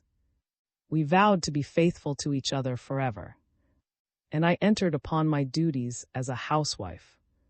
The barn in which we were going to live was filled with rubbish, and had never been cleaned. I applied myself industriously to making it habitable. It was not an easy task, but I finally succeeded. We received a gift of 100 from his parents and decided to establish a butcher's shop of our own. We got some lumber and built a small shop. Then bought 3 cows, and the 2 of us led them to the slaughterhouse, where I learned how to butcher. Ran the shop. I was the first woman butcher in that neighborhood. One summer day, while walking in the street, I saw some boys peddling ice cream. I had learned how to make ice cream during my apprenticeship with. It occurred to me that I could make ice cream and sell it. Finding out from the boys how much they paid for it, I offered them better cream at a lower price and asked them to come for it the next day. I immediately returned home and bought milk from his mother, who offered to give it to me without payment upon learning the purpose for which it was intended. The ice cream I prepared was, happily, very good, and it sold quickly. During the summer I earned 2 or 3 daily by this means. I led a life of peaceful industry for about 3 years. Every morning I would get up at 6 o'clock and go with him to the slaughterhouse. Then all day I would spend at home. There were always many poor people, mostly women and children, stranded in our town, which was the junction of a railway and river route. They would wander about the streets, begging for bread and shelter. The greater number of them would land in our barn home. At times they would fill it completely, sleeping in rows on the floor. Frequently they were ill. I fed them, washed them, and looked after their children. Would often remonstrate with me for working so incessantly and so hard. But I had my reward in the gratitude and blessings these women bestowed upon me. There was joy in being able to serve. In addition, I sent regularly to my mother 10, about £1 ones a month, taught me in leisure moments how to read. My name became a household word in the neighborhood. Wherever I went, I was blessed. There goes. People would point at me, whispering. His parents also grew very attached to me. It all ended one evening in May, 1912. There was a peculiar knock at the door, and went out to admit a man of about 30, well-dressed, with a beard and pince-nez of distinguished appearance. He was pale and showed signs of agitation. He stood within the passageway for 10 minutes, talking in a whisper. He was then introduced to me as an old friend of. He had escaped from prison, and it was our task to hide him, as his capture would mean his death. The unexpected guest was no less a person than the revolutionary who was responsible for the death of a notorious governor of Siberia. Proceeded to remove our bed from its corner. He next removed a board in the lower part of the wall, revealing, to my great astonishment, a deep cavity in the ground underneath. Our visitor was invited to make himself comfortable there. The board was replaced and the bed restored to its former position. And I went to bed. We had barely put out the light when there was heard a thumping of many feet around the house, followed by loud knocks at the door. It was the police. My heart was in my mouth, but I feigned sleep while opened the door. He had previously given me his revolver to hide, and I concealed it in my bosom. The search continued for nearly 2 hours. I was dragged out of bed, and everything in the house was turned upside down. We any knowledge of a political fugitive, but the sheriff took along with him. However, he was released a couple of hours later. Upon his return, let the man out of the secret hole, supplied him with peasant clothes and food, harnessed our horse, and drove away with him before dawn, instructing me to answer to all inquiries by saying that he had gone to buy cattle. On the outskirts of the town, a policeman, emerging from some drinking den in a semi-drunken condition, observed driving by. He attached little significance to the fact at the time, but when he reported for duty in the morning and learned of the fugitive, he said that he had seen leave the town with a stranger. I was doing some washing when the house was again surrounded by police. "Where is your husband?" the sheriff inquired fiercely. "Gone to buy cattle," I replied. "Get ready to come with me," he shouted angrily.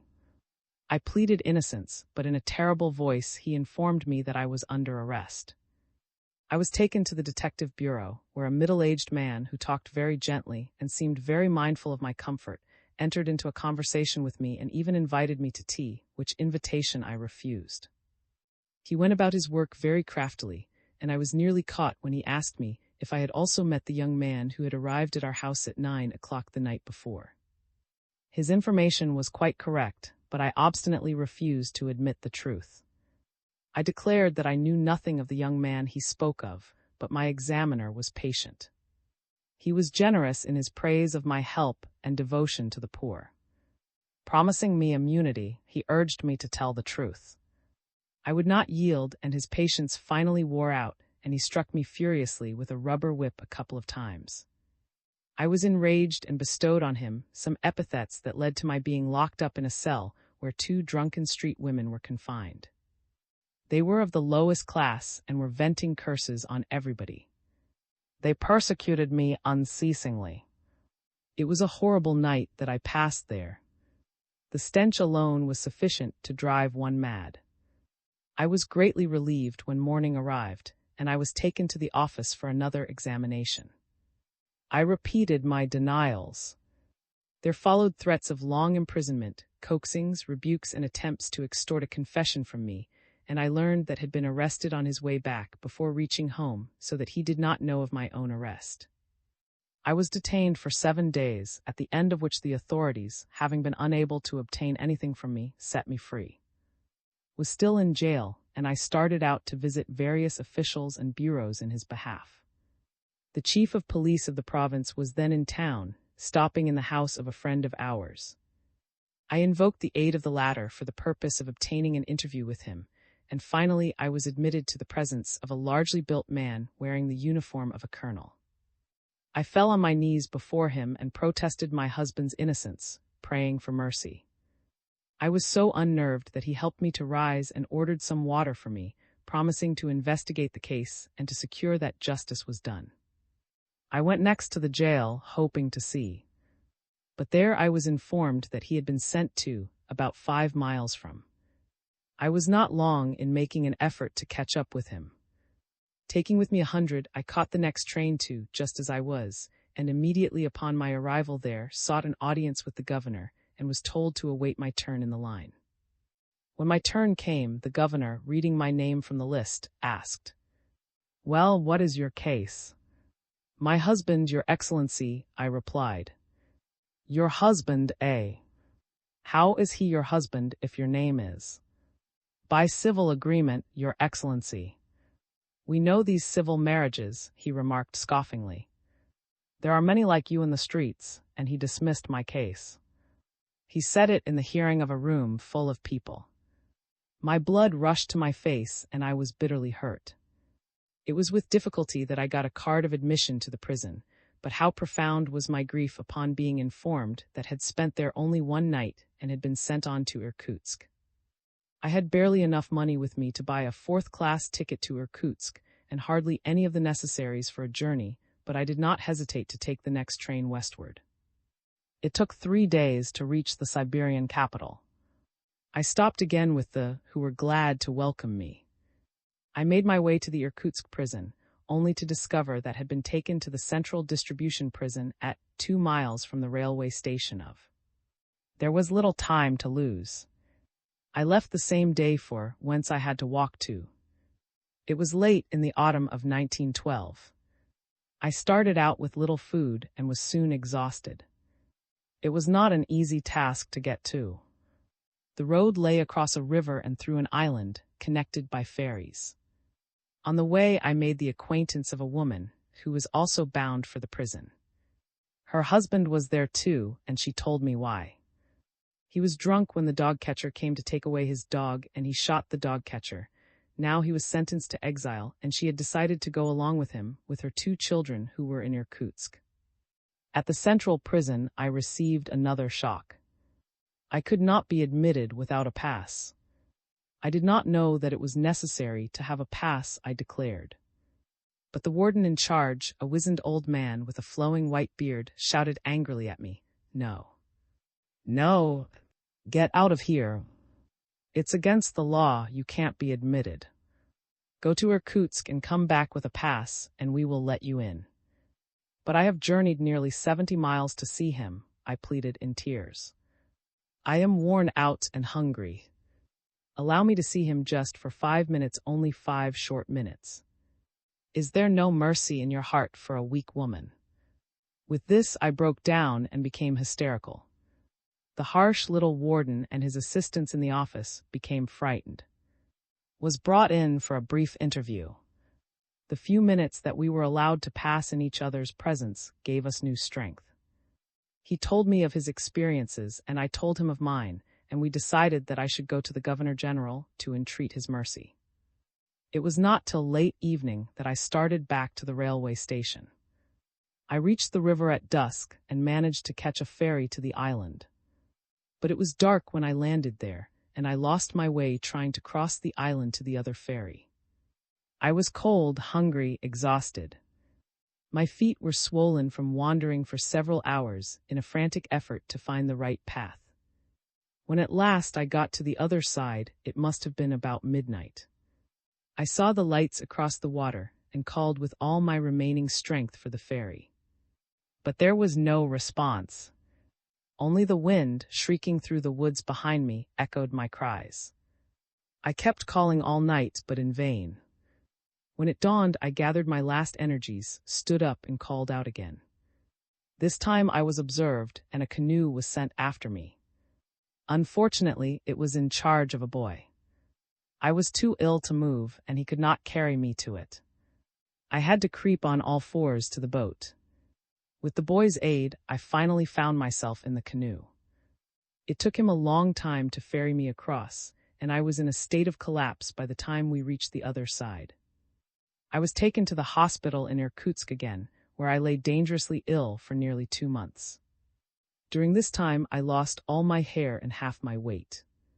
After my visit he naturally told his prison mates of it, being proud of my loyalty to him, but when days and weeks passed by and I did not return, his comrades began to tease him about me. A fine Baba is yours. You may indeed be proud of her, they would torment him.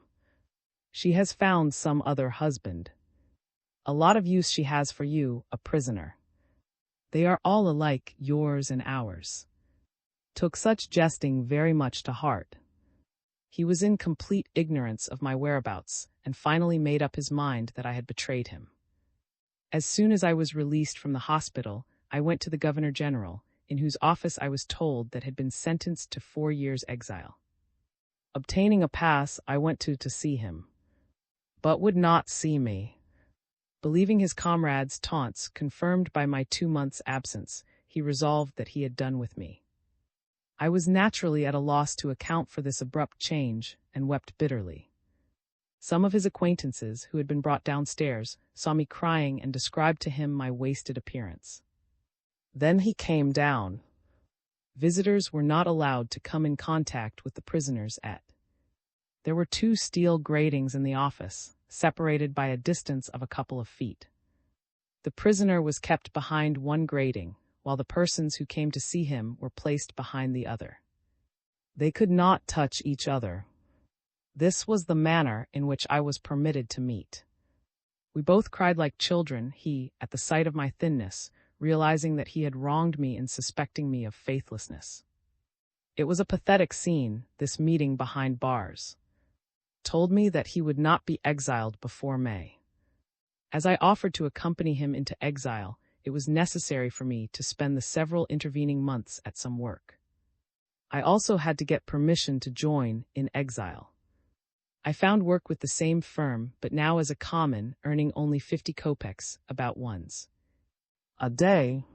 At intervals, I would go to see.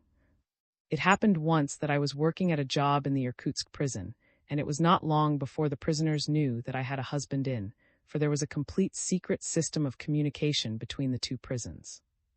On the whole, I was well treated by the convicts. One evening, however, while at work in the hall, a trustee, catching me in a corner, attacked me. I fought hard, but he knocked me down. My cries were heard by the of my party and several prisoners. Soon we were surrounded by a crowd, and a quarrel ensued between those who defended me and the friends of the trustee. An assistant warden and some guards put an end to it, drawing up a protocol of my complaint to have the trustee tried in court for assault. As the day of the trial drew near, was urged by his fellow prisoners to influence me to withdraw my charge. He told me that the law of prison communal life demanded that I should comply with the request to drop my complaint. I knew that my refusal might mean death, and when I was called in court to testify against the trustee, I declared that there had been no assault and that I had no complaints to make. The case was dismissed, and my act enhanced reputation among the inmates of both prisons. The winter passed. Toward Easter of 1913, I succeeded in obtaining permission to have myself arrested and sent to, in anticipation of my exile with. I was put in the women's building, in which were detained a number of women criminals. What I endured at their hands is almost beyond description. They beat me, but I knew that complaining would make my lot more bitter. When supper was served to us, the matron asked me if I had been badly treated. I said no, but she must have known better, for turning to the women, she told them not to ill-use me. My reply to the matron somewhat improved my relations with my prison mates, but they forced me, nevertheless, to wait on them and do their dirty work. In addition to these sufferings, the food was putrid. The bunks in which we slept were dirty. 8 of us were in one tiny cell. I saw only once a week, every Sunday. I spent 2 months in this voluntary imprisonment, but it seemed like 2 years to me, and I looked forward eagerly and impatiently to the day of our starting on the open road to exile. IV. The road to exile. May had come. The Lena had opened and become navigable. The heavy iron doors of the prison were unlocked, and hundreds of inmates, including myself, were mustered out in the yard to prepare for exile. Every winter the huge prisonette would gather within its walls thousands of unfortunate human beings, murderers, forgers, thieves, students, officers, peasants, and members of the professional classes, who had transgressed against the tyrannical regime. Every spring the gloomy jail would open its doors and pour out a stream of half-benumbed men and women into the wild Siberian forest and the uninhabited regions bordering on the Arctic. All through the spring and summer this river of tortured humanity would flow through into the snowbound north, where they languished in unendurable cold and succumbed in large numbers in the land of the 6 months' night. Tens of thousands of them lie scattered from the mountains to Alaska in unmarked graves. So finally we were to breathe some fresh air. There was much stir and bustle before our party was formed. It consisted of about 1,000 persons, including 20 women. Our guard was composed of 500 soldiers. We were to go on foot to near the source of the Lena, a distance of about 133 miles. Our baggage was loaded on wagons. We traveled about 22 miles in the first day, according to schedule, stopping for the night at an exile station on the edge of a village. There are many such stations on the Siberian roads, large wooden buildings of barn-like construction, with iron doors and grated windows. Empty inside save for double tiers of bunks, they are surrounded by high fences with a sentry box at every corner. They offer no opportunity for escape. We supped on food we had brought from the prison and turned in for the night. Our party was divided into groups of 10, each group choosing a trustee charged with the purchasing of food.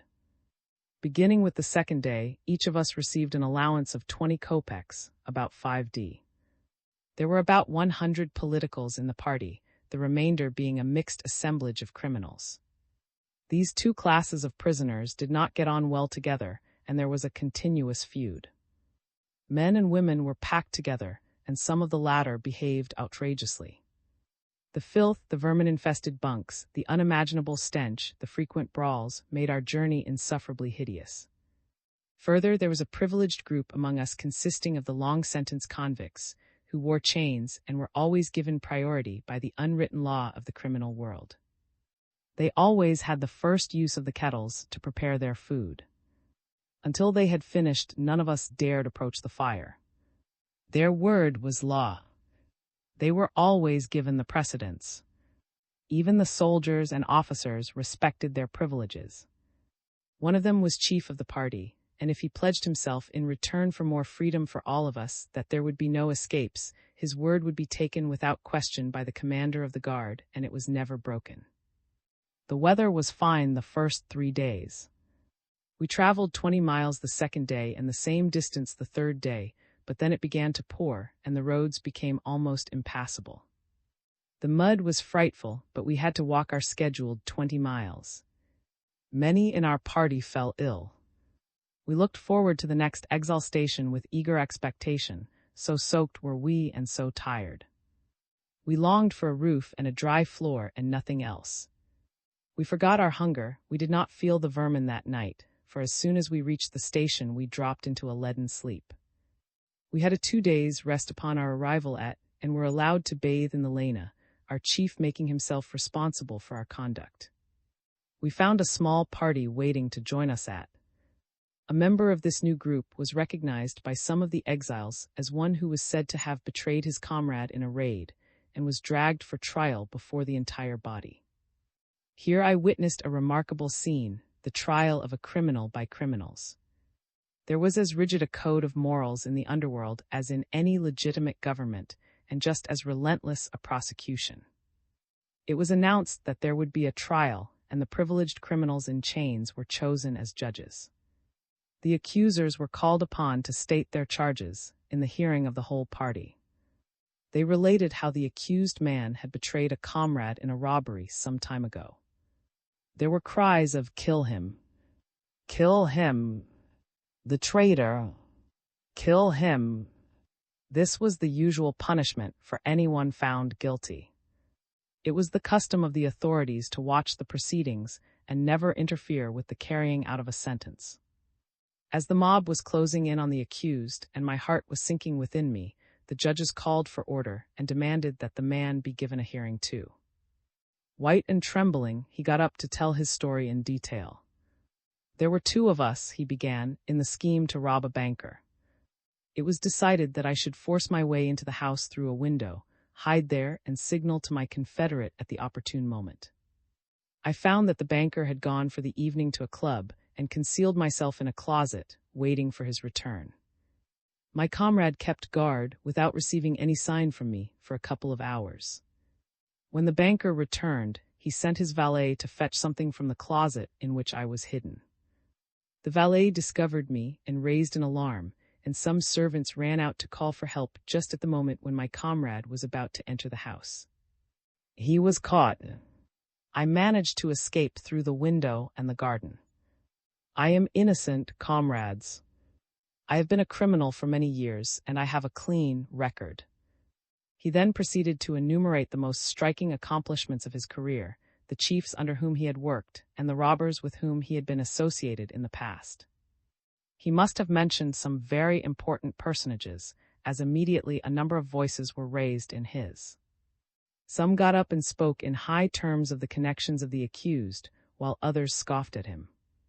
The deliberations lasted for several hours, resulting in the acquittal of the man. The entire party, at the conclusion of the restat, was taken on board a huge roofed barge. 1,000 people in one hole.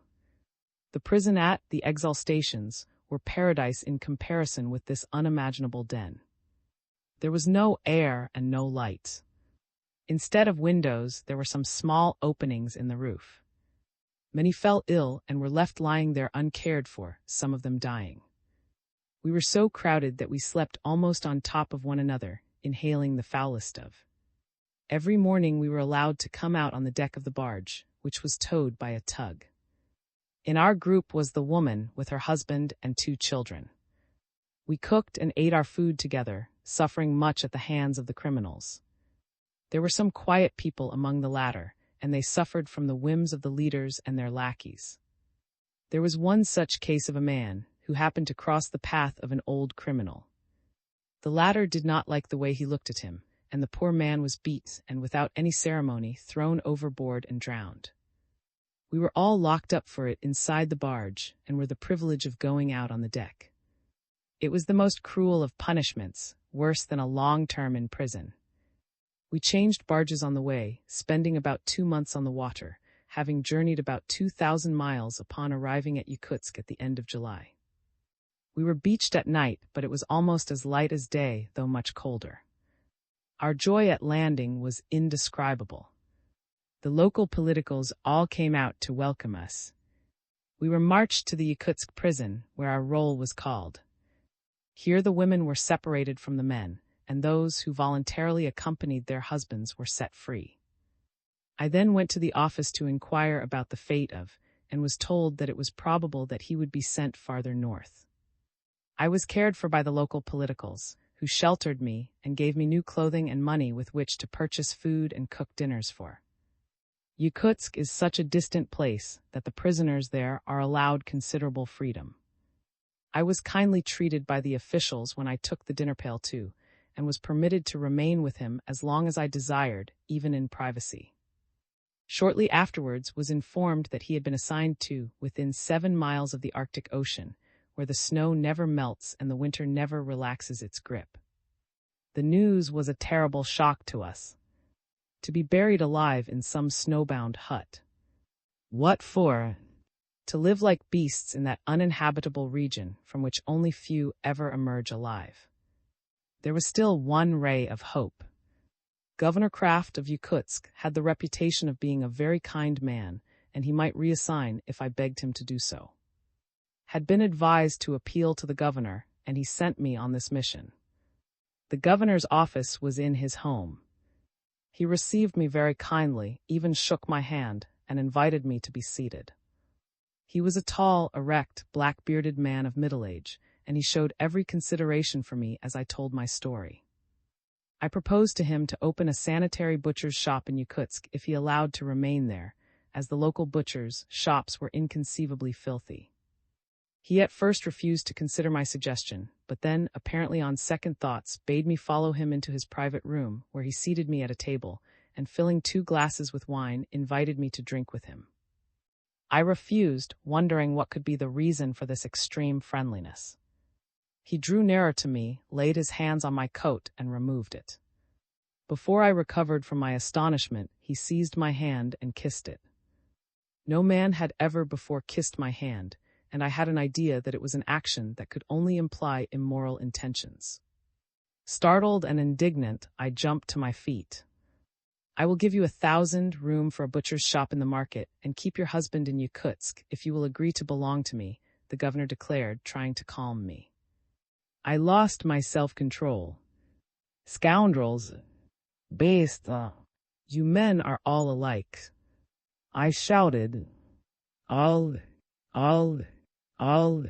High and low, you are all depraved. Seizing my coat, I ran out of the house, leaving the governor speechless. I rushed to my lodging, locked myself in a room, and wept all night. My errand had failed, and I was now faced with the choice between a living death for and selling myself. I had visions of a settlement consisting of several scattered huts, inhabited by natives, lost in the vast expanse of the icebound steppe, and buried for months under mountains of snow. I could almost hear the howling of the Arctic winds and the frightful growling of the polar bears.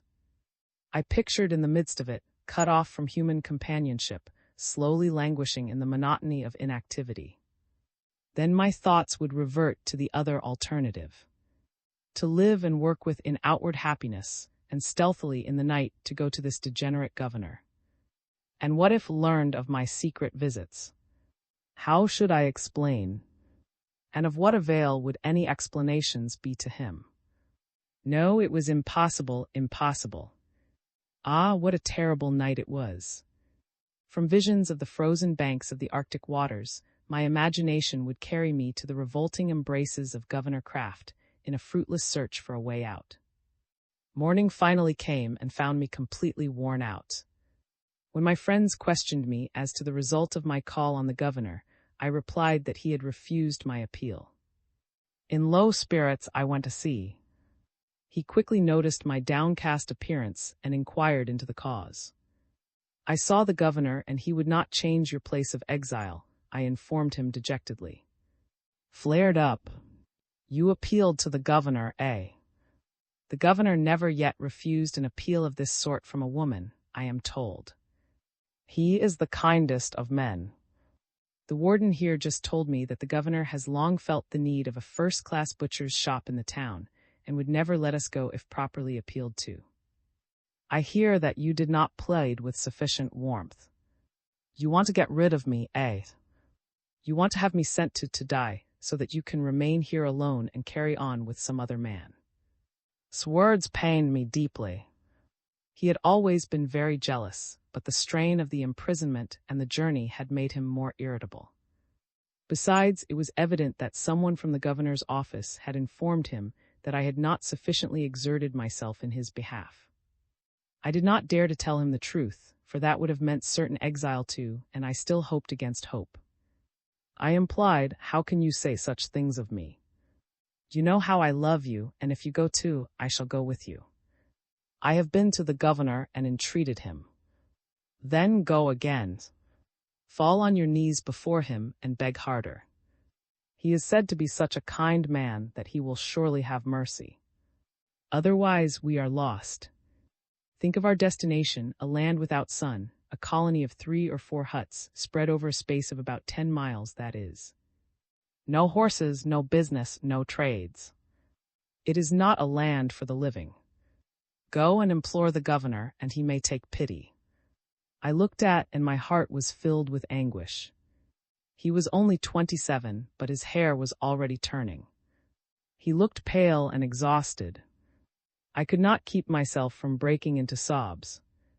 Was touched, and placing his arm around me, apologized for his insinuation, assuring me of his devotion and appreciation of my to sustain him in his trials. I left him with the understanding that I would call on the governor again.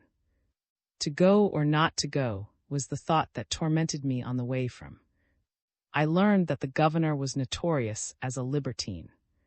He had married into the family of a high-placed bureaucrat for the sake of a career, and his wife was a hunchback, spending most of her time abroad. Plucking up courage, I went to the governor again, hoping to win his by a passionate plea for. As I entered the office, I saw the clerks wink to one another significantly. I could scarcely keep my self-control, trembling in anticipation of another meeting with the governor. As I was admitted into his study, he stood up and smiled benevolently, saying, "Ah, so finally you have come, my dear. Now don't be afraid, I won't harm you. Calm yourself and be seated," and he helped me to a chair. "Have pity on us, sir. Permit to remain here," I sobbed. Now, don't cry," he interrupted me. "I will. He shall stay." My heart was full of gratitude, and I threw myself on the floor at his feet, thanking and blessing him for his kindness. Then it occurred to me that would be overjoyed to hear the news, and I rose to go, telling the governor of my purpose. "You need not tire yourself by rushing to the prison. I will have the message telephoned to the warden, with instructions to inform your husband immediately," the governor said, "and you may rest here a little while." I was overflowing with thankfulness. He poured some wine into a glass and insisted that I should drink it to refresh myself. I had never tasted wine before, and this particular wine was of a very strong quality.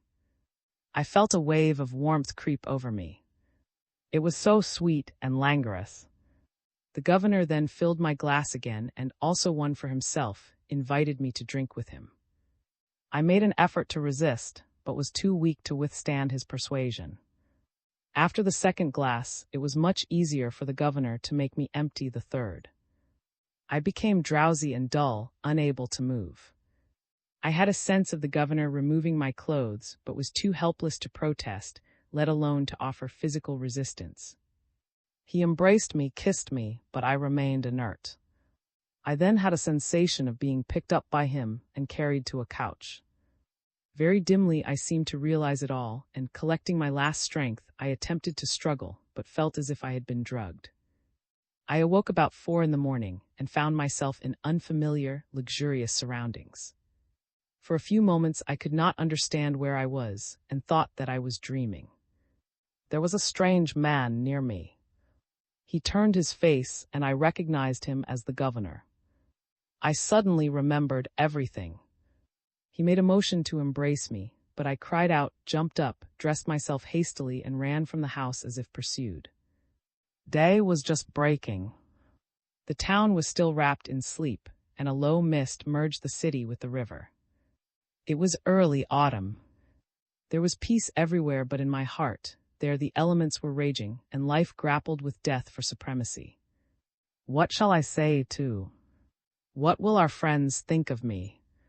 A prostitute pierced my mind poignantly. No, that must never happen.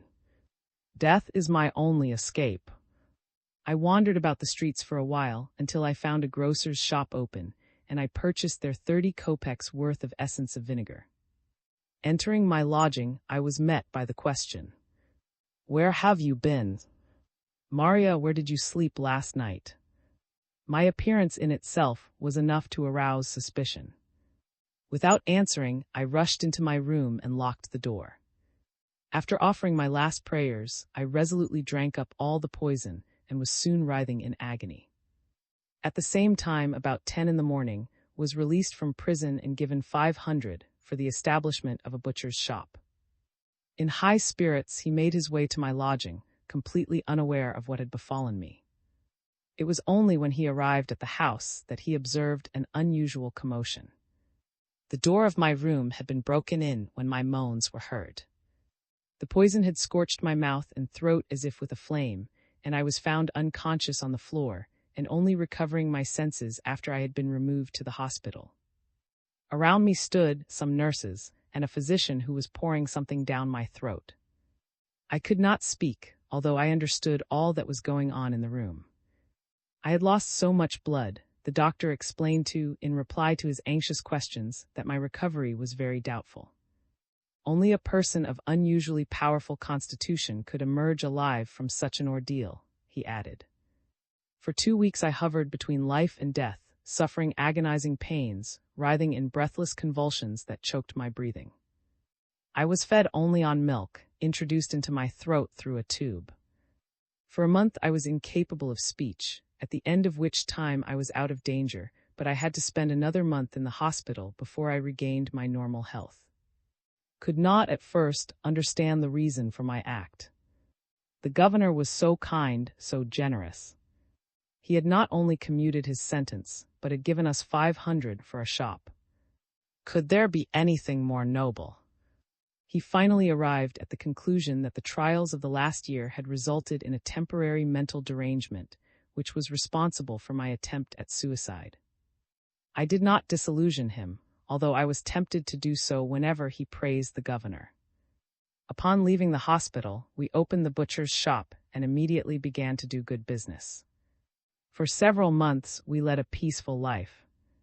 Then one afternoon, the governor suddenly called at our shop, ostensibly to inquire how we were prospering. He stretched out his hand to me, but I turned away. The governor left and raged at me for my inexplicable conduct. Had I gone mad? I must have to be capable of refusing to greet our benefactor, the kindest of men. I was sullen and silent, but would not be satisfied. He demanded an explanation. There was nothing left for me to do but to make a clean breast of it, which I did. The truth was such a shock to him that it threw him into convulsions. He struck me with something and felled me to the floor. His face turned chalk white, the veins stood out on his temples, and he was trembling all over. He seemed utterly prostrated by the horror of this nightmare. The governor's liberality was now explained. The 500, the commutation of his sentence, it had all been dearly paid for by his beloved. My attempted suicide now appeared to him in its true light. He would take vengeance. He would kill the governor, he swore, yes, he would murder that most despicable of villains. I hugged his feet and begged him not to attempt to carry out his threat. He paid no heed to my prayers, and talked of the hollowness of his life if he did not avenge me. He set off on his fateful errand, all my efforts to bar his way having failed. When he appeared at the governor's office and requested an audience, giving his name, the clerks immediately suspected him of some sinister design. The secretary reported to the governor that the butcher desired an audience, but that his manner roused suspicion. The governor ordered that he should be detained and searched. A long, sharp knife was found on him, and he was arrested, orders being given for his exile on the following day to a hamlet about 130 miles from Yakutsk.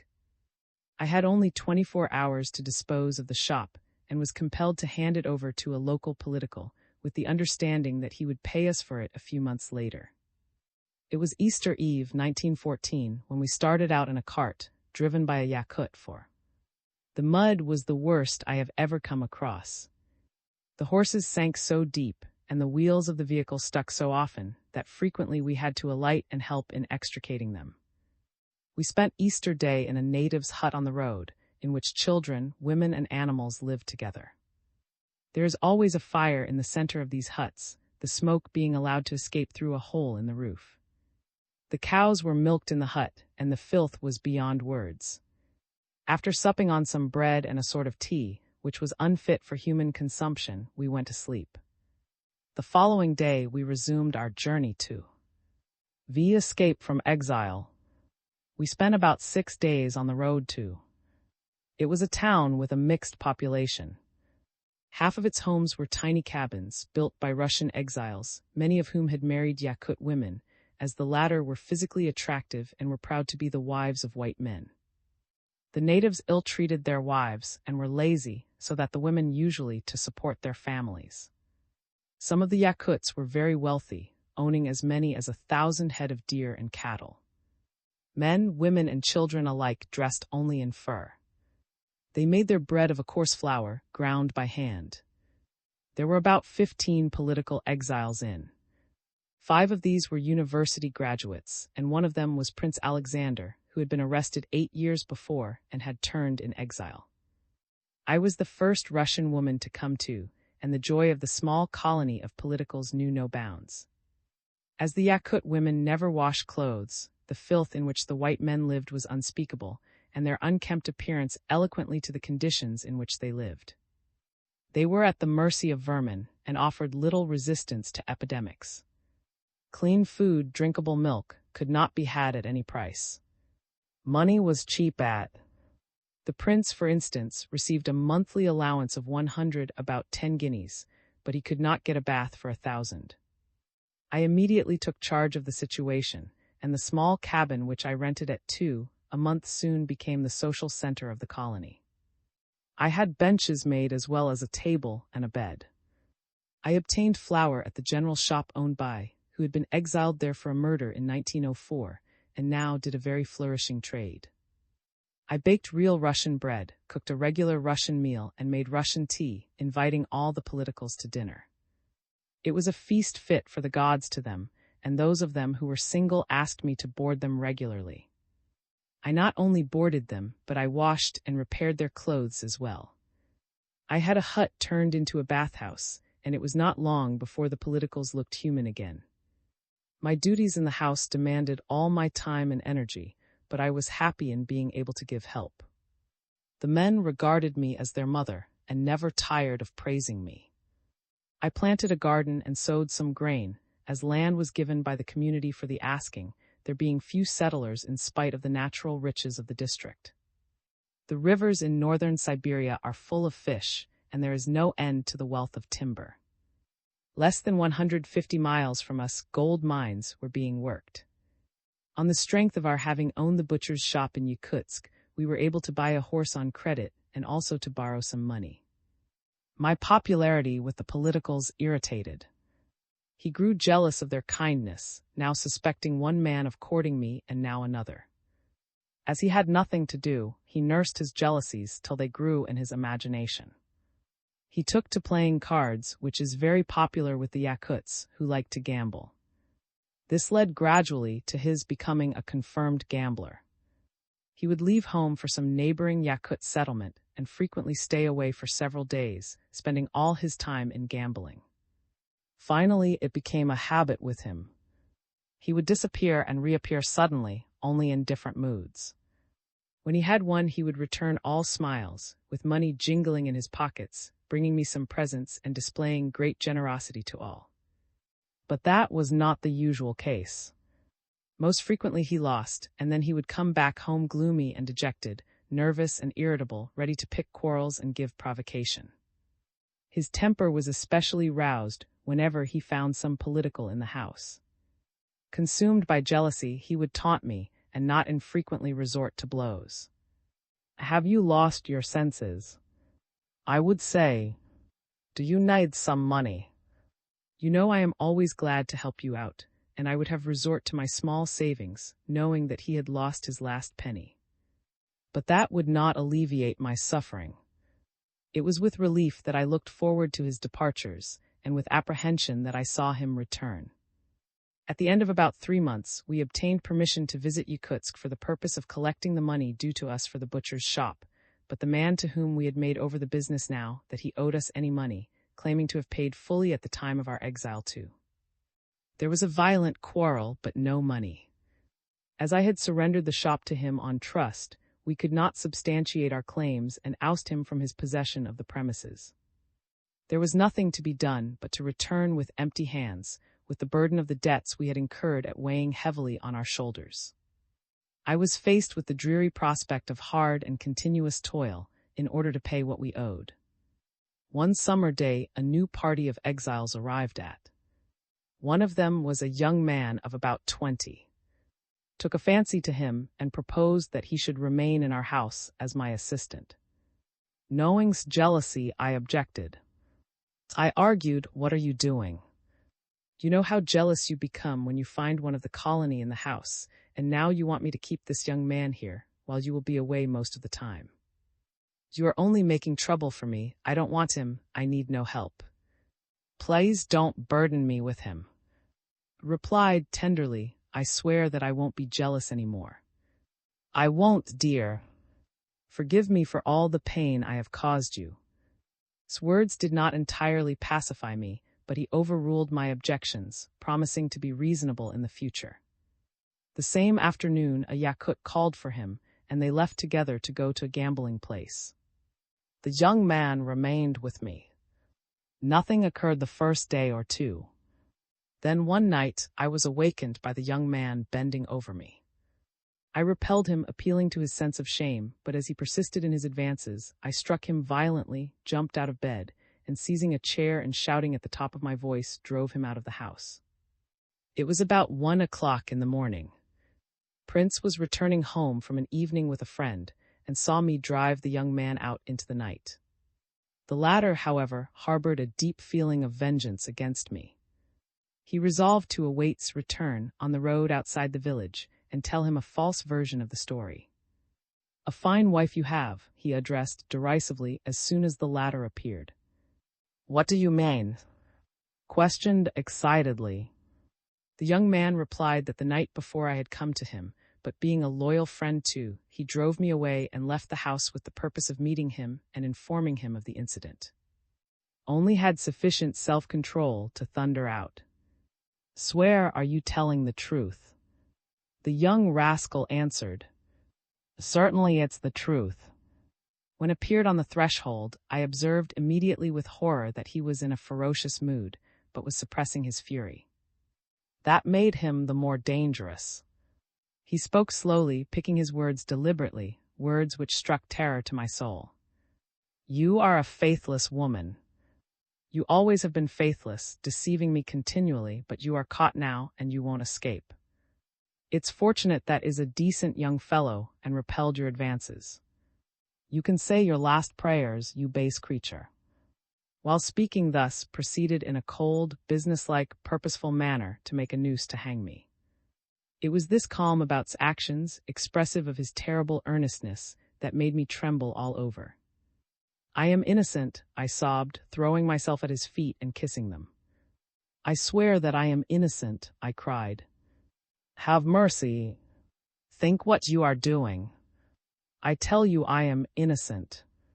Went on with his preparations undisturbed. He attached the rope to a hook on the ceiling and tested the noose. Come to your senses, I implored, hugging his legs. He pushed me aside, placed a stool under the rope, and ordered me, in a terrible voice, to stand up on it. Now say your last prayers, he repeated. He then placed the noose around my neck and jerked the stool from under my feet. In an instant it tightened about my throat. I wanted to cry out, but could not. The pressure against the crown of my head was so terrific that it seemed about to crack open. Then I lost consciousness. As the noose was tightening around my neck, came to himself and hastened to loosen it. I dropped lifeless to the floor. In response to his calls for help, several politicals, among whom were a couple of medical students, came running to the house. They made every effort to revive me, succeeding only after long and persistent attempts. When I opened my eyes, the whole colony was at my bedside. Pressed for an explanation of his inhuman act, told story. Then Prince revealed what he had seen the previous night, on his way home. Was overwhelmed. He fell on his knees and begged my forgiveness, cursing and promising to make short work of him. But could not find him. Learned of the disclosure and disappeared forever from. Soon afterwards, another incident occurred which further embittered my life with. In his absence, a political came and told me that the authorities were in receipt of an order to arrest and send him to Irkutsk to be tried on a new charge, which carried with it the death sentence. It was a regular practice of the Tsar's government to recall exiles for second trials on some additional bit of evidence. Asked me to lend him our horse to help him escape. Knowing how attached was to the horse, I refused the request. But he persisted in imploring me, claiming that Prince had seen the order for the arrest and that the sheriff was already on his tracks. But how could the horse be returned? I asked, touched by his continuous pleading. He replied that he would leave it with a certain Yakut friend of ours, some 100 versts away, and I finally yielded, although not without misgivings. As soon as he left with, my anxiety grew into alarm. I hurried to Prince to verify his story. How thunderstruck I was upon learning from the Prince that he knew of no order to arrest, and that he had not even seen him. It was clear that I had been swindled, and that I would never see the horse again. My God! I thought, what will happen upon his return and his discovery that is gone? The fear of death rose up before me, the impression of my recent escape from hanging still fresh in my mind. I trembled at the thought of, with the feeling of an entrapped animal seeking an escape. But there seemed to be no remedy. It was August 1914. Of the great conflict, were just reaching the remote Siberian provinces. The order for mobilization came, and there was great excitement, even in the death-bound Arctic settlements, as if suddenly a new life had been infused into that land of monotony. Upon the heels of the call to arms came the Tsar's manifesto, abolishing the scourge of our national life, vodka, and with it a gigantic wave of popular enthusiasm, sweeping the steppes, valleys, and forests of vast Russia, from Petrograd and Moscow, across the mountains in Siberia to the borders of China and the Pacific coast. There was something sublime about the nation's response. Old men who had fought in the Crimean War, in the Turkish campaign of 1877-78, and the Japanese War, declared that they never saw such exaltation of spirit. It was a glorious, inspiring, unforgettable moment in one's life. My soul was deeply stirred, and I had a dim realization of a new world coming to life, a happier and a holier world. And when robbed me of our horse, and I was filled with the dread of fury, intensified by my helplessness in the face of this misfortune, the thought, war, suddenly flashed into my mind. Go to war to help save the country. A voice within me called. To leave for my personal comfort and safety was almost unthinkable. But to leave him for the field of unselfish sacrifice, that was a different matter. And the thought of going to war penetrated deeper and deeper into my whole being, giving me no rest. When returned, Prince and several other friends were in the house, ready to defend me. He had already learned from the natives, on his way home, that had escaped on our horse. He could not believe that I would have given his horse to anybody without his permission, and he therefore suspected that I had an intrigue with, and that I had dispatched him to make preparations for an elopement. He made a violent scene, attacking me savagely with showers of blows. My friends tore him away, which only infuriated him the more. This inability to give vent to his rage made him act like one demented. His temper was clearly becoming a danger, which called for a remedy. A physician came to only once a month. As considered himself in good health, there could be no question of suggesting to him that he should consult the physician. It was therefore agreed among my friends that Prince should take a walk about the village with the doctor when he arrived, pass by our house as if by accident, and that I should greet them with an invitation to come in for tea. Everything went smoothly. The physician was introduced to and immediately remarked upon his pallor and his bloodshot eyes. "What ails you?" he asked. "You seem to have fever." "Let me examine you." The result of the examination was the advice to go to a hospital for treatment, which he, of course, scoffed at. Privately, the doctor informed Prince that nerves had broken down and that he was dangerous to live with, as he might kill me for some trivial cause. The physician urged that I should leave him at once. But I hesitated. Another quarrel, however, was not long in coming. Actually made another attempt to kill me, but was stopped by our comrades. The cup was full. I decided to escape. Day and night my imagination carried me to the fields of battle, and my ears rang with the groans of my wounded brethren. The impact of the mighty armies was heard even in uncivilized northern Siberia. There were in the air of victory and of defeat, and in low voices people talked of torrents of blood and of rivers of maimed humanity streaming back from the front and already overflowing into the Siberian plains. My heart yearned to be there in the seething cauldron of war, to be baptized in its fire and scorched in its lava. The spirit of sacrifice took possession of me.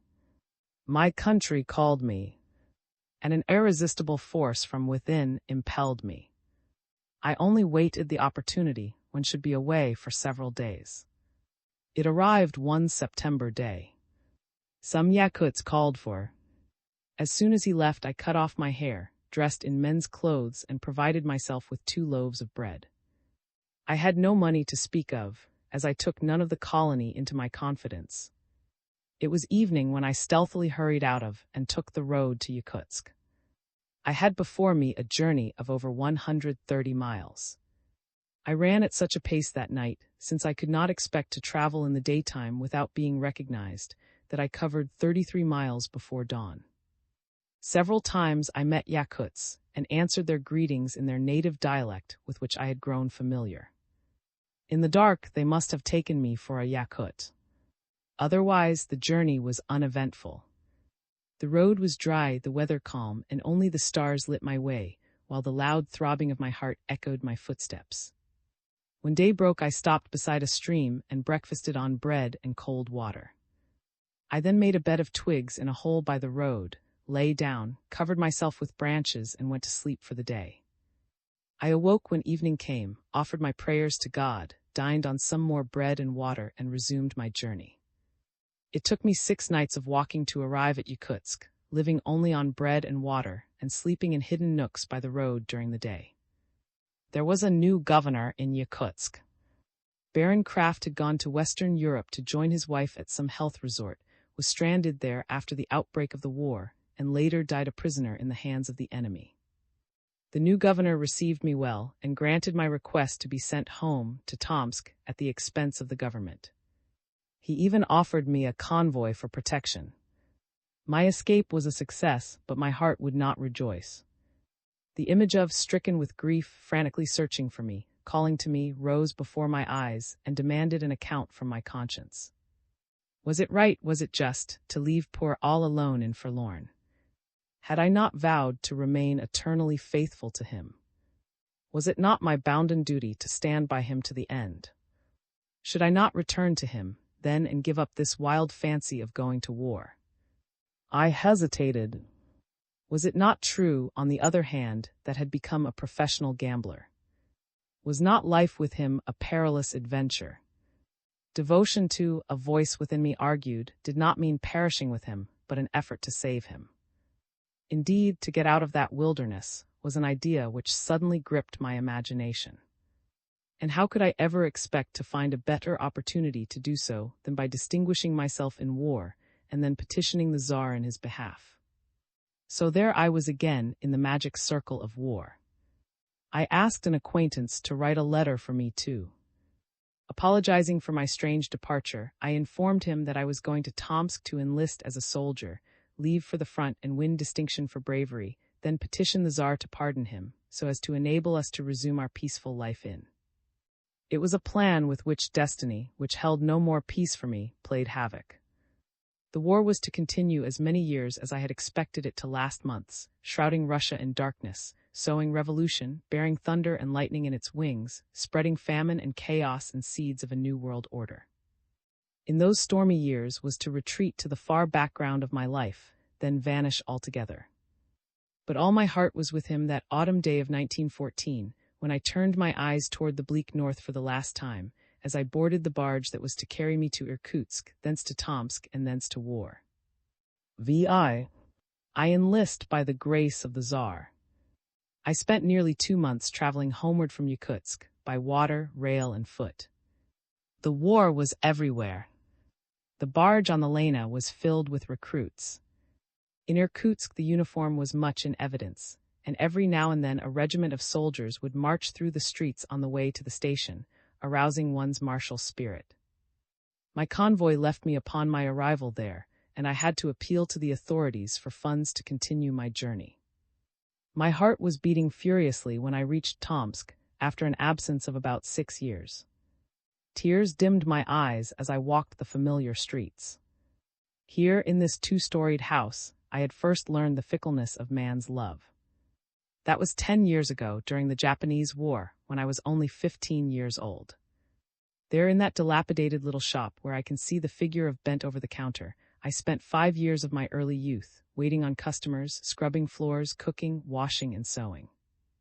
That long apprenticeship, under the stern eyes of, served me in good stead in later years, I must admit. The smoking chimney yonder belongs to the house in which I was married, some 8 years ago, only to gain experience at first hand of man's brutality. And here, in this basement, my father and mother have been dwelling for 17 years. I swung open the door.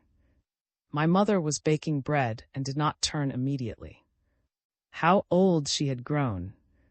How bent her shoulders, how white her hair! She turned her head and stared at me for a second. A lump rose in my throat, rendering me speechless. "Mania!"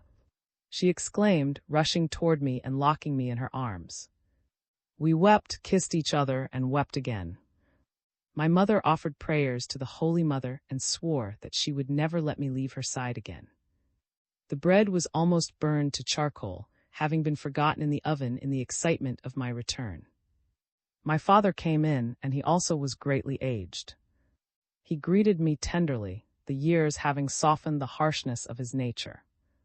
I paid some visits to old friends. Was overjoyed to see me.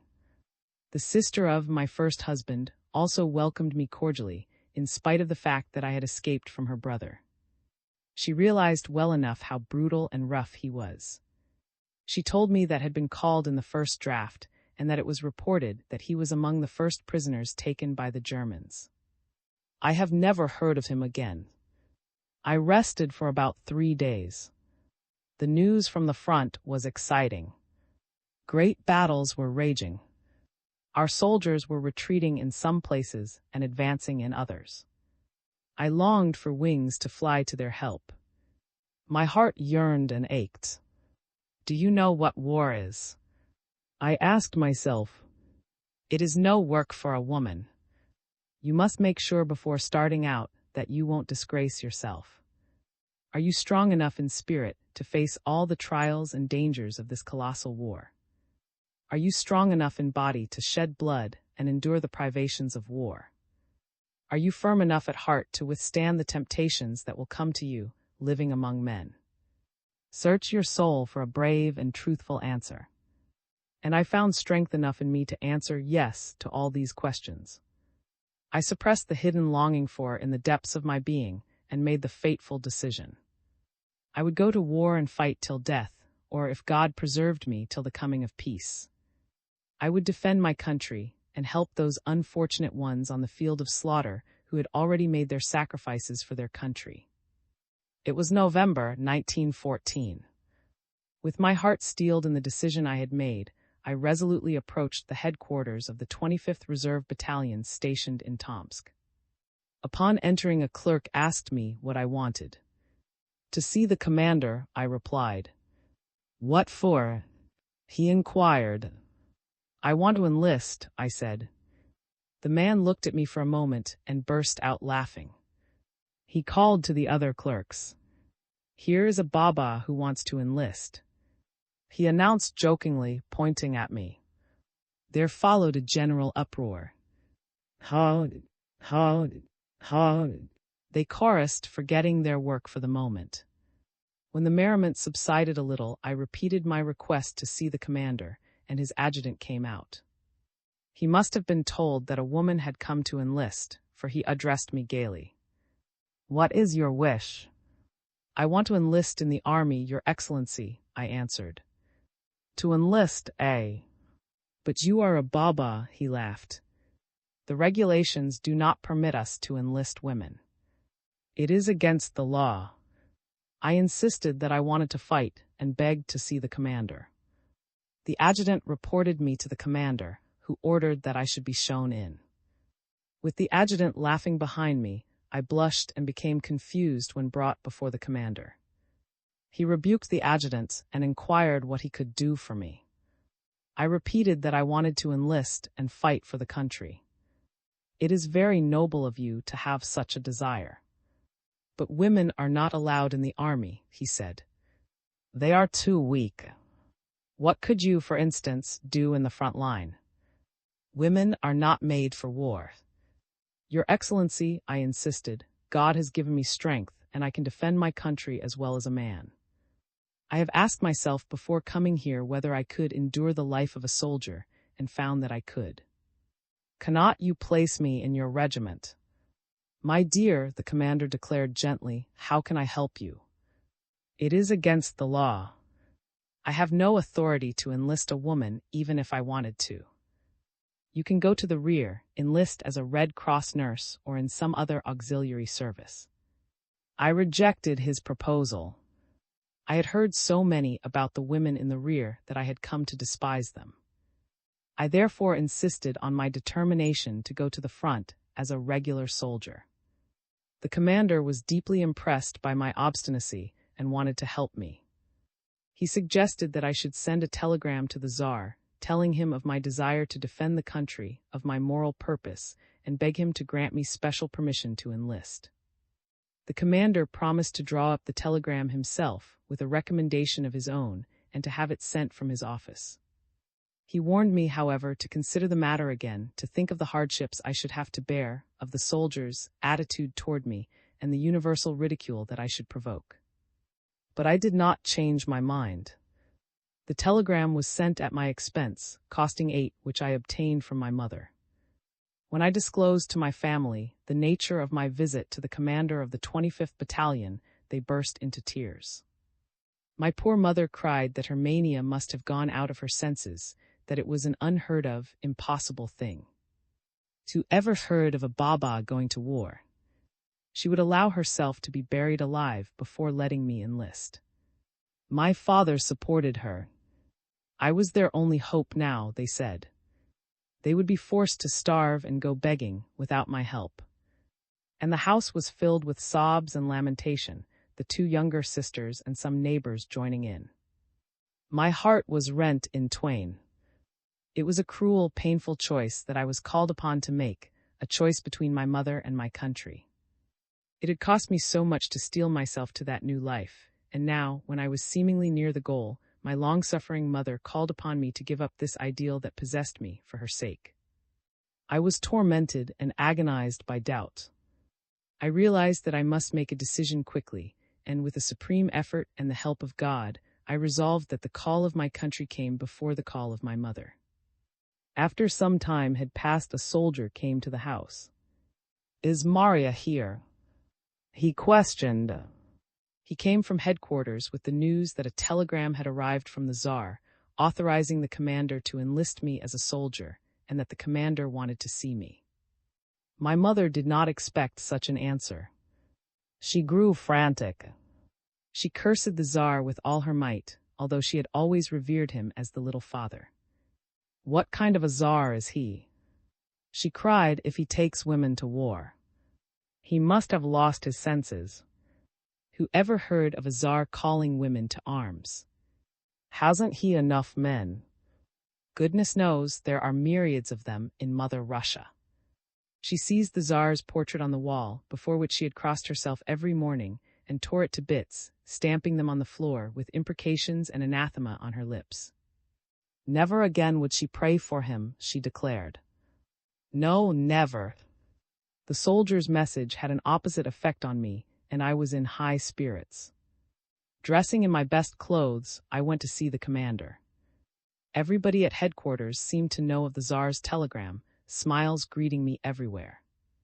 The commander congratulated me and read its text in a solemn voice, explaining that it was an extraordinary which the august emperor had conferred on me, and that I must make myself worthy of it. I was so happy, so joyous, so excited. It was the most blissful moment of my life. The commander called in his orderly and instructed him to obtain a full soldier's outfit for me. I received 2 complete undergarments made of coarse linen, 2 pairs of footrags, a laundry bag, a pair of boots, 1 pair of trousers, a belt, a regulation blouse, a pair of epaulets, a cap with the insignia on it, 2 cartridge pockets, and a rifle. My hair was clipped short. There was an outburst of laughter when I appeared in full military attire, as a regular soldier of the 4th Company, 5th Regiment. I was confused and somewhat bewildered, being hardly able to recognize myself. The news of a woman recruit had preceded me at the barracks, and my arrival there was the signal for riotous mirth. I was surrounded on all sides by raw recruits who stared at me incredulously, but some were not satisfied with mere staring, so rare a novelty was I to them. They wanted to make sure that their eyes were not deceived, so they proceeded to pinch me, jostle me, and brush against me. "Nonsense, she isn't a baba," remarked one of them. "Indeed she is," said another, pinching me. "She'll run like the devil at the first German shot," joked a third, provoking roars of laughter. "We'll make it so hot for her that she'll run before even getting to the front," threatened a fourth. Here the commander of my company interfered, and the men dispersed. I was granted permission to take my things home before settling permanently at the barracks. I asked to be shown how to salute. On the way home, I saluted every uniform in the same manner. Opening the door of the house, I halted on the threshold. My mother did not recognize me. "Maria here?" I asked sharply in military fashion. Mother took me for some messenger from headquarters and answered, "No." I threw myself on her neck. "Holy Mother, save me!" she exclaimed. There were cries and tears which brought my father and little sister on the scene. My mother became hysterical.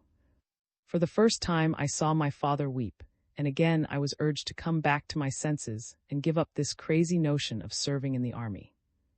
The landlady and Old were called to help dissuade me from my purpose. "Think what the men will do to a solitary woman in their midst," they argued. "Why, they'll make a prostitute of you.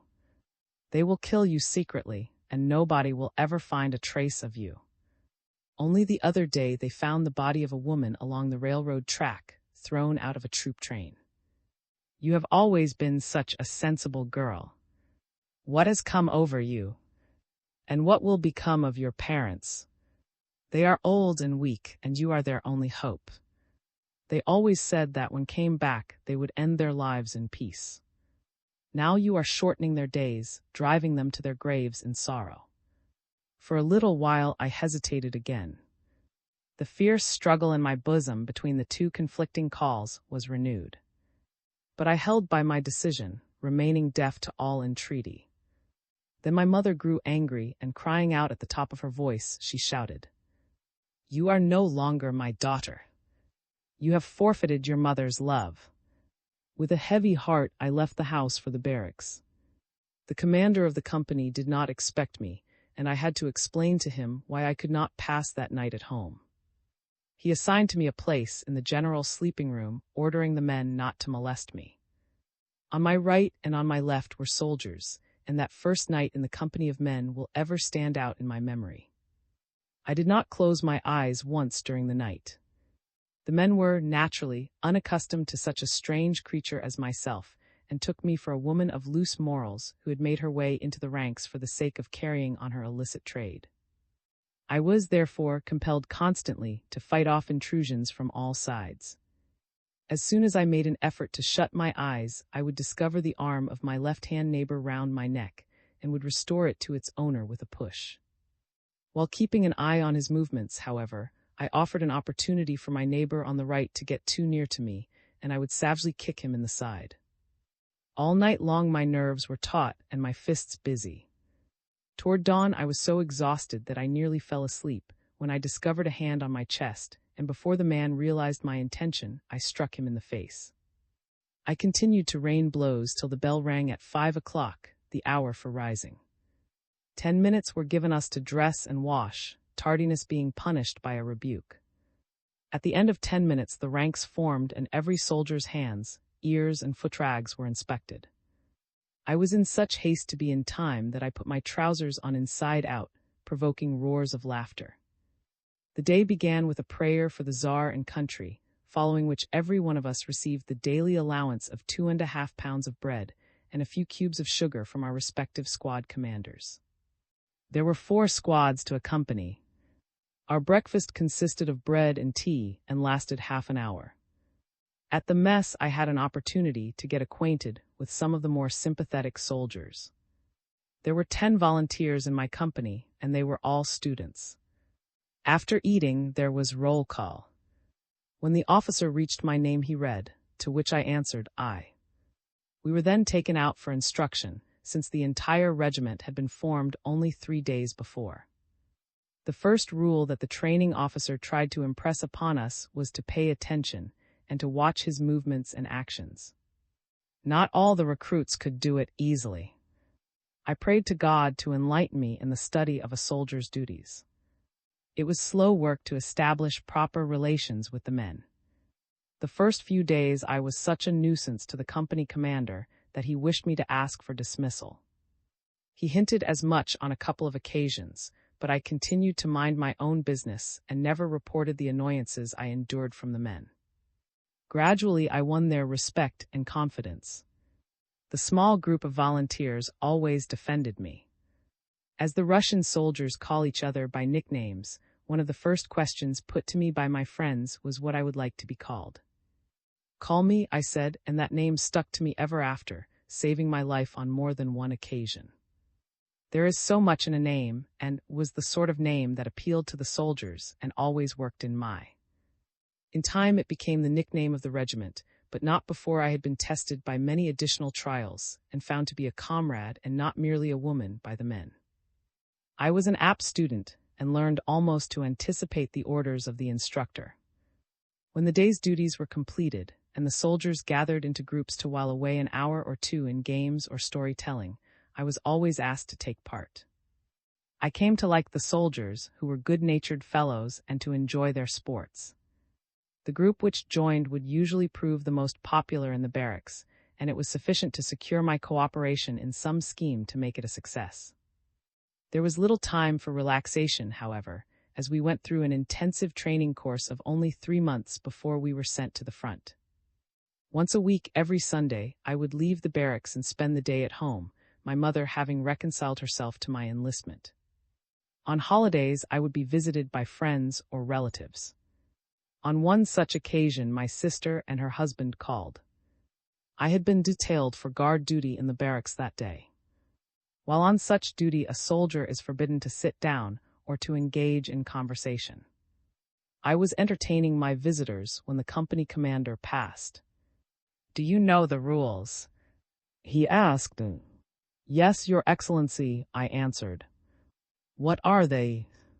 "A soldier on guard duty is not allowed to sit down or engage in conversation," I replied. He ordered me to stand for 2 hours at attention at the completion of my guard duty, which took 24 hours. Standing at attention in full military equipment for 2 hours is a severe task, as one has to remain absolutely motionless under the eyes of a guard, and yet it was a common punishment. During my training, I was punished in this manner 3 times. The second time, it was really not my fault. One night, I recognized my squad commander in a soldier who annoyed me, and I dealt him as hard a blow as I would have given to any other man. In the morning, he placed me at attention for 2 hours, claiming that he had accidentally brushed against me. At first, there was some difficulty in arranging for my bathing. The bathhouse was used by the men, and so I was allowed one day to visit a public bathhouse. I thought it a good opportunity for some fun. I came into the women's room, fully dressed, and there was a tremendous uproar as soon as I appeared. I was taken for a man. However, the fun did not last long. In an instant, I was attacked from all sides and only narrowly escaped serious injury by crying out that I was a woman. In the last month of our training, we engaged in almost continuous rifle practice. I applied myself zealously to acquiring skill in handling a rifle and won a mention for good marksmanship. This considerably enhanced my standing with the soldiers and strengthened our feeling of comradeship.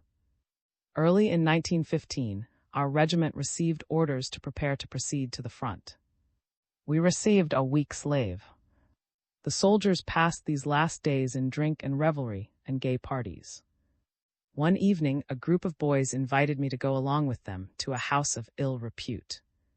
Be a soldier, they urged me laughingly, scarcely expecting me to accept their invitation. A thought flashed through my mind. I will go with them and learn the soldier's life so that I may understand his soul better. And I expressed my willingness to go. Perhaps curiosity had something to do with my decision. It was greeted with an explosion of mirth. Noisily we marched through the streets, singing and laughing until we came to our destination. My knees began to tremble as the party was about to enter the house. I wanted to turn back and flee, but the soldiers would not let me. The idea of going with them to such a place took a strong hold on their imagination. Soldiers, before going to the front, were always welcome in the haunts of vice, as they spent their money freely. Our group was, therefore, promptly surrounded by the women of the place, and one of them, a very young and pretty girl, picked me out as her, to the boundless mirth of my companions. There was drinking, dancing, and a great deal of noise. Nobody suspected my sex, not even my youthful sweetheart, who seated herself in my lap and exerted all her charms to entice me. She caressed me, embraced me, and kissed me. I giggled, and my comrades gave vent to peals of laughter. Presently, I was left alone with my charmer. Suddenly, the door swung open and an officer entered. Soldiers were forbidden to leave their barracks after 8 o'clock, and our party had slipped out in the dark when we were supposed to be asleep. "Of what regiment are you?" the officer asked abruptly as I rose to salute.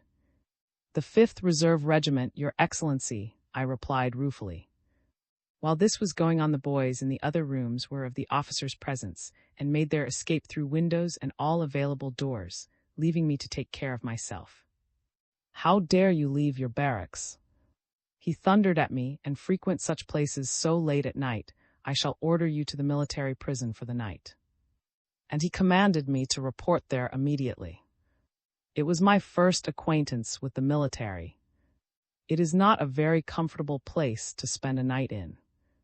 In the morning, I was called before the prison commandant, who questioned me sternly. Finally, I could contain myself no longer and broke out into laughter. "It was all a mistake, Your Excellency," I said. "A mistake, eh? What the devil do you mean, a mistake?" "I have a report here," he cried out angrily. "I am a woman, Your Excellency," I laughed.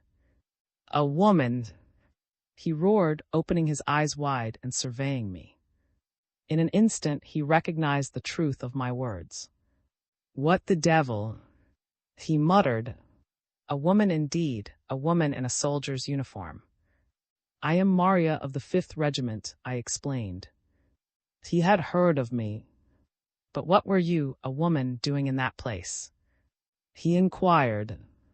"I am a soldier, Your Excellency, and I went along with some of my comrades to investigate for myself the places where the soldiers passed their time." He telephoned to the commander of my regiment to inquire into my record and told him where and why I was detained. A titter ran through the offices when they learned of said venture. The soldiers already knew from their comrades of the night's escapade, and with great difficulty suppressed their merriment, not wanting to attract the attention of the officers. But now there was a general outburst of laughter. When I arrived, it reached such a pitch that men were actually rolling on the floor, holding their sides. I was punished by 2 hours at attention, the third and last time during my training. For a week afterwards, the regiment talked about nothing but adventure, nearly every soldier making a point of accosting me with the question, "How did you like it there?" The date of our departure was fixed. We received complete new outfits. I was permitted to go home to spend the last night, and it was a night of tears and sobs and longings. The 3 months I had spent in Tomsk as a soldier were, after all, remote from war. But now that I felt so near to that great experience, it awed me. I prayed to God to give me courage for the new trials that were before me, courage to live and die like a man. There was great excitement in the barracks the following morning. It was the last that we were to spend there. In complete marching equipment, we marched to the cathedral where we were sworn in again. There was a solemn service. The church was filled with people, and there was an enormous crowd outside. The bishop addressed us. He spoke of how the country was attacked by an enemy who sought to destroy Russia, and appealed to us to defend gloriously the Tsar and the motherland. He prayed for victory for our arms and blessed us. A spiritual fervor was kindled in the men.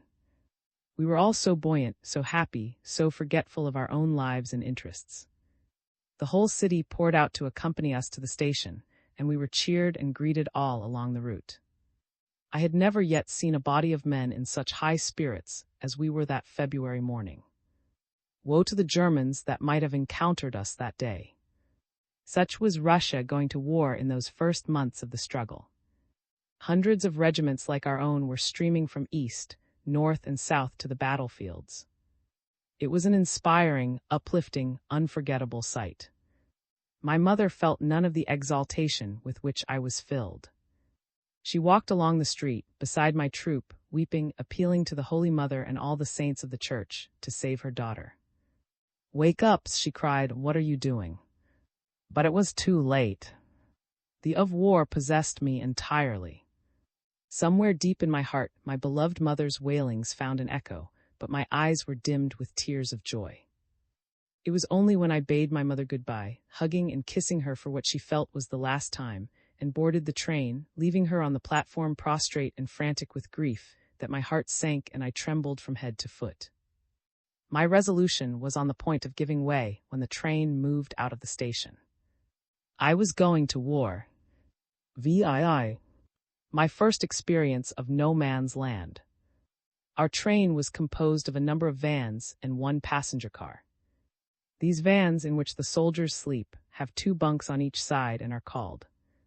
There are no windows in as it is really only a converted luggage van.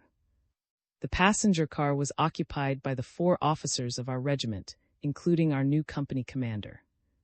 He was a short, jolly fellow, and soon won his men's love and loyalty. There was plenty of room to spare in the passenger car, and the officers took it into their heads to invite me to share it with them. When the invitation came, the soldiers all shook their heads in disapproval. They suspected the motives of the officers and thought that would fare as well among them as among their superiors. Said commander, when I entered his car, "Would you prefer to be stationed in this carriage?" "There is plenty of room." "No, Your Excellency," I replied, saluting. "I am a plain soldier, and it is my duty to travel as a soldier." "Very well," declared the commander, chagrined. And I returned to my "He is back, good fellow." The men welcomed me enthusiastically, bestowing some strong epithets on the officers. They were immensely pleased at the idea that preferred their company to that of the officers in a spacious passenger coach, and made a comfortable place for me in a corner. We were assigned to the Second Army, then commanded by General, with headquarters at. It took us 2 weeks to get there from Tomsk. General reviewed us at Army headquarters and complimented the commander upon the regiment's fitness. We were then assigned to the 5th Corps. Before we started, the news spread that there was a woman in our regiment. Curiosity was at once aroused. Knots of soldiers gathered about peeping through the door and cracks in the sides to verify with their own eyes the incredible news. Then they would swear, emphasizing their words by spitting, to having witnessed the inexplicable phenomenon of a Baba going to the trenches. The attention of some officers was attracted by the crowd, and they came up to find out what the excitement was about. They reported me to the commandant of the station, who immediately sent for Colonel, demanding an explanation. But the colonel could not satisfy the commandant's doubts, and was instructed not to send me with the men to the fighting line. "You can't go to the trenches," my commander addressed me upon his return from the commandant. "The general won't allow it. He was very much concerned about you, and could not understand how a woman could be a soldier." For a moment I was shocked. Then the happy thought occurred to me that no general had the authority to overrule an order of the Tsar. "Your Excellency!" I exclaimed to Colonel, I was enlisted by the grace of the Tsar as a regular soldier. You can look up His Majesty's telegram in my record. This settled the matter and the commandant his objections. We had to walk about 13 miles to Corps headquarters. The road was in a frightful condition, muddy and full of ruts. We were so tired at the end of 7 miles that a rest was ordered. The soldiers, although they were tired out, made a dry seat for me with their overcoats. We then resumed our journey, arriving for supper at headquarters, and were billeted for the night in a stable. We slept like the dead, on straw spread over the floor. General was then commander of the 5th Corps. He reviewed us in the morning and was extremely satisfied, assigning us to the 7th Division, which was situated some miles distant. The commander of the division, whose name was Walter, was of German blood and a thorough rascal. We were quartered during the night in the woods behind the fighting line. In command of the reserves was a colonel named, also of German blood, but a decent and popular officer. When informed that a woman was in the ranks of the newly arrived regiment, he was amazed. "A woman!" he cried out. "She can't be permitted to remain. This regiment is going into battle soon, and women were not made for war." There was a heated discussion between him and commander, which ended in an order for my appearance before them. I was subjected to a searching inquiry and passed it well. Asked if I wanted to take part in the fighting, I replied affirmatively.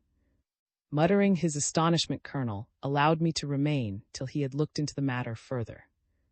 A big battle was raging at this time on our section of the front. We were told to be ready for an order to move at any moment to the front line. Meanwhile, we were sheltered in dugouts. My company occupied 10 of these, all bomb-proof, though not in first-class condition. They were cold and had no windows. As soon as day broke, we ourselves, with cutting windows, building fireplaces, repairing the dilapidated ceilings of timber and sand, and general house cleaning. The dugouts were constructed in rows, the companies of odd numbers being assigned to the row on the right, while those of even numbers went to the left. There were notice boards along the road, and each company had a sentinel on duty. Our position was 5 miles behind the first line of trenches. The booming of the guns could be heard in the distance. Streams of wounded, some in vehicles and others on foot, flowed along the road. We drilled during most of the second day under the inspection of Colonel. He must have kept a close eye on me, for at the end of the drilling he called me, praised my efficiency, and granted me permission to stay in the ranks. On the 3rd day came the order to move to the trench lines. Through mud and under shell fire we marched forward. It was still light when we arrived at the firing line. We had 2 killed and 5 wounded. As the German positions were on a hill, they were enabled to observe all our movements. We were therefore instructed by field telephones not to occupy the trenches till after dark. So this is war, I thought. My pulse quickened, and I caught the spirit of excitement that pervaded the regiment. We were all expectant, as if in the presence of a solemn revelation. We were eager to get into the fray and to show the Germans what we, the soldiers of the 5th Regiment, could do. Were we nervous? Undoubtedly. But it was not the nervousness of cowardice, rather was it the restlessness of young blood. Our hands were steady, our bayonets fixed.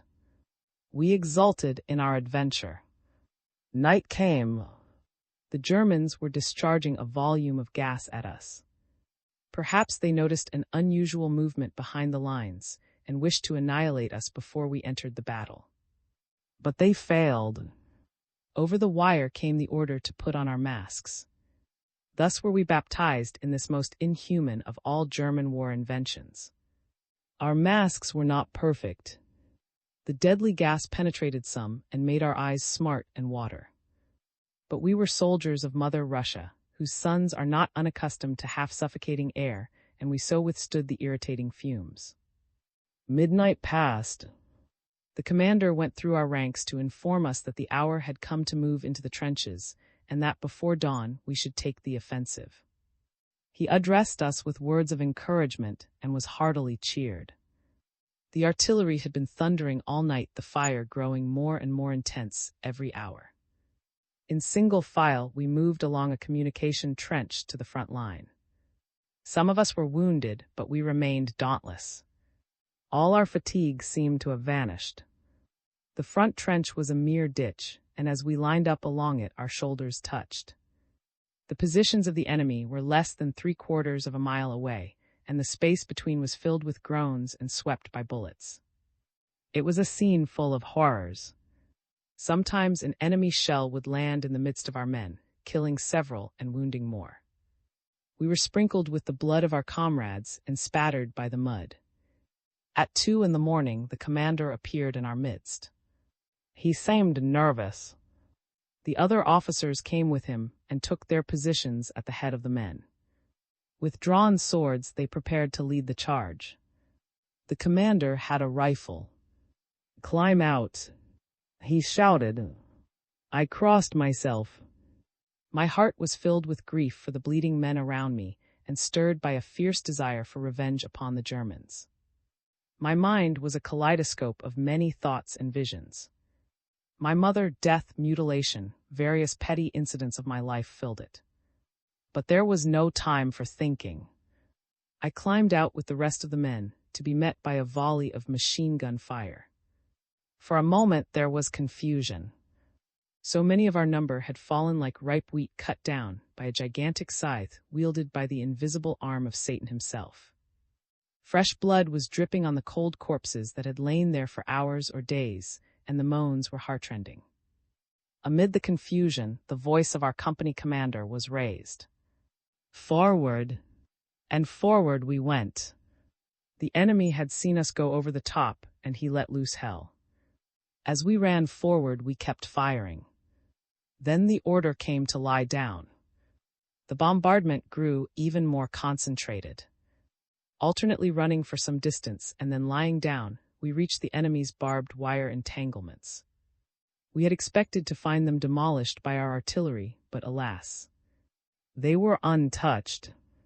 There were only about 70 left of our company of 250. Whose fault was it? This was an offensive on a front of 13 miles, carried out by 3 Army Corps. And the barbed wire was uncut. Perhaps our artillery was defective. Perhaps it was the fault of someone higher up. Anyhow, there we were, 70 out of 250. And every fraction of a second was precious. Were we doomed to die here in a heap, without even coming to grips with the enemy? Were our bodies to dangle on this wire tomorrow, and the day after, to provide food for the crows and strike terror into the hearts of the fresh soldiers who would take our places in a few hours? As these thoughts flashed through our minds, an order came to retreat. The enemy let a barrage down in front of us. The retreat was even worse than the advance. Only 48 of our company got back to our trenches alive. About a third of the 250 were dead. The greater number of the wounded were in no man's land, and their cries of pain and prayers for help or death gave us no peace. The remnant of our company crouched in the trench, exhausted, dazed, incredulous of their escape from injury. We were hungry and thirsty, and would have welcomed a dry and safe place in which to recover ourselves. But there we were, smarting under the defeat by the enemy's barbed wire barrier, with the heartbreaking appeals for help coming from our comrades. Deeper and deeper they cut into my soul. They were so plaintive, like the voices of hurt children. In the dark it seemed to me that I saw their faces, the familiar faces of Ivan and Peter and the good fellows who had taken such tender care of me, making a comfortable place for me in that crowded, or taking off their overcoats in cold weather and spreading them on the muddy road to provide a dry seat for. They called me. I could see their hands outstretched in my direction, their wide-open eyes straining in the night in the hope of rescue, the deathly pallor of their faces. Could I remain indifferent to their cries? Was it not my bounden duty as a soldier, a duty as important as that of fighting the enemy, to render aid to stricken comrades? I climbed out of the trench and crawled under our wire entanglements. There was a comparative calm, interrupted only by occasional rifle shots, when I would lie down and remain motionless as though I were a corpse. There were wounded within a few feet of our line. I carried them one by one to the edge of our trench, where they were picked up and carried to the rear. The saving of one man encouraged me to continue my efforts till I reached the far side of the field. Here I had several narrow escapes. A sound made accidentally was sufficient to attract several shots, and I only saved myself by at once lying flat upon the ground. When dawn broke in the east, putting an end to my expeditions through no man's land, I had saved about 50 lives. I had no idea at the time of what I had accomplished. But when the soldiers whom I had picked up were brought to the relief station and asked who rescued them, about 50 replied. This was communicated to the commander, who recommended me for an order of the 4th degree, for distinguished shown in the saving of many lives under fire. Our kitchen had been destroyed the previous night by the enemy's fire, and we were very hungry. Our ranks were replenished by fresh drafts, and our artillery again boomed all day, playing havoc with the enemy's wire fences. We guessed that it meant another order to advance the following night, and our expectations proved correct. At about the same hour as the previous morning, we climbed out and started to run towards the enemy's position. Again a rain of shells and bullets, again scores of wounded and killed, again smoke and gas and blood and mud. But we reached the wire entanglement, and it was down and torn to pieces this time.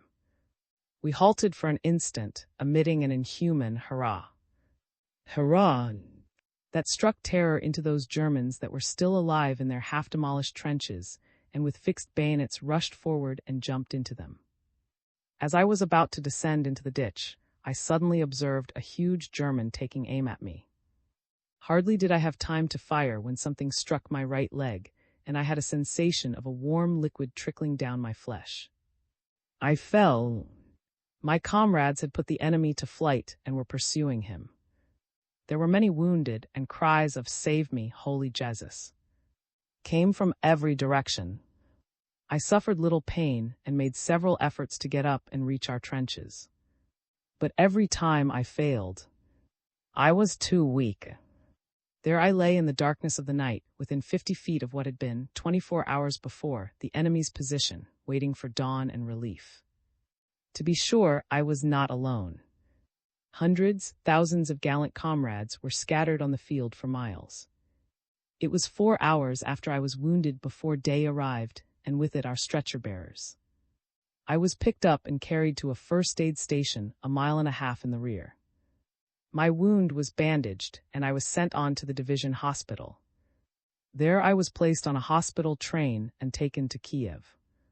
It was about Easter of 1915 when I arrived in Kiev.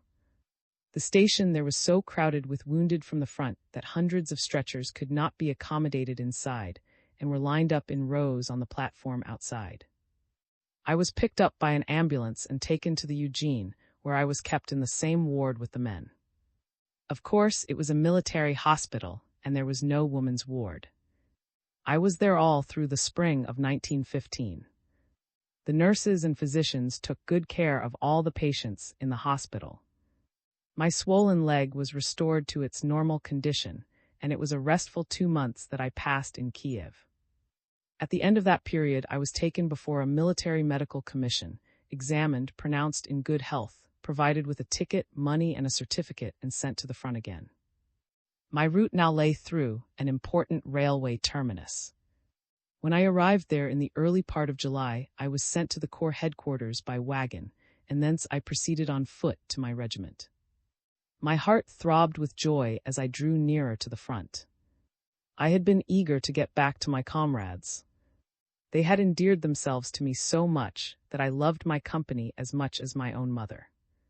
I thought of the comrades whose lives I had saved and wondered how many of them had returned to the fighting line. I thought of the soldiers whom I had left alive and wondered if they were still among the living. Many familiar scenes came up in my imagination as I marched along under the brilliant rays of the sun. As I approached the regimental headquarters, a soldier saw me in the distance, and turning to his comrade, he pointed towards me. "Who can that be?" he asked thoughtfully. The partner scratched his neck and said, "Why, he looks familiar." "Why, it's—" exclaimed the first as I moved nearer. "Oh, oh." They shouted at the top of their voices, running toward me as fast as they could. "Is back. Is back." The news was passed along to men and officers alike.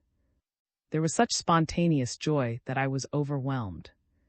Our regiment was then in reserve, and soon I was surrounded by hundreds of old friends. There was kissing, embracing, handshaking. The men capered about like children, shouting, "Look who's here." They had been under the impression that I was disabled and would never return. They congratulated me upon my recovery.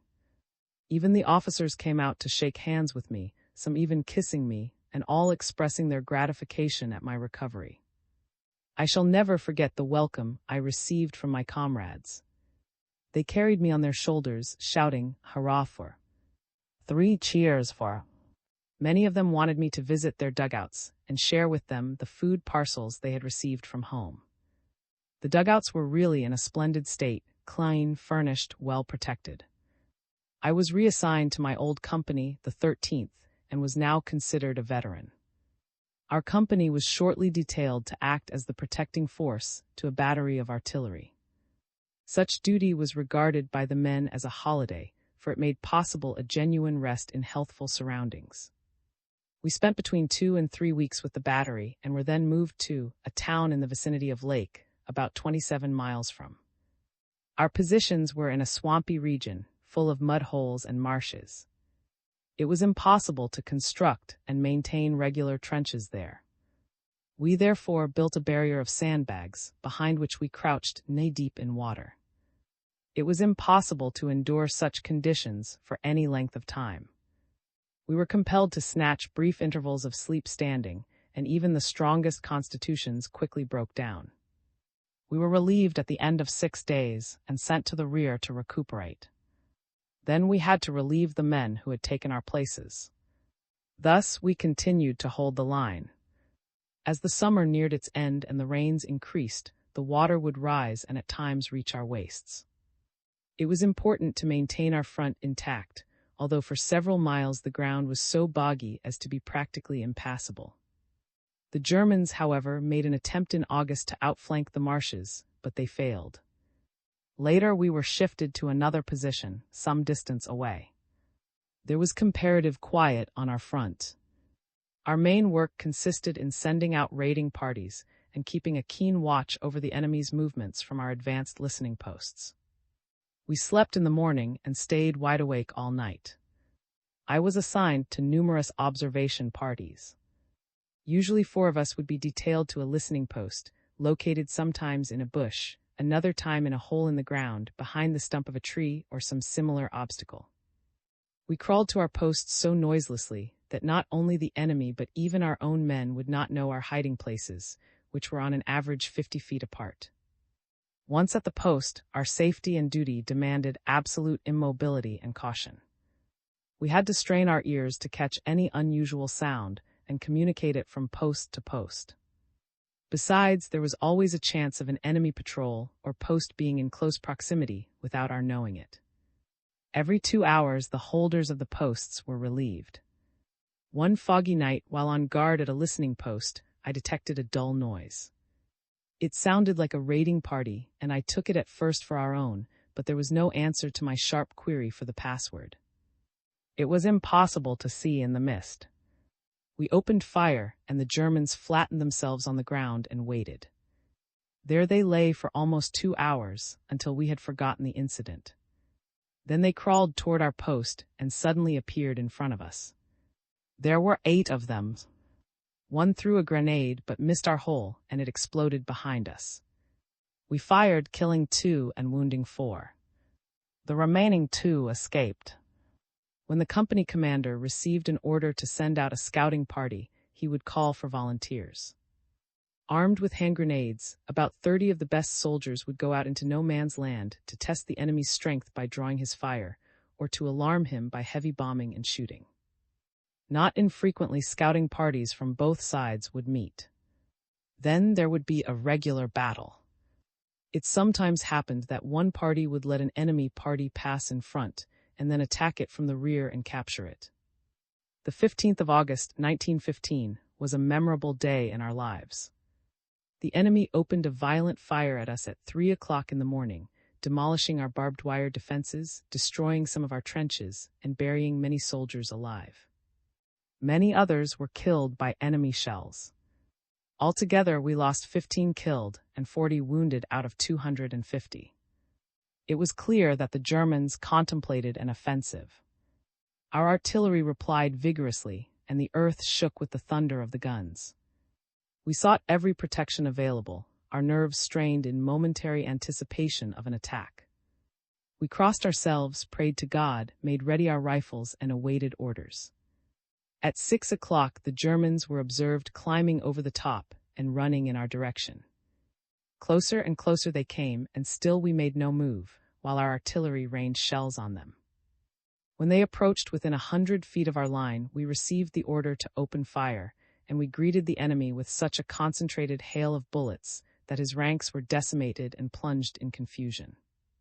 We took advantage of the situation and rushed at the Germans, turning them back and pursuing them along the 12-mile front on which they had started to advance. The enemy lost 10,000 men that morning. During the day, we received reinforcements and also new equipment, including gas masks. Then word came that we were to take the offensive the following night. Our guns began a terrific bombardment of the German positions at 6 in the evening. We were all in a state of suppressed excitement. Men and officers mixed together, joking about death. Many expected not to return and wrote letters to their dear ones. Others prayed. Before an offensive, the men's camaraderie would reach its height.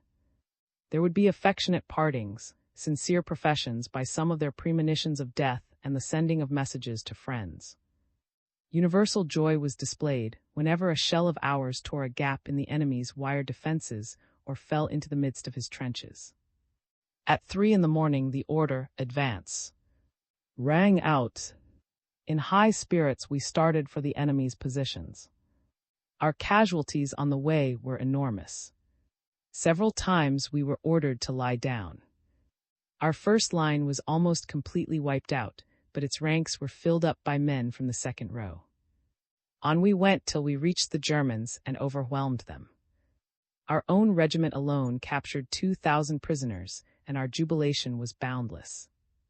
We held the enemy's positions, and no man's land, strewn with wounded and dead, was now ours. There were few stretcher bearers available, and a call went out for volunteers to gather in the wounded. I was among those who answered the call. There is great satisfaction in helping a suffering human being. There is great reward in the gratitude of a man tortured with suffering whom one has saved. It gave me immense joy to be able to maintain the life in an unconscious human body. As I was kneeling over one such wounded man who had suffered a great loss of blood and was about to lift him, a sniper's bullet hit me between the thumb and forefinger and passed on and through the flesh of my left forearm. Fortunately, I realized quickly the nature of the wounds, bandaged them, and in spite of his protests, carried the bleeding man out of danger. I continued my work all night and was recommended to receive the Cross of George of the 4th degree for bravery in defensive and offensive fighting and for rendering, while wounded, first aid on the field of battle. But I never received it. Instead, I was awarded a medal of the 4th degree and was informed that a woman could not obtain the Cross of George. I was disappointed and chagrined. Hadn't I heard of the cross being given to some Red Cross nurses? I protested to the commander. He fully sympathized with me and expressed his belief that I certainly deserved the cross. But he added disdainfully, shrugging his shoulders, "It is officialdom." My arm was painful, and I could not remain in the front line. The medical assistant of our regimental hospital had been severely wounded, and I was sent to act in his place, under the supervision of the physician. I stayed there 2 weeks till my arm improved, and attained such proficiency under the doctor's instructions that he issued a certificate to me, stating that I could temporarily perform the duties of a medical assistant. The autumn of 1915 passed, for us, uneventfully. Our life became one of routine. At night we kept watch, warming ourselves with hot tea, boiled on little stoves in the front trenches. At dawn we would go to sleep, and at 9 in the morning the day would begin for some of us, as that was the hour for the distribution of bread and sugar. Every soldier received a ration of 2.5 pounds of bread daily. It was often burned on the outside and not done on the inside. At 11 o'clock, when dinner arrived, everybody was awake, cleaning rifles and generally setting things in order.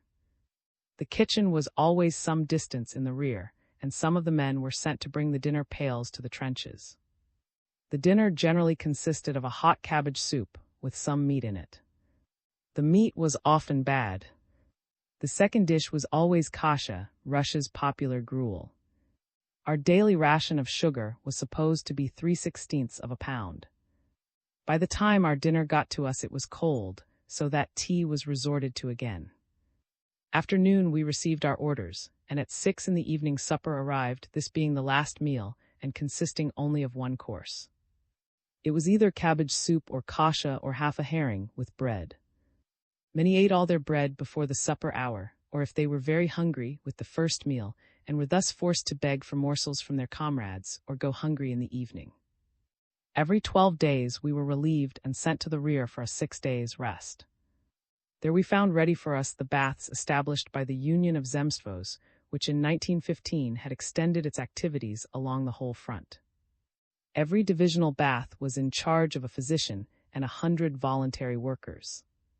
Every bathhouse was also a laundry, and the men, upon entering it, left their dirty underwear there, receiving in exchange clean linen. When a company was about to leave the trenches for the rear, word was sent to the bathhouse of its coming. There was nothing that the soldiers welcomed so much as the bathhouse, so vermin-infested were the trenches, and so great was their suffering on this account. I suffered more than anybody else from the vermin. I could not think at first of going to the bathhouse with the men. My skin was eaten through, and scabs began to form all over my body. I went to the commander to inquire how I could get a bath, telling him of my condition. The commander listened with sympathy. "But what can I do?" he said. "I can't keep the whole company out to let you alone make use of the bathhouse. Go with the men's. They respect you so much that I am sure they won't molest you." I could not quite make up my mind at first. But the vermin gave me no rest, and I was nearing desperation. When we were relieved next and the boys were getting ready to march to the bathhouse, I plucked up courage and went up to my sergeant, declaring, "I'll go to the bathhouse too. I can't endure it any longer." He approved of my decision, and I followed the company, arousing general merriment. O is going with us to the bathhouse. The men joked good-naturedly. Once inside, I hastened to occupy a corner for myself and begged the men to keep away from it. They did, although they continued to laugh and poke fun at me. I was very ill at ease the first time, and as soon as I had finished my bath, I hastily put on my new underwear, dressed with all speed, and ran out of the building. But the bath did me so much good that I made it a habit to attend it with the company every 2 weeks. In time, the soldiers got so accustomed to it that they paid no attention to me, and were even quick to silence the jests of any new member of the company. VIII. Wounded and... Towards winter, we were moved to a place called. There I was placed in command of 12 stretcher-bearers, and served in the capacity of medical assistant for 6 weeks, during which I had charge of the sending of men who were ill to the hospital and of granting a few days' rest from duty to those who needed it. Our positions ran through an abandoned country estate. The house lay between the lines. We were on the top of this hill, while the Germans occupied the low ground. We could therefore observe their movements, and they in turn could watch us. If any on either side raised his head, he became the mark of some sniper. It was in this place that our men fell victims to a superior officer's treason. There had been plenty in the trenches of pro-German officials in the army and at court. We had our suspicions, too, and now they were confirmed in a shocking manner. General Walter paid a visit to the front line. He was known to be of German blood, and his harsh treatment of the soldiers won for him the cordial hatred of the rank and file. The general, accompanied by a considerable suite of officers and men, exposed himself completely on his tour of inspection of our trenches without attracting a single enemy bullet. It was unthinkable to us, who had to crawl on our bellies to obtain some water. And here was this general in open view of the enemy, and yet they preserved the strange silence. The general acted in an odd fashion. He would stop at points where the barbed wire was torn open or where the fortifications were weak and wipe his face with his handkerchief. There was a general murmur among the men. The word treason was uttered by many lips in suppressed tones.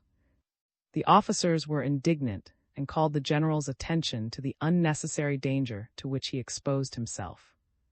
But the general ignored their warnings, remarking, "That's nothing." The discipline was so rigorous that no one dared to argue the matter with the general. The officers cursed when he left. The men muttered, "He is selling us to the enemy." Half an hour after his departure, the Germans opened a tremendous fire. It was particularly directed against those points at which the general had stopped, reducing their faulty defenses to ruins. We thought at first that the enemy intended to launch an offensive, but our expectations were not realized. He merely continued his violent bombardment, wounding and burying alive hundreds of men. The cries of the men were such that the work of rescue could not be delayed. While the shelling was still going on, I took charge and dressed some 150 wounds. If General Walter had appeared in our midst at that moment, the men would never have let him get away alive, so intense was their feeling. For 2 weeks we worked at the reconstruction of our demolished trenches and altogether extracted about 500 corpses. I was recommended for and received a gold medal of the 2nd degree for saving wounded from the trenches under violent fire. Usually a medical assistant received a medal of the 4th degree, but I was given one of the 2nd degree because of the special conditions under which I had done my work. We were then relieved for a month and sent 10 miles to the rear, to the village of on a stream called. An artillery base was located there, and when we finally reached our destination, our life was easier. But getting there was no easy task, for the road was in a frightful condition. We were utterly exhausted, and most of us fell asleep without even eating the supper that had been prepared for us. There was no work for a medical assistant in the rear, and besides my arm had fully recovered, so I applied to the commander for permission to return to the ranks. He granted it, promoting me to the rank of corporal, which placed me in charge of 11 men. Here I received 2 letters, one from in reply to mine, written from Yakutsk, in which I spoke of returning to him at the conclusion of the war. I sent a letter in answer to his repeating my promise, on condition that he would change his towards me and treat me with consideration and love. The other letter was from home. My mother wanted me to come back, telling me of her hardships and sufferings. It was October. This month spent at the artillery base was a merry one. We were billeted in the village huts and engaged almost daily in sports and games. It was here that I was first taught how to sign my name and copy the alphabet. I had learned to read previously, having been my first teacher. The literature that was allowed to circulate at the front was largely made up of lurid detective stories, and the name of Nick Carter was not unfamiliar even to me. There were other amusements also. I remember one day, during a downpour of rain, I sought shelter in a barn, where I found about 40 officers and men who were also sheltering there from the rain. The owner of the barn, a middle-aged Baba, was there with her cow. I was in a mischievous mood and began to flirt with her, to the general merriment of the men. I paid her some flattering compliments and declared that she had captivated me. The woman did not recognize my sex and professed to be insulted. Encouraged by the uproar of the men, I persisted in my advances and finally made an attempt to kiss her. The Baba, infuriated by the laughter of the soldiers, seized a large piece of firewood and with curses threatened me and the men. "Get out of here, you tormentors of a poor Baba," she cried. I did not want to provoke a fight and cried to her, "Why, you foolish woman, I am a peasant girl myself." This only further inflamed our hostess. She took it for more ridicule and became more menacing. The officers and soldiers interfered, trying to persuade her of the truth of my words, as none of us wanted to be put out into the rain. However, it required more than words to convince her, so I was compelled to unbutton my coat. Holy Jesus! The woman crossed herself. A Baba indeed. And immediately her heart softened, and her tone changed into one of tenderness. She burst into tears. Her husband and son were in the army, she told me, and she hadn't heard from them for a long time. She gathered me into her arms and gave me food and some milk, inquiring about my mother and mourning over her lot. We parted affectionately, and she followed me with her blessings. It was snowing when we returned to the front line. Our position was now at Nose, between Lake and. The first night, the commander of the company issued a call for 30 volunteers to go scouting and investigate the strength and position of the enemy. I was among the 30. We started out in single file, moving forward stealthily and as noiselessly as possible. We passed by some woods, in which an enemy patrol had hidden upon hearing the crackling of the snow beneath some of our soldiers' boots. We crawled onto the enemy trenches and lay in front of his barbed wire. Our chests were flattened against the snowdrifts. We were rather uneasy, as our presence seemed strangely unnoticed. Our officer, lieutenant, a former school teacher, but a fighting man of the first order, suddenly caught a noise in our rear. "There is something happening," he whispered to us. We strained our ears, but we had scarcely had time to look round when we found ourselves surrounded by an enemy force, larger than our own. It was too late to shoot. We resorted to our bayonets, and it was a brief but savage fight. I found myself confronted by a German who towered far above me. There was not an instant to lose. Life or death hung in the balance. I rushed at the German before he had time to move and ran him through the stomach with the bayonet. The bayonet stuck and the man fell. A stream of blood gushed forth. I made an effort to pull out the bayonet, but failed. It was the first man that I had bayoneted, and it all happened with lightning speed. I fled toward our trenches, pursued by a German, falling several times, but always rising again and pressing on. Our wire entanglements were in a zigzag, and I had difficulty in finding our positions. My situation was getting critical when I discovered that I had some hand grenades with me. I threw them at my pursuer, falling to the ground to avoid the shock of the explosion, and at length I reached our trenches. Only 10 of our party of 30 returned. The commander thanked me personally, expressing his astonishment that I should have been able to bayonet a German. Deep in my soul, I also wondered. The year 1915 was nearing its end. The winter was severe, and life in the trenches almost unbearable. Death was a welcome visitor. Even more welcome was a wound that enabled one to be sent to hospital. There were many cases of men snowed under and frozen to death. There were many more cases of frozen feet that had to be amputated. Our equipment was getting very deficient. Our supply organization was already breaking down. It was difficult to replace a worn pair of boots.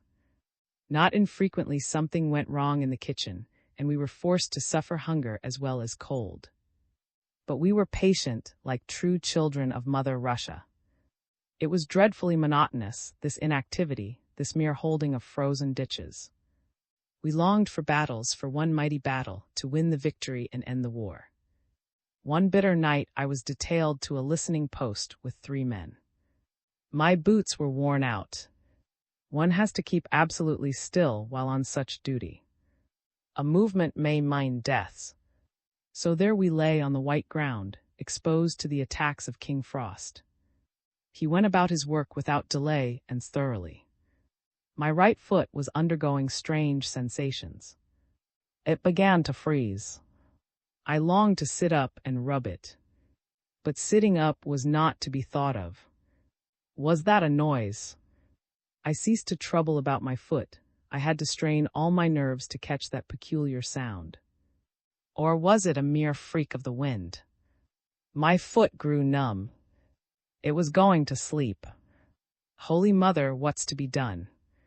I thought to myself, my right foot is gone. The feet of the other 3 men are freezing too. They just whispered that to me. If only the commander would relieve us now.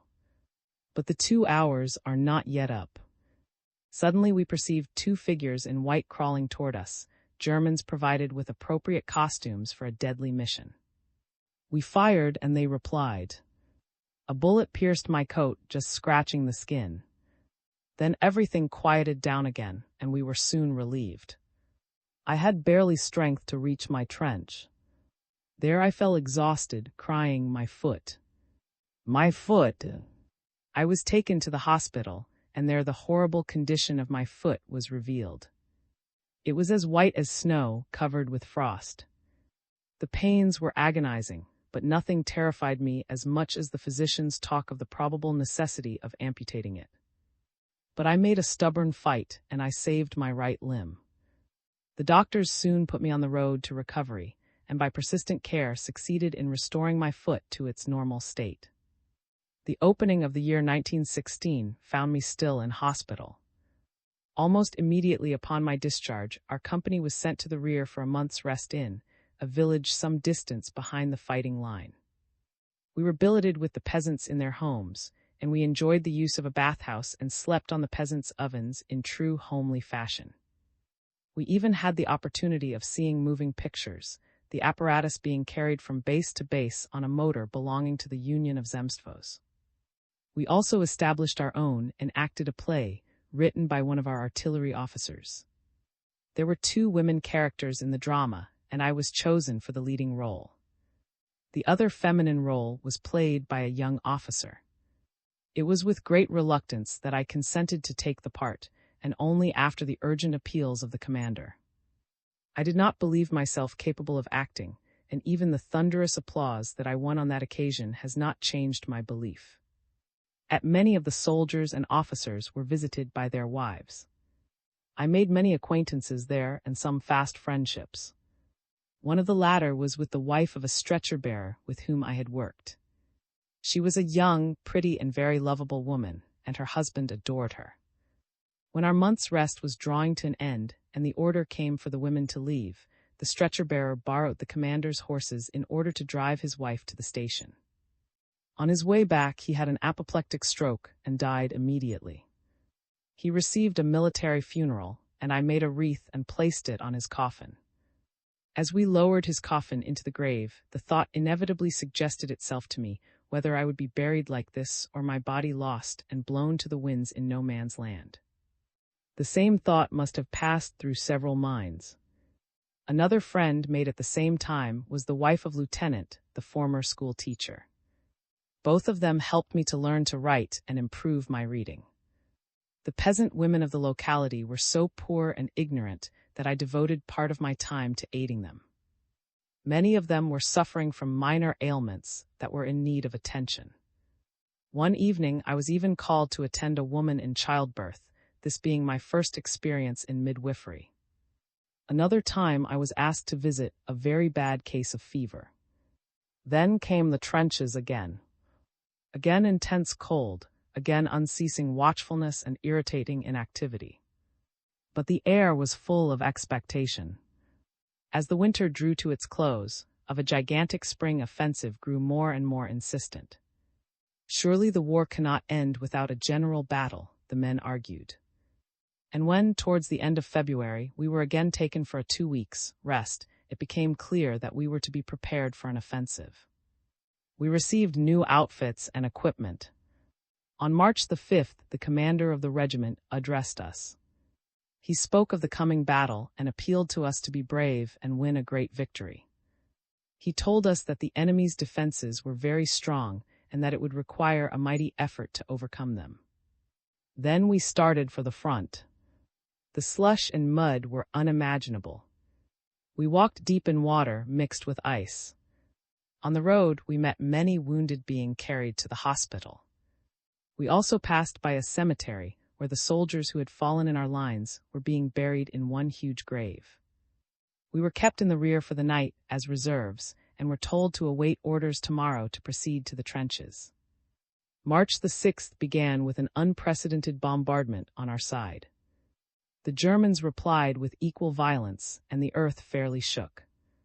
The cannonade lasted all day. Then an order came for us to form ranks and march into the trenches.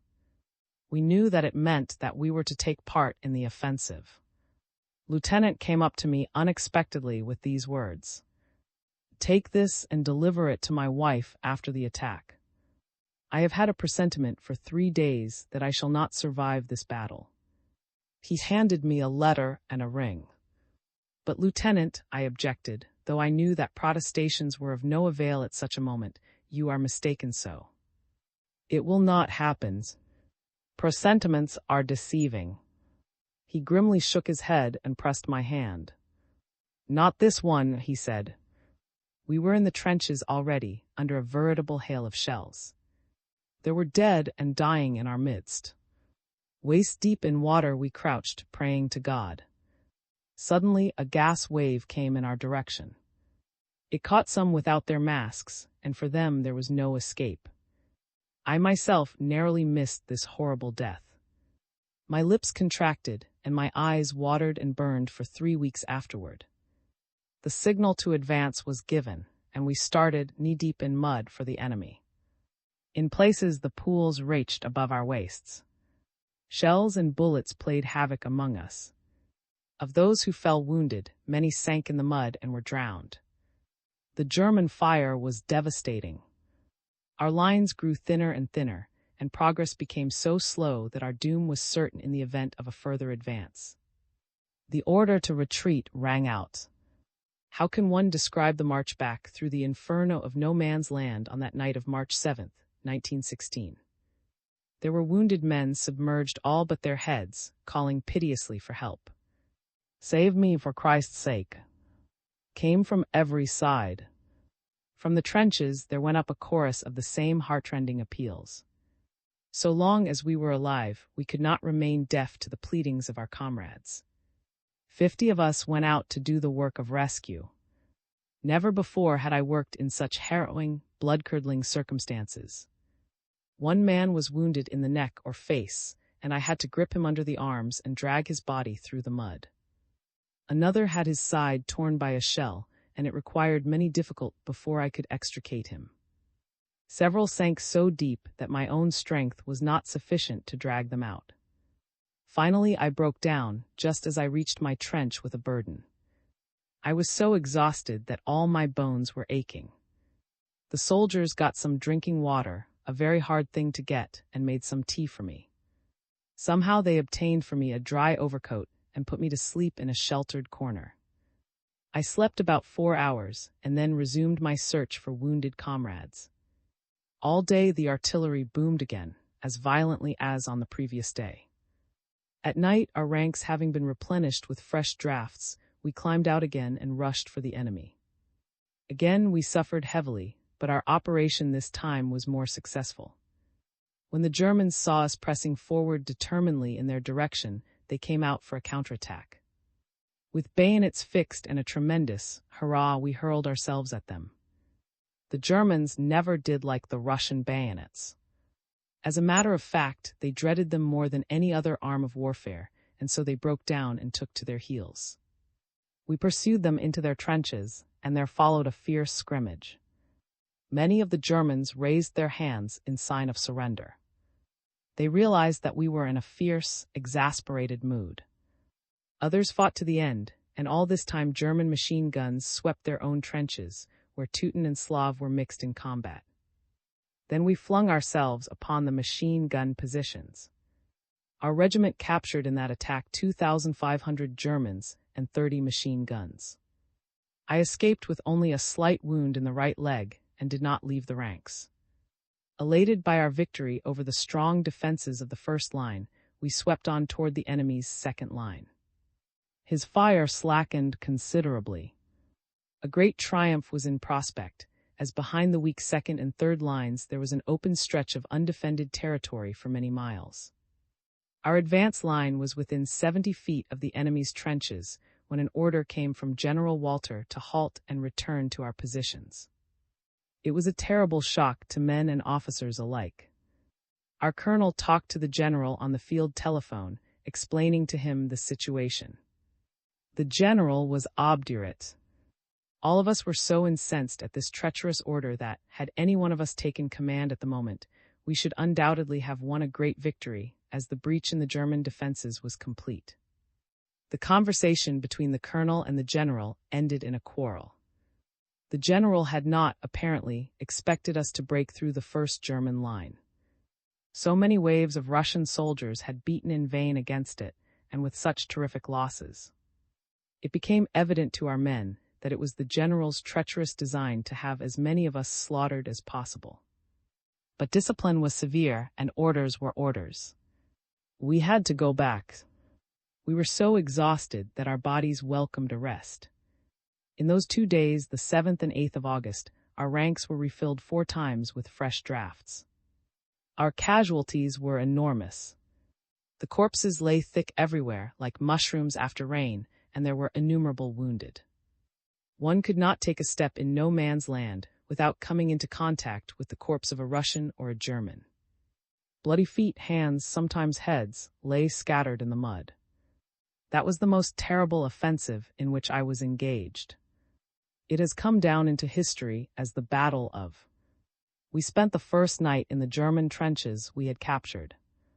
It was a night of unforgettable horrors. The darkness was impenetrable. The stench was suffocating.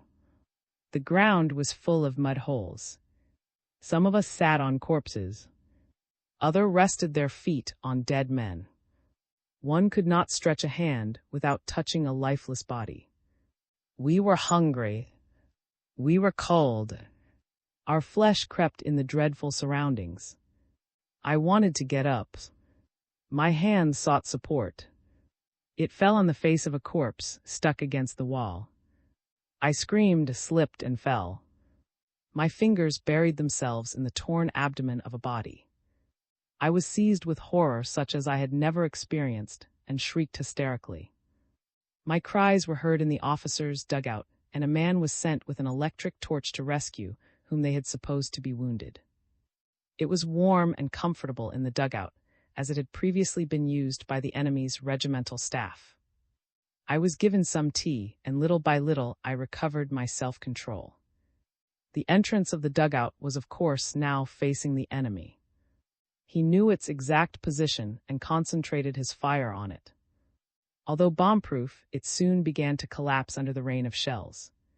Some of these blocked the entrance almost completely with debris. Finally, a shell penetrated the roof, putting out the light, killing 5 and wounding several. I lay in a corner, buried under wreckage, soldiers and officers, some of whom were wounded and others dead. The groans were indescribable. As the screech of a new shell was heard overhead, I believed death to be close at hand. There was no question of making an immediate effort to extricate myself and escape while the bombs were still crashing into the hole. When with the dawn the bombardment finally ceased, and I was saved, I could hardly believe the evidence of my own senses that I was unhurt. The following day I discovered the body of Lieutenant. His presentiment was right, after all. He was an intrepid fighter and a man of noble impulses. I fulfilled his wish, and had his ring and letter sent through the physician to his wife. Our own regiment had 2,000 wounded. And when the dead were gathered from the field and carried out of the trenches, there were long, long rows of them stretched out in the sun awaiting eternal rest in the immense common grave that was being dug for them in the rear. With bowed heads and bleeding hearts, we paid last homage to our comrades. They had laid down their lives like true heroes, without suspecting that they were being sacrificed to no purpose by a vile traitor. On March 10th, still suffering from the effects of my dreadful night among the corpses, I was sent to the divisional hospital for a 3 days' rest. I was back in the trenches on the 14th, when another advance was ordered. The German positions were not yet strongly fortified, and we captured their first line without serious losses. Then there was another few days' respite, during which our ranks were reformed. Early in the morning of March 16th, after an ineffectual bombardment of the enemy's position by our artillery, the signal to go over the top was given. We advanced in the face of a stubborn German fire, dashing through no man's land only to find the enemy's wire defenses intact. There was nothing to do but retreat. It was while running back that a bullet struck me in the right leg, shattering the bone. I fell. Within 100 feet of me ran the enemy's first line. Bullets whizzed over my head, pursuing my fleeing comrades. I was not alone. Others were groaning not far from me. Some prayed for death. I grew thirsty. I had lost a great deal of blood. But I knew it was useless to move. The sun rose in the east, only to be obscured by clouds. Shall I be rescued? I wondered. Perhaps the enemy's stretcher-bearer will pick me up soon. But no, he just fired at that soldier yonder, who raised himself in an effort to move. I pressed myself closer to the ground. I seemed to hear voices coming near. I held my breath in suspense. I am a German prisoner, I thought. Then the voices died away, and again my thirst tortured me. Holy Mother, when will help come? Or am I doomed to lie here indefinitely, till I fall into unconsciousness and die? The sun is already in mid-heaven. My comrades are having their soup and warm tea. What would I not give for a glass of hot tea? The Germans are eating, too. I can hear the clatter of their pans. Why, I can even smell faintly the steam from their soup. It is calm now. Only rarely a sniper's bullet crosses the field. Night, night, night, how I wish for night. Certainly our men are not going to let all of us perish here. Besides, they must have missed me by now. They surely won't let, dead or alive, lie in the field. So there is hope. The thought of my comrades' discovery of my absence gave me new strength.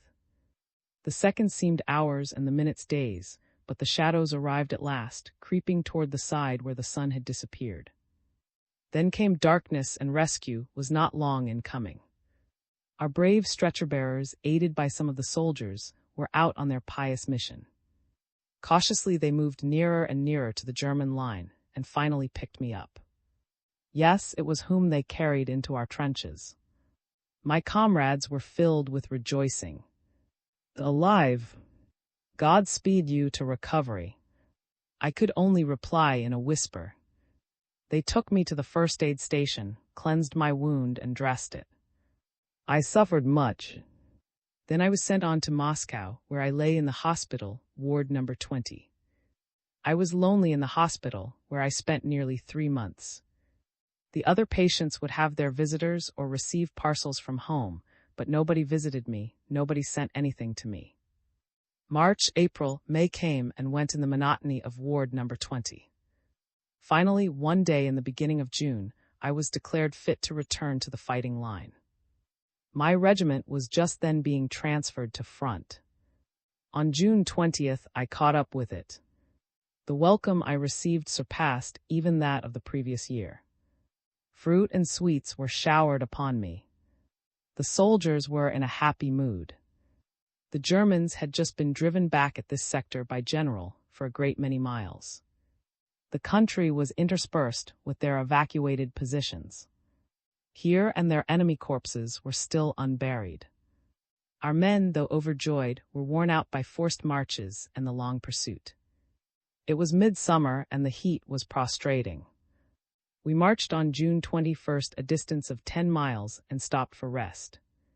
Many of our number collapsed and we felt too worn out to go on, but the commander implored us to keep up, promising a rest in the trenches. It was 13 miles to the front line, and we reached it on the same day. As we marched along, we observed on both sides of the road that crops which had not been destroyed in the course of the fighting were ripening. The fighting line ran near a village called. We found in its neighborhood a country seat hastily abandoned by the Germans. The estate was full of cattle, fowl, potatoes, and other food. That night we had a royal feast. We occupied abandoned German trenches. It was not the time for rest. The artillery opened fire early in the evening and boomed ceaselessly throughout the night. It could mean nothing but an immediate attack. We were not mistaken. At 4 a.m, we received word that the Germans had left their positions and started for our side. At this moment, our beloved commander was struck to the ground. He was wounded. We attended to him promptly and dispatched him to the rear. There was no time to waste. We met the advancing Germans with repeated volleys, and when they approached our positions, we climbed out and charged them with fixed bayonets. Suddenly, a terrific explosion deafened me, and I fell to the ground. A German shell had come my way, a shell I shall never forget, as part of it I still carry in my body. I felt frightful pains in my back. I had been hit by a fragment at the end of the spinal column. My agony lasted long enough to attract a couple of soldiers. Then I became unconscious. They carried me to a dressing station. The wound was so serious that the physician in charge did not believe that I could survive. I was placed in an ambulance and taken to. I required electrical treatment, but the hospitals were not supplied with the necessary apparatus. It was decided to send me to Kiev.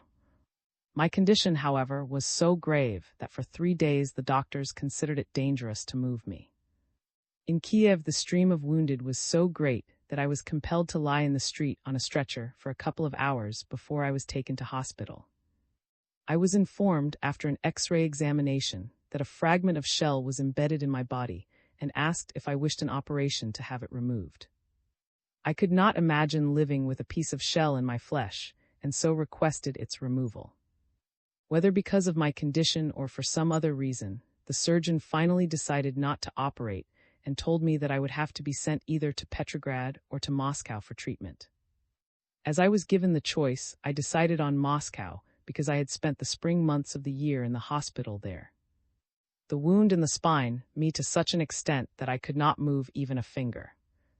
I lay in the Moscow hospital hovering between life and death for some weeks, resembling a log more than a human body. Only my mind was active and my heart full of pain. Every day I was massaged, carried on a stretcher and bathed.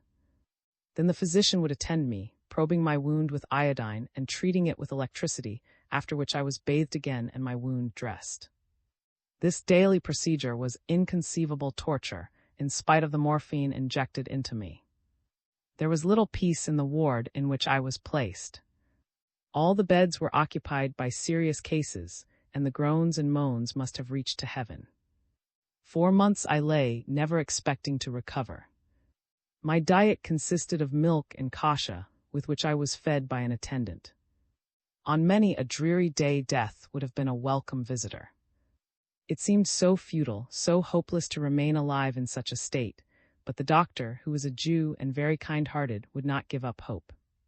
He persisted in his daily treatment, praising my stoicism and encouraging me with kind words. His faith was finally rewarded.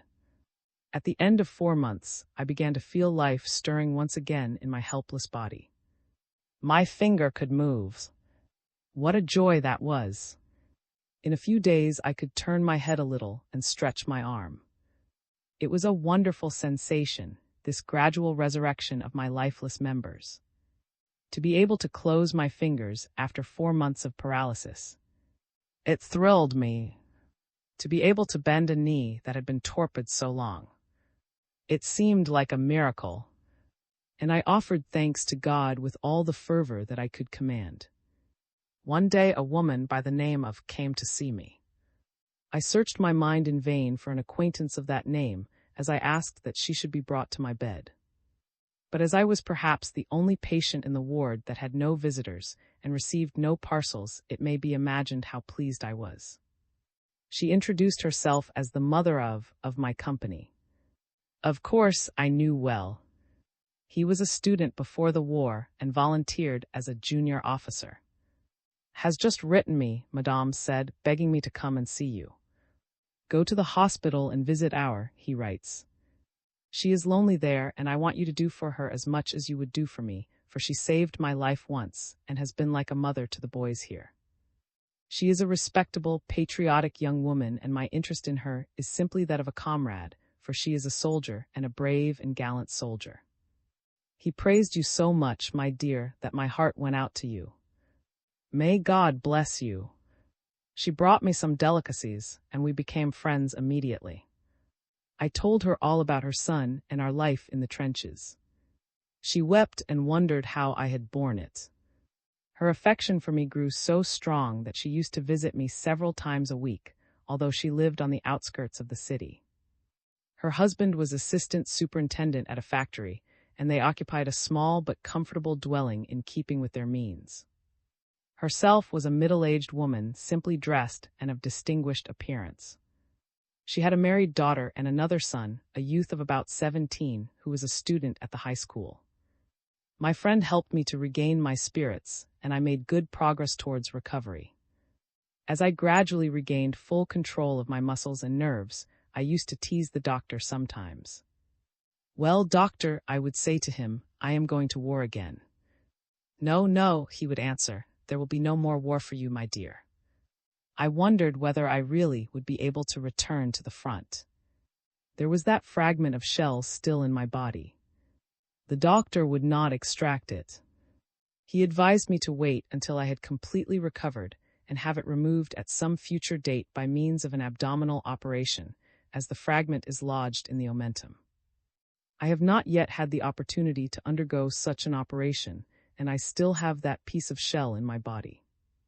The slightest indigestion causes me to suffer from it even now. I had to learn to walk as if I had never mastered that art before. I was not successful at the first attempt. Having asked the doctor for a pair of crutches, I tried to stand up, but fell back weak and helpless on the bed. The attendants, however, placed me in a wheelchair and took me out into the garden. This movement gave me great pleasure. Once, in the absence of my attendant, I tried to stand up alone and walk a step. It was very painful, but I maintained my balance, and tears of joy came streaming down my cheeks. I was jubilant. It was not till a week later, however, that I was permitted by the doctor to walk a little, supported by the attendants. But I had taken only 10 steps, beaming with triumph and making every effort to overcome my pain, when I collapsed and fainted. The nurses were alarmed and called the doctor, who told them to be more cautious in the future. I steadily improved, however, and a couple of weeks later I was able to walk. Naturally, I did not feel sure of my legs at first. They trembled and seemed very weak. Gradually, they regained their former strength, and at the end of 6 months spent in the hospital, I was again in possession of all my faculties. IX. 8 hours in German hands. The morning on which I was taken before the Military Medical Commission, I was in high spirits. It was a late December day, but my heart was aglow as I was led into the large room in which about 200 other patients were waiting for the examination, which would decide whether they were to be sent home or were considered fit to be returned to the front. The chairman of the commission was a general.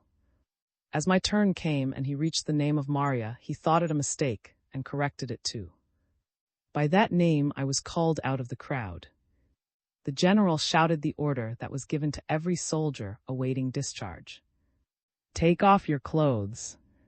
I walked up resolutely and threw off my clothes. A woman went up from a couple of hundred throats, followed by an outburst of laughter that shook the building. The members of the commission were too amazed for words. What the devil? Cried the general.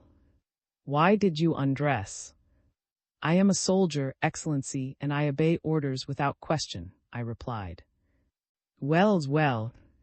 Hurry up and dress, came the order. How about the examination, Excellency? As I put my things on. That's all right. You are passed. In view of the seriousness of the injury I had sustained, the commission offered me a couple of months' leave, but I declined it and requested to be sent to the front in a few days. Supplied with 15 and a railway ticket, I left the hospital and went to, who had invited me previously to stay with her for a little time. It was a short visit, lasting only 3 days, but a very happy one. It was so pleasant to be in a home again, to eat home food, and to be under the care of a woman who became a second mother to me. With packages for myself, and in the blessings of the whole family following me, I left Moscow from the station. The train was crowded, and there was only standing room. On the platform, my attention was attracted to a poor woman with a little baby in her arms, another mite on the floor, and a girl of about 5 hanging on to her skirt. All the woman's property was packed in a single bag. The children were crying for bread. The woman tried to calm them, evidently in dread of something. It touched my heart to watch this little group, and I offered some bread to the children. Then the woman confided in me the cause for her fear. She had no money and no ticket, and expected to be put off at the next station. She was the wife of a soldier from a village in German hands, and was now bound for a town 3,000 versts away, where she had some relatives.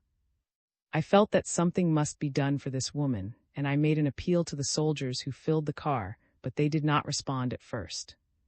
She is the wife of a soldier, of one like yourselves, I said. Suppose she were the wife of one of you. For all you know, the wives of some of you here may be wandering about the country in a similar state.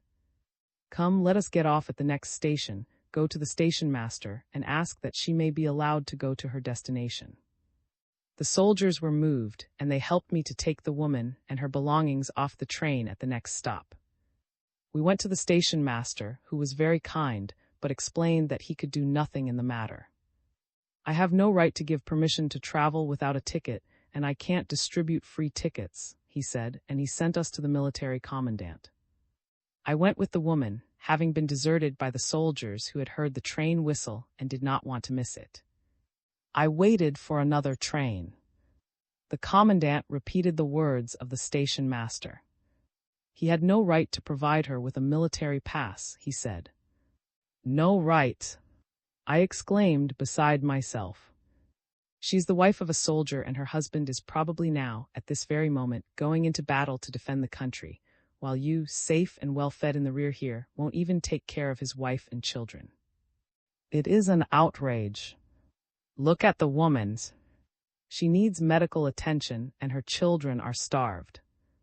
And who are you? Sharply asked the commandant. I will show you who I am, I answered, taking off my medals and cross and showing him my certificate. I have shed enough blood to be entitled to demand justice for the helpless wife of a soldier. But the commandant turned his back on me and went away. There was nothing to be done but to make a collection. I went to the first-class waiting room, which was filled with officers and well-to-do passengers, took my cap in my hand and went round, begging for a poor soldier's wife. When I had finished, there were 80 in the cap. With this money, I went to the commandant again, and handed it to him with a request that he should provide accommodation for the woman and her children. She did not know how to express her gratitude to me. The next train came in. I never before saw one so packed. There could be no thought of getting inside a car. The only space available was on the top of a coach. There were plenty of passengers even there. With the aid of some soldiers, I climbed onto the top, where I spent 2 days and 2 nights. It was impossible to get off at every station to take a walk. We had to send someone even to fetch the tea, and our food consisted of that and bread. Accidents were not uncommon. On the very roof on which I traveled, a man fell asleep, rolled off, and was killed instantaneously. I narrowly escaped a similar fate. I began to doze and drifted to the edge, and had not a soldier caught me in the nick of time, I should undoubtedly have fallen off. We finally arrived at Kiev. That journey on the train was a symbol of the country's condition in the winter of 1916. The government machinery was breaking down. The soldiers had lost faith in their leaders, and there was a general feeling that they were being sent in thousands merely to be slaughtered. Flew thick and fast. The old soldiers had been killed off, and the fresh drafts were impatient for the end of the war. The spirit of 1914 was no more. In Kiev, I had to obtain information as to the position of my regiment. It was now near the town of. In my absence, the men had advanced 10 miles. The train from Kiev was also very crowded, and there was only standing room. At the stations, we sent some of the soldiers to fill our kettles with hot water. The men could seldom get in and out through the entrances, so they used the windows. The train passed through Zhytomyr and on the way too. There I changed to a branch line, going to the station of within 20 miles of our position. It was muddy on the road to the front. Overhead flew whole flocks of aeroplanes, raining bombs. I got used to them. In the afternoon there was a downpour, and I was thoroughly soaked. Dead tired, with water streaming from my clothes, I arrived in the evening within 3 miles of the first line. There was a regimental supply train camping on both sides of the road. I approached a sentry and asked, "What regiment is billeted here?" "The 28th Regiment." My heart leaped for joy. The soldier did not recognize me. He was a new man. But the others must have told him of me. I said. That was a password. They all knew the name and had heard from the veterans of the regiment many stories about me. I was taken to the colonel in command of the supply train, a queer old man who kissed me on both cheeks and jumped about, clapping his hands and shouting. He was kind-hearted and immediately began to look after my comfort. He promptly ordered an orderly to bring a new outfit and gave instructions for the bath used by the officers to be prepared for me. Clean and in the new uniform, I accepted the invitation to sup with the colonel. There were several other officers at the table, and all were glad to see me. The news spread that had arrived, and some soldiers could not restrain their desire to shake hands with me. Every now and then there would be a meek knock at the door, and in answer to the colonel's question, "Who's there?" a plaintive voice would say, "Excellency, may I be allowed to see?" In time, quite a number of comrades were admitted into the house. One part of it was occupied by the owner, a widow with a young daughter. I spent the night with the latter, and in the morning started out to the front. Some of our companies were in reserve, and my progress became a triumphal journey. I was feasted on the way and given several ovations. I presented myself to the commander of the regiment, who invited me to dine that afternoon with the regimental staff, certainly the first case of an ordinary soldier receiving such an invitation in the history of the regiment. At dinner the commander toasted me, telling the story of my work with the regiment and wishing me many more years of such service. At the conclusion he pinned a cross of the 3rd degree on my breast and marked with a pencil 3 stripes on my shoulder, thus promoting me to the grade of senior non-commissioned officer. The staff crowded round me, pressing my hands, praising me and expressing their good wishes. I was profoundly moved by this display of cordial appreciation and affection on the part of the officers. This was my reward for all the suffering I had. And it was a reward worth having. What did I care for a wound in the spine and 4 months, paralysis, if this was the return that I received for my sacrifice? Trenches filled with bloody corpses held no horror for me then. No man's land seemed quite an attractive place in which to spend a day with a bleeding leg. The screech of shells and the whistle of bullets presented themselves like music to my imagination. Life was not so bleak and meaningless after all. It had its moments of bliss that compensated for years of torment and misery. The commander had, in his order of the day, stated the fact of my return and promotion. He furnished me with an orderly to show me the way to the trenches. Again, I was hailed by everybody as I emerged from the dugout of the commander of the company, who had placed me in charge of a platoon of 70 men. In this capacity, I had to keep an inventory of the supplies and equipment of my men, a soldier acting as clerk under my instructions. Our positions were on the bank of the, which is very narrow and shallow at that point. On the opposite bank were the German trenches. Several hundred feet from us was a bridge across the stream which had been left intact by both sides. At our end of it we maintained a post, while the enemy kept a similar watch at the opposite end. Our line was very uneven, owing to the irregularity of the river's course.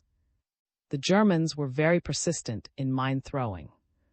However, the mines traveled so slowly that we could take cover before they fell on our side. My company occupied a position close to the enemy's first line. I had not spent a month in the trenches when a local battle occurred which resulted in my capture by the Germans. The latter had continued their mine-throwing operations for a period of about 12 days so regularly that we grew accustomed to them and were not expecting an attack. Besides, it was past the time of year for active fighting, and the cold was intense. One morning about 6 o'clock, when we had turned in for our daily sleep, we were suddenly awakened by a tremendous hurrah.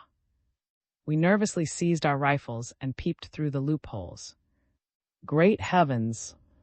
There, within 100 feet of us, in front and in the rear, the Germans were crossing the. Before we had time to organize resistance, they were upon us, capturing 500 of our men. I was among the number. We were brought before the German staff for examination. Every one of us was tormented with questions, intended to extract valuable military information. Threats were bestowed on those who refused to disclose anything. Some cowards among us, especially those of non-Russian stock, gave away important facts. As the examination was proceeding, our artillery on the other side opened up a violent bombardment of the German defenses. It was evident that the German commander had not many reserves, as he made frantic appeals by telephone for support. It required a considerable force to keep guard over us and an even larger force to take us to the rear. As the enemy expected a Russian attack at any moment, it was decided not to remove us until help arrived. So I am a German prisoner, I thought. How unexpected! There is still hope that our comrades on the other side will come to our rescue. Only every minute is precious. They must hurry or we are lost. Now my turn is coming. What shall I tell them? I must deny being a soldier and invent some kind of a story. I am a woman and not a soldier, I announced as soon as I was called. Are you of noble blood? I was asked. Yes, I answered, promptly deciding to claim that I was a Red Cross nurse, dressed in man's uniform, in order to pay a visit to my husband, an officer in the front-line trenches. Have you many women fighting in the ranks? Was the next question. I don't know. I told you that I was not a soldier. What were you doing in the trenches then? I came to see my husband, who is an officer of the regiment. Why did you shoot then? The soldiers tell that you shot at them. I did it to defend myself. I was afraid to be captured. I serve as a Red Cross nurse in the rear hospital and came over to the fighting line for a visit. The Russian fire was growing hotter every minute. Some of our shells wounded not only enemy soldiers, but several of the captives. It was past noon, but the Germans were too nervous to eat their lunch. The expected reserves were not forthcoming, and there was every sign of a fierce counterattack by our troops. At 2 o'clock our soldiers went over the top and started for the German positions. The enemy commander decided to retreat with his batch of prisoners to the second line rather than defend the front trenches. It was a critical moment. As we were lined up, the hurrah of our comrades reached us. It stimulated us to a spontaneous decision. We threw ourselves 500 strong at our captors, wrested many of their rifles and bayonets, and engaged in a ferocious hand-to-hand combat, just as our men rushed through the torn wire entanglements into the trenches. The confusion was indescribable, the killing merciless. I grasped 5 hand grenades that lay near me and threw them at a group of about 10 Germans. They must have all been killed. Our entire line across the river was advancing at the same time. The first German line was occupied by our troops, and both banks of the were then in our hands. Thus ended my captivity. I was in German hands for a period of only 8 hours, and amply avenged even this brief stay. There was great activity in our ranks for a couple of days. We fortified the newly won positions and prepared for another attack. 2 days later, we received the signal to advance. But again, our artillery had failed to cut the German wire defenses. After pushing on under a devastating fire and incurring heavy losses, we were compelled to retreat, leaving many of our comrades wounded and dying on the field of battle. Our commander improvised a relief party by calling for 20 volunteers. I responded among the first. Provided with 20 red crosses which we prominently displayed, and leaving our rifles in the trenches, we went out in the open daylight to rescue the wounded. I was allowed to proceed by the Germans almost to their barbed wire. Then, as I leaned over a wounded man whose leg was broken, I heard the click of a trigger and immediately lay flat on the ground. 5 bullets whistled over me, one after another. Most of them hit the wounded soldier, who was killed.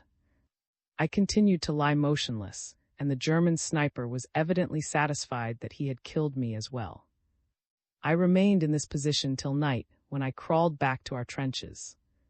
Of the 20 Red Cross volunteers, only 5 returned alive. The following day an order was issued by the commander thanking all those soldiers who had been captured 3 days before and had resolved to save themselves by fighting their captors. My name appeared first on the list. Those of us who had refused to give any information to the enemy were praised in the order. One soldier who had revealed to the Germans a great deal of important information was executed. I was recommended for a cross of the 2nd degree, but being a woman, I received only a medal of the 3rd degree. The opening of the year 1917 found us resting 2 miles in the rear. There was much fun and merriment in the reserve billets. Although the discipline was as strict as ever, the relations between the officers and men had, in the course of the 3.5 years of the war, a complete transformation. The older officers, trained in pre-war conditions, were no longer to be found, having died in battle or been disabled. The new junior officers, all young men taken from civil life, many of them former students and school teachers, were liberal in their views and very humane in their conduct. They mixed freely with the men in the ranks, and allowed us more liberty than we had ever enjoyed. At the New Year festival, we all danced together. These new relations were not entirely due to the new attitude from above. In a sense, they were generated from below by a dumb and yet potent undercurrent of restlessness.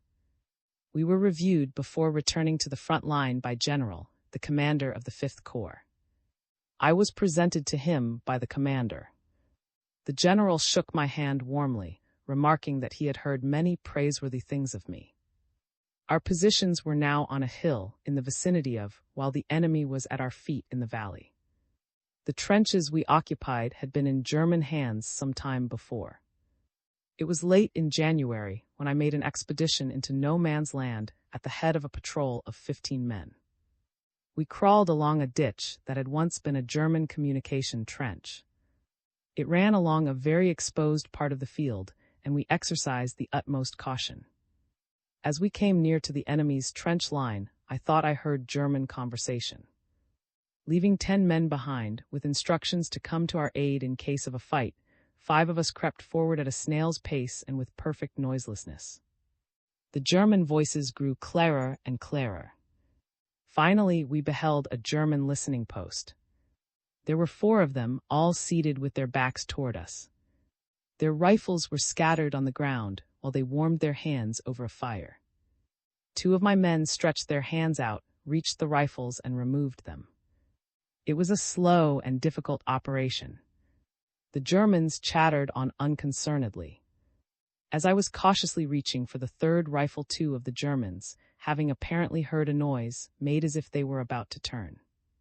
In an instant my men were upon them. The two were bayoneted before I was able to realize what was happening. It had been my intention to bring in the four alive. The other two Germans were safe in our hands. In all my experience of patrol duty, and I must have taken part in at least 100 expeditions into no man's land, it was the first case of a German listening post being caught in such a manner. We returned triumphantly with our prizes. One of the prisoners was a tall, red-headed fellow.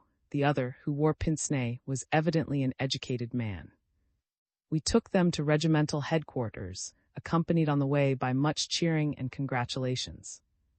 The commander wanted to know the details of the capture and had them written down word for word. He congratulated me, pressing my hand, and so did all the other officers, telling me that my name would live forever in the annals of the regiment. I was recommended for a Gold Cross of the First Degree and given 2 days' leave for rest in the village. At the end of the 2 days, my company joined me in the reserve. Strange things were occurring in our midst. In subdued voices the men repeated Dark about's death. Wild stories about his connections with the court and Germany were communicated from mouth to mouth. The spirit of insubordination was growing among the soldiers, though at that time it was still kept within bounds. The men were weary, terribly weary of the war.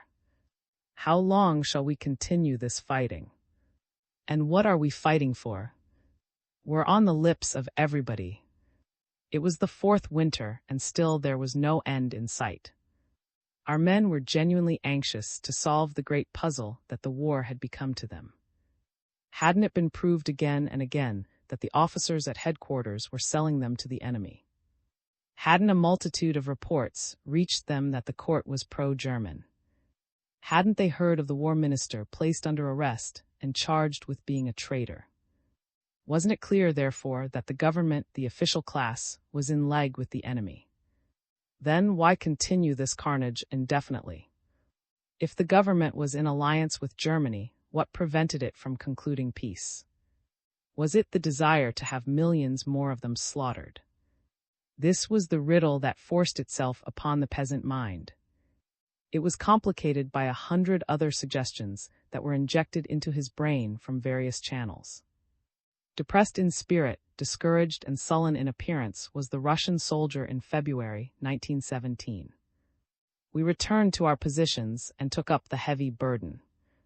It was not long before an attack was organized against the German line. Our artillery again displayed little effectiveness, and again we climbed out of the trenches and swept across no man's land while the enemy's wired defenses were intact. It was not the first wave of Russian breasts that had beaten itself in vain against that deadly barrier, to be hurled back with grave losses without even coming to grips with the foe. But each of those waves had left its drop of bitterness in the hearts of the survivors. And it was a particularly strong draught of bitterness that this last futile attack had left in the souls of the soldiers upon our sector. Nevertheless, in February 1917, the front was unprepared for the eruption that was soon to shake the world. The front maintained its fierce hatred for the Germans and could not conceive of a righteous peace save through the efficient organization of a gigantic offensive against the enemy. The obstacle in the way of such an offensive was the traitorous government. Against this government were directed the indignation and suppressed discontent of the rank and file. But so old, so stable, so deep-rooted was the institution of Tsarism that, with all their secret contempt for the court, with all their secret hatred for the officials of the government, the armies at the front were not ripe yet for a conscious and deliberate rising.